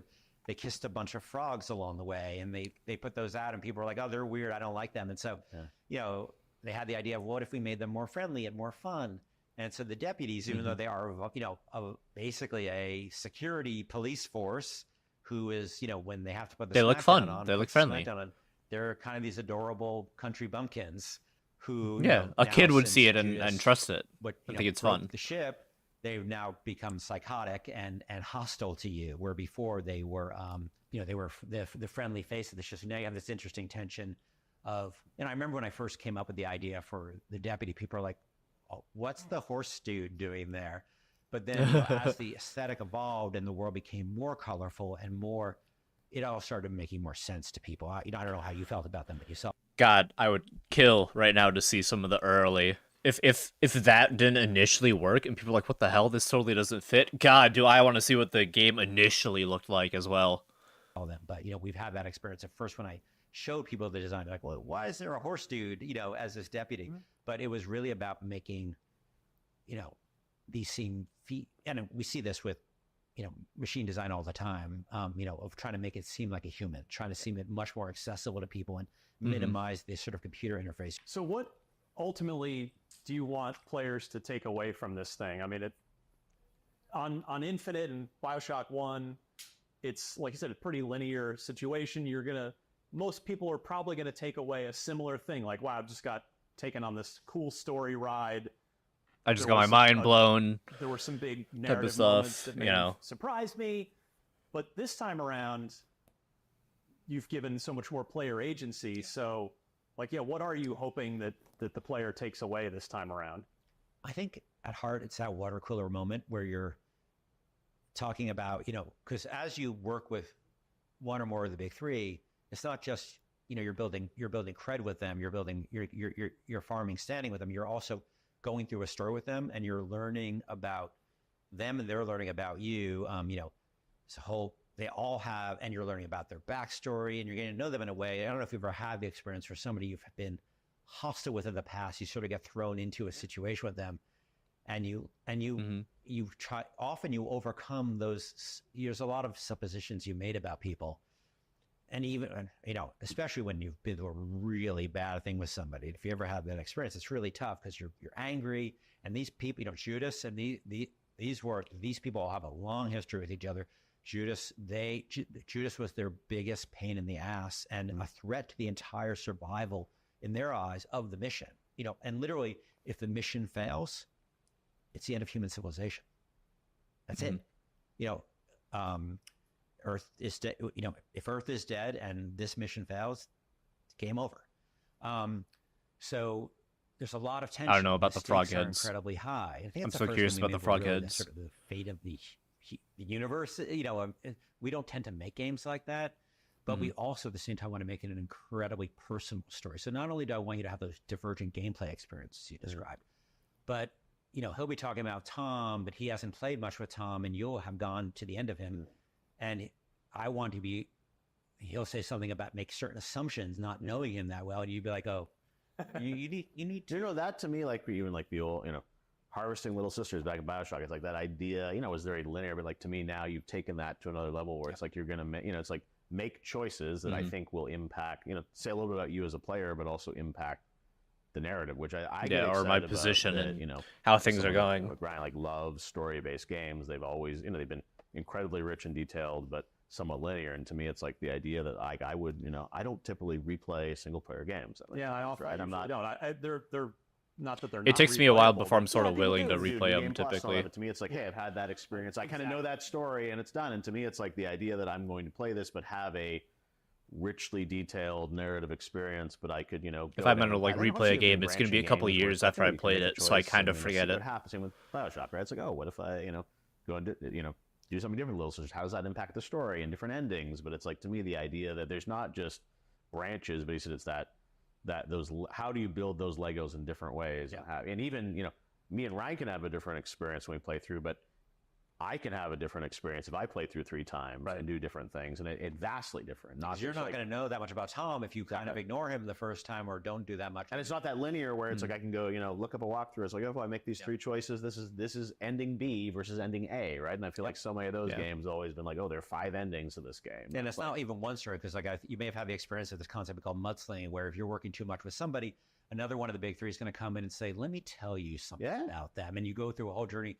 And you wouldn't necessarily learn that if you're you don't have to do that. No, I guess like I think FT like dropped an audio log that was against someone else, and it's like they're trying to convince you. So that interplay. I mean, one question for you is like and not to spoil it, but obviously it kind of goes in a bunch of directions. Is it the kind of game where then it kind of comes together and it's like, oh, there's ending A, B, C? Because you as a storyteller, like you obviously it's more open-ended, but you do have a narrative you want to tell. He's not going to answer this question. So divergent that like not specifically. How do you He'll try and dance really around it. Compelling story. So we started this game, like I remember, I've talked about this before on BioShock. I didn't really want the 2 different endings, and that was one of the few concessions. The publisher didn't make too many demands on us, so I don't want to say they were overbearing, but that was one that they really wanted. I had heard about that. Really my heart in. I don't think those endings were super great. They wanted the 2 endings. They wanted the 2 endings, and I've heard about that there's like a couple things that the concessions he had to make when one of them was 2 endings, and then obviously one of them is like whatever, and then the other one's the happy ending, then the bad ending.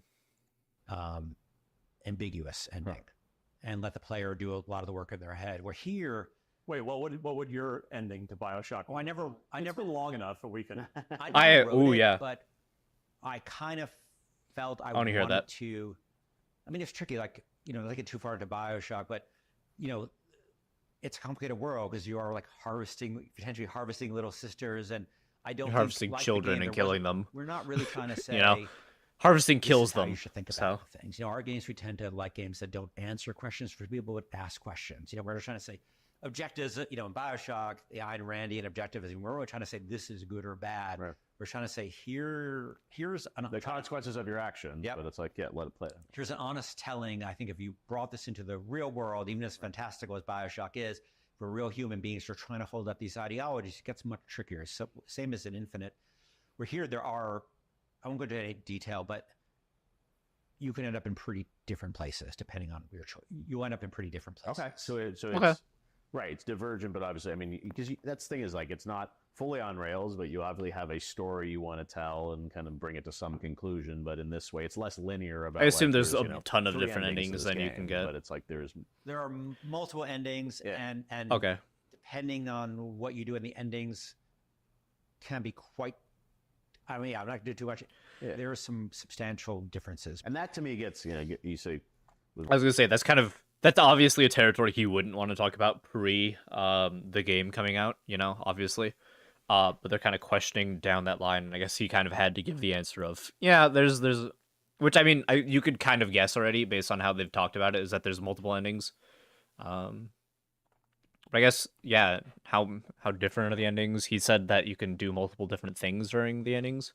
They can be pretty different what you do. I was so. asking like what player wants to go. To me, it's like if there is a game that can accomplish that at the fidelity and the That's writing exactly quality of right. what you're doing, it's like, hey, maybe I could play this thing 4 or 5 times. That's the problem. You know, a lot of single player games now, publishers also say like, oh, well, people play through it once and they're done, and that's why everything has That to be a live value service. proposition that you talked about at the top of the interview, right? When you were a kid and were working an hourly job, and you wanted a lot out of that game that you spent. No, and that's to me in some ways. You know, this concept can it reinvent the single player in a way where it is replayable, and I could buy a single player game and say, oh, I'm going to play this 5 times this year. yeah. Have a different You know, experience. exactly. No game has really hit that bar for me yet. Some of my favorite single player games, like XCOM, because I feel like one of the closest ones is Baldur's Gate. Although, granted, there's so much shit in Baldur's Gate, but I feel like it consistently ends in the same way. But yeah, I can't think of any other really game that kind of sounds like it does what Judas does. I was a huge fan, and both the original and Jake Solomon's redesign and Civilization. Those are huge games to me, and those are also built actually modularly, right? Like and they don't have a discrete narrative like we do. But I took a lot of inspiration from those games, because they're like their map is being constructed at runtime, and our maps are largely being constructed or put together from individual elements at runtime. The ship is different.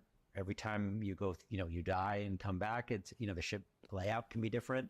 Oh, okay. Well, there you go. That answers one of my questions earlier. If you die, the ship can decide to change. I wonder if that's a narrative thing or not.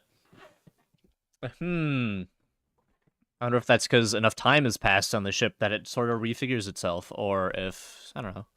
I assume that there's a narrative reason for that, as opposed to just, we felt like doing it.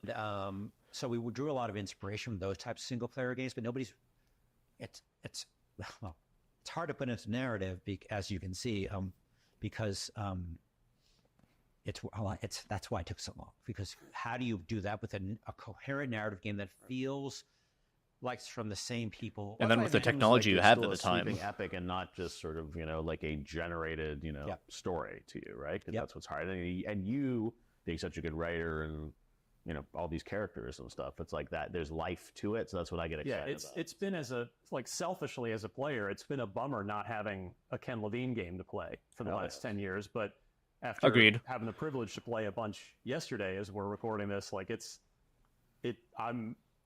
we've already experienced things that we talked about. We're like, well, we don't want to reveal it because there are definitely Ken Levine things that are happening in this game, plus a lot more we haven't even seen yet. So. It is good to have you back. I know there's no release date yet. Still working on the game. There's a lot there, though.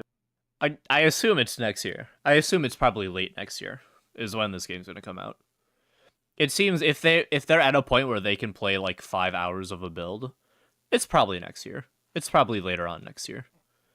At most, early 2026. I mean, that's because we played, 4 or 5 hours, and it's like it was clearly a lot. And I will say, like, even though the fact it's been in development for as long as it has, it feels very modern, and I mean, people see the footage, like, I mean, the visual fidelity and the gameplay, like, it's not like this thing, it's like, oh, you know, sometimes you see games. It feels it's like oh, 6 it's years seasonal, ago. Like, it's very modern, it plays really well. Like, it's and it's then, been in development yeah, for so long that it stuff feels like is a product there of its time. is incredible, and just to know that, you know, we talked a get little that. bit like the Judas quest line, which is like, you know, another whole thing, and, you know, we got a little bit of a hint of that, but I think, like, I feel like even though we played 5 hours, we have, like, just scratched the surface of what this game is. I would agree with that. Yeah. That's why I think it's got to be your biggest game ever, right? Oh yeah, I mean the content. Yeah. Oh yeah. Content pool Just based is on what we hear, it massively is. large, but also, you know, testing a game where that's not linear, that has so many states. I don't envy the the incredibly game difficult. testers. So that's another challenge of the game is how do you test it when the sort of different Lego pieces are coming together differently. It feels like, obviously this might not be the best idea, but it feels like you just have to shove this in as many people's hands as you can, and then they just have to report every fucking thing that happens that feels off, you know? You know, everybody's recording the same fucking 2-hour demo, and then you just sift through it. This is obviously not the best way of doing it, but making sure you get, like, all the bug reports and everything. For everybody. So it's quite tricky, but yeah, I would have, ideally I would have, for many reasons would have liked to ship more games. 10 years is a very long time. It's a big chunk of my life. It was 10 years ago, got my dog 10 years ago. I'd had that with the dog for 10 years. And, at the end of the day, we can't make something that feels old, especially, at the price point. We have to make something that feels modern. It feels fresh, feels new, delivers on new things, but also delivers on what our audience expects of, a rational or ghost story game. I know we should let you go, but you just touched on something that I've asked a few developers this, and I think the gaming industry is such a young industry. You've been in Oddly it for a enough, while, yeah. and you're still Oddly a enough. relatively young man, but you've also been doing this for a long time. Like, do you think about your sort of game development mortality in a sense of like how many more games, it has taken a while on this one. Do you think about how many more games you have in you and whether you ever want to retire, or if you're just going to keep making your art until you physically or mentally can't do it anymore? Like, do you think about that at all at this point in your career? I have no interest in retiring, so as long as people continue to give me money to make games, I think I'm going to make them. And maybe one day I'll have a change of heart, but it's so central to my life. It is outside of my family, my wife and my dog and my friends, and it is really where I find meaning. And it's how I express myself. Like, I'm not like a guy on Twitter with all my opinions and things like that. I express myself, and I'm very fortunate. Yeah, he that never I have tweets. And the team has a venue of expression, and that we're, not as an artist, and having been for a long period of time until I got lucky, a not very successful artist. Most of artists struggle in complete isolation, and nobody's aware of their work. So I'm always grateful. I come to work grateful every day that I get to do this, that I get to make games, that I get to work with creative people who inspire me and surprise me and amaze me. It's hard, making games is really hard. And as you get older, it doesn't get easier. And 10 years, I'm looking at my life, and I'm looking at my age, and I am aware That's a of chunk that, of your but life. Yeah. at the end, you can't let fear drive you. I think as an artist, you just got to make the right thing. And but yeah, it's a long time. I do think that we have this system. The next game hopefully would be much more truncated period. I was going to ask, like, can you do? I figure that sort of, obviously, moving past this, they're probably going to try and do more games like it, and with sort of the technology and figuring out what worked and what didn't, I imagine it'll help streamline that 10 years probably down to like 3 or 4. Unless it, there's like 70,000 bits of dialogue, and then, do 10 years that might take forever. I'd certainly rather. But I feel like you have this thing is the system. To me, it's like, if this works, I think, you, but also other developers, like, this concept, I think, could be really, if it really works and it as resonant, right, to players as it could be, that's really exciting. That I think can, in some ways, birth a whole new sort of genre of single player games. Which And what's cool, I'm guessing this is the case for you. I imagine you feel this way. I feel this way. Like, when you've been doing something long enough, like, you probably feel more confident in your abilities as an artist now.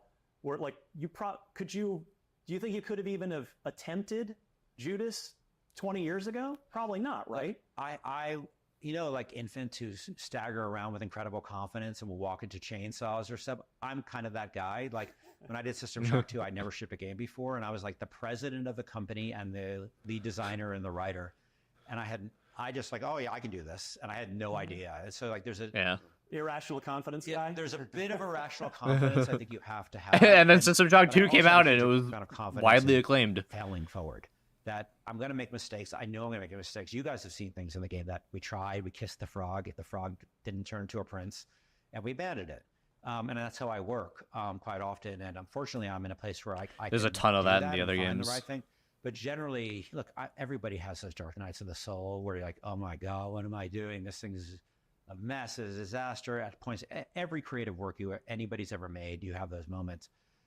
When you do it for this long, you eventually try to say, if I beat on this problem, I'm going to, if the team beats on this problem, we're going to solve it. Because generally, if you have smart people and you have a reasonable period of time, you would solve most problems. But yeah, there are definitely times where you get overwhelmed and you just have to sort of go back and say, look, let me talk to the Ken who was in the middle of System Shock 2 when it was freaking out at 4 a.m. because the whole thing wasn't working, and the journalists, we did E3 and the mouse was inverted and the frame rate was terrible. And we had to take out the guns at the last minute because Columbine had happened, and you're at that show floor and everybody's coming up and nobody likes the game and you feel like a loser. And sometimes that's going to happen. Sometimes you eat the bear, sometimes the bear eats you. But I find that as long as you keep your wits about you, you can solve most problems. So in this 10 years, like, has it been At a certain point, sort of as you sort of get older and everything, you kind of like learn when like, oh, when should I listen to what the fuck my brain says? My general rule is the second that the sun isn't out, you should stop listening to your brain. If it's being like incredibly negative towards you, because it's probably, it's probably wrong. That's how I feel.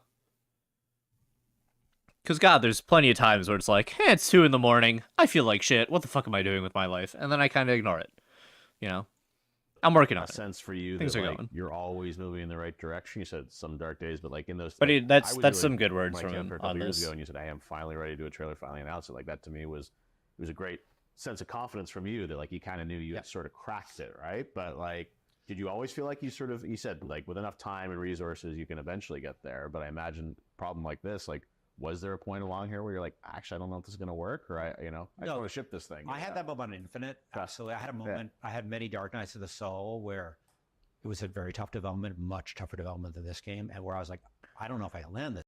Oh man, looking at all the Infinite stuff, because Infinite's my favorite game. Again, I have looked at tons of the cut content and tons of stuff.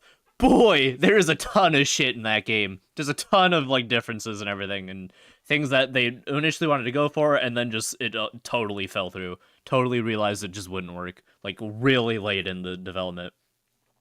Like initially, the game was supposed to be a multiplayer game. It'd be like a faction versus, and like you'd be doing like missions for your factions and everything. That's the initial idea behind BioShock Infinite. And obviously that fell right through the floor. So there's tons of stuff like that. This thing. And of course, you can't tell anybody that when you're in that experience, because if the boss comes in and says, I don't know, we can land this thing, what's the team going to do? So, to some degree, that's useful, though, because you then have to convince yourself that you can land it, and then you convince other people, and we landed it. Yeah, and then it's incredibly acclaimed. Because of the slow ramp up, because we have a I know core people have team started of, turning around their opinions on it, but creatives, I have a lot of confidence in them. it's still an and I incredible never had any game. doubt Fuck we you. Landed. The question was like how long it was going to take, and I didn't think it was going to take this long. But we, the reason we're now, we get to the point where we can show the trailer, show the look of the game, right? Show the characters. We knew we were confident that was going to be pretty solid. Yeah, You here's guys some played of the gameplay. Most, there's a lot of tuning, tweaking, content, pacing, all those things we have that we're still continuing to work on. But we have a system that allows us to tweak that stuff infinitely. But I'm as confident. What you've got, and Ryan will test this too. I think it's like, it's also nice that you like revealed a few years ago we got to play it. Like you said, like so many games now, it's like reveal shipping in 2 months or whatever, and it's like, but there is the Which I don't mind. amazing. I think that's not a bad thing, though. I think I get what he's going for, but that's totally not a bad thing. I think radio silence can be really good for a lot of games, because then there's other games that like fall into the hey, we announced this 3 years later. what the fuck's happening with this thing? Metroid Prime, that game got announced, what was it, 5 years ago? We have heard nothing since. You know, that game shouldn't have been announced. They had like a piece of paper with Metroid Prime. Somebody made a logo like 10 minutes before the direct, and then they were like, yeah, put it in. We're making this. And look at it. We've heard nothing the whole time. I think it was Bayonetta 3? Yeah, that game got announced, and then we didn't hear anything for like 3 years. And then it came out, eventually, you know? I think totally not, you know, announcing... I think, you know... For certain stuff, yeah, announcing it early can be helpful. And then I think for other... I guess it just depends on the team and the project and everything and how you're feeling about it. But then I think, you know, announcing the game and then like, hey, it's launching in 6 months is totally a solid thing. Being like, yeah, this game's in a really good spot. We're confident. Let's show it off a bit. Start generating hype. Work still to do on this, right? But I mean, for me, again, since you explained this game to me on a whiteboard so long ago, I remember thinking, if this works, this narrative Lego thing, it's going to be awesome. But if it doesn't work, it's going to be not so awesome. It's not going to be. This shit'll suck. It's not sort of a really resonant, high fidelity experience, right? Or something that's, you know, becomes too computerized, for lack of a better term, right? Where it just sort of feels like it's coming out of random. Exactly, and it's like it's generated, right? And it's like That that's was what the to do majority. generated content that has the heart and meaning of what you've done and the living world. And I feel like having played it, I'm like, yeah, this has all of that. Absolutely. Yeah, when you guys said to me yesterday, I couldn't tell when the sort of pre-baked linear stuff stopped and the other stuff began. That's the goal, because we don't want to put the burden on the audience. Like, okay, now we're in sort of pseudo-procedural land, so you're not going to get the experience that you're used to. We wanted. Hell, I felt like that way in Rebirth, Final Fantasy VII Rebirth. I was like, all right, we're in the open world section. They kind of want you to run around, potentially do some of the side stuff, and now we're locking in the story. I kind of talked about that during the playthrough, which isn't. I mean, inherently that's not a bad thing, but I don't know. If it's not what you're going for, then, you know, it's not what you're going for. A benefit for the gamer, and that is the majority of the work. Yeah. But then once you have that system and it works, you can tune things like pacing on a global level, you know, using numbers and variables, and collecting tons of data from players. And we do a lot of. We've been testing the game with, you know, friends and family, and, you know, behind closed doors for a long time, getting that kind of feedback. And every round of testing, the games gets better. And so I think what I am proudest of is the team is making the right decision. They're willing to listen to that feedback, especially early on. That feedback That's big. Really hurt.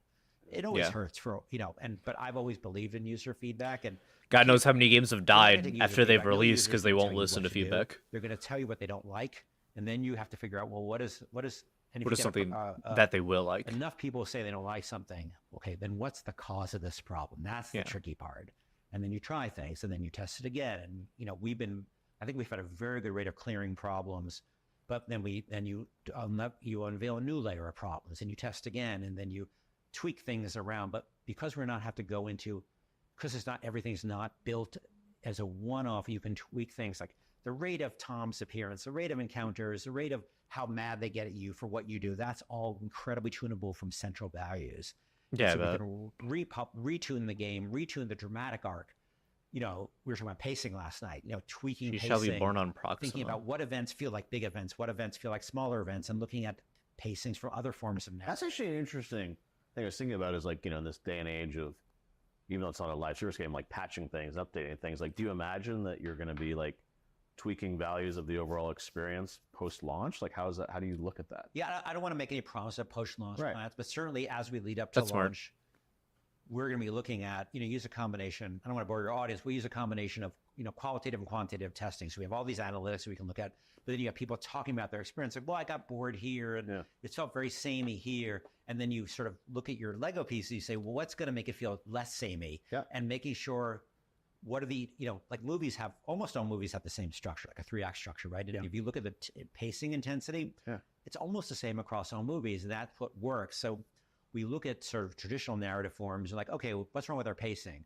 Well, you have to have a rising sense of tension. You have to peak your tension, then you have to slow things down for a bit. You can then heat it up again. And what element feels more intense than other elements? What element feels like comic relief, right? What element feels like these? And because we have a system, we build those elements, and we sort of tag them with how they fit into that rubric. And then we can tweak the game based upon user feedback. And look, ideally, you're doing A/B testing where you give one set of people a certain kind of pacing and another set of different kind of pacing, and then you see how they react, and you interview them and you talk to them because you want to get something that feels really taut and really finely paced.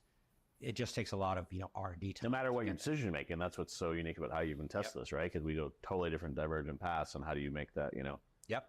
Well, altruistic resonant. Yeah. Ken, you are attempting something new, and we That's appreciate the Jeff end of and that. I appreciate you inviting us Woo! down to play. That's just really cool. We were talking yesterday. that, Almost like, 2 hours on my end. We all deal in Recording reviewing that, games, reacting games to in this. different ways, and the fact that you just tribute to you and the team that we just got to play something, warts and all, and just talk with you about it. I think was so cool and honest with the us, but also the audience, right? Yeah, That this is absolutely. like, Fucking this is Andrew just Ryan. what the I game didn't is. even notice It's very Andrew easy Ryan to is go make here. A lot of big promises, and that's what we have. It's hard not to talk about the game for 10 years because until things solidified, I didn't want to go out and I've been on long press runs before, and things change in the game sometimes.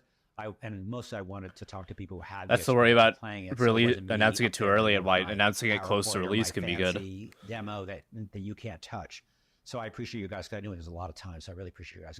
Yeah, we had a great time. Ken Levine, thank you. Jeff Keighley, a pleasure. Thanks, Ryan. Everybody, Judas in the works right now. You will get to play it soon enough. Soon enough. Soon enough. It is getting there.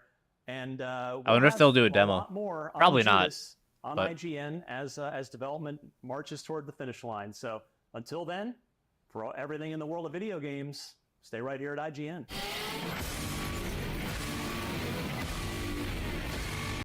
Damn. All right, it's getting late, so let me quickly wrap this video up here. Cool. I'm super excited. I'm sure the game will be great. If everything that they're talking about they end up delivering on, I'm sure it'll be really good. I assume we'll go radio silent for the most part on this game for a while. We might see, probably won't, maybe like a trailer or something during like the E3 season, which I don't know what they call it now, but it's E3 but online at this point. We might see a trailer again, Game Awards, but for the most part, I assume it'll just be radio silent. But once more stuff comes out, you bet it's gonna be on this fucking channel. Boy, am I excited! But yeah, that'll be it for me tonight. I will catch you guys later. Bye bye. All right, now I'm gonna end the stream. Yeah, cool. Beats me on, so I'll probably be live Wednesday night and then probably Sunday night. The rest of the nights are to be announced. I'm working late at night and we'll see. I want to really hit the ground running on the script a bit more. I've had like 4 days off of work and I've kind of slacked on it entirely. And that's why I didn't end up doing Infinite Warfare, because I thought I'd get more work done on it and I just didn't. I'm finding Black Ops 3 harder to write than I think it's because I don't like the game so much that I'm having a harder time going through it. But yeah, I will see you guys tomorrow night. I'm probably gonna play with friends for the first couple hours, and then I don't know what'll happen after. So yeah, I will see you guys tomorrow. Bye bye.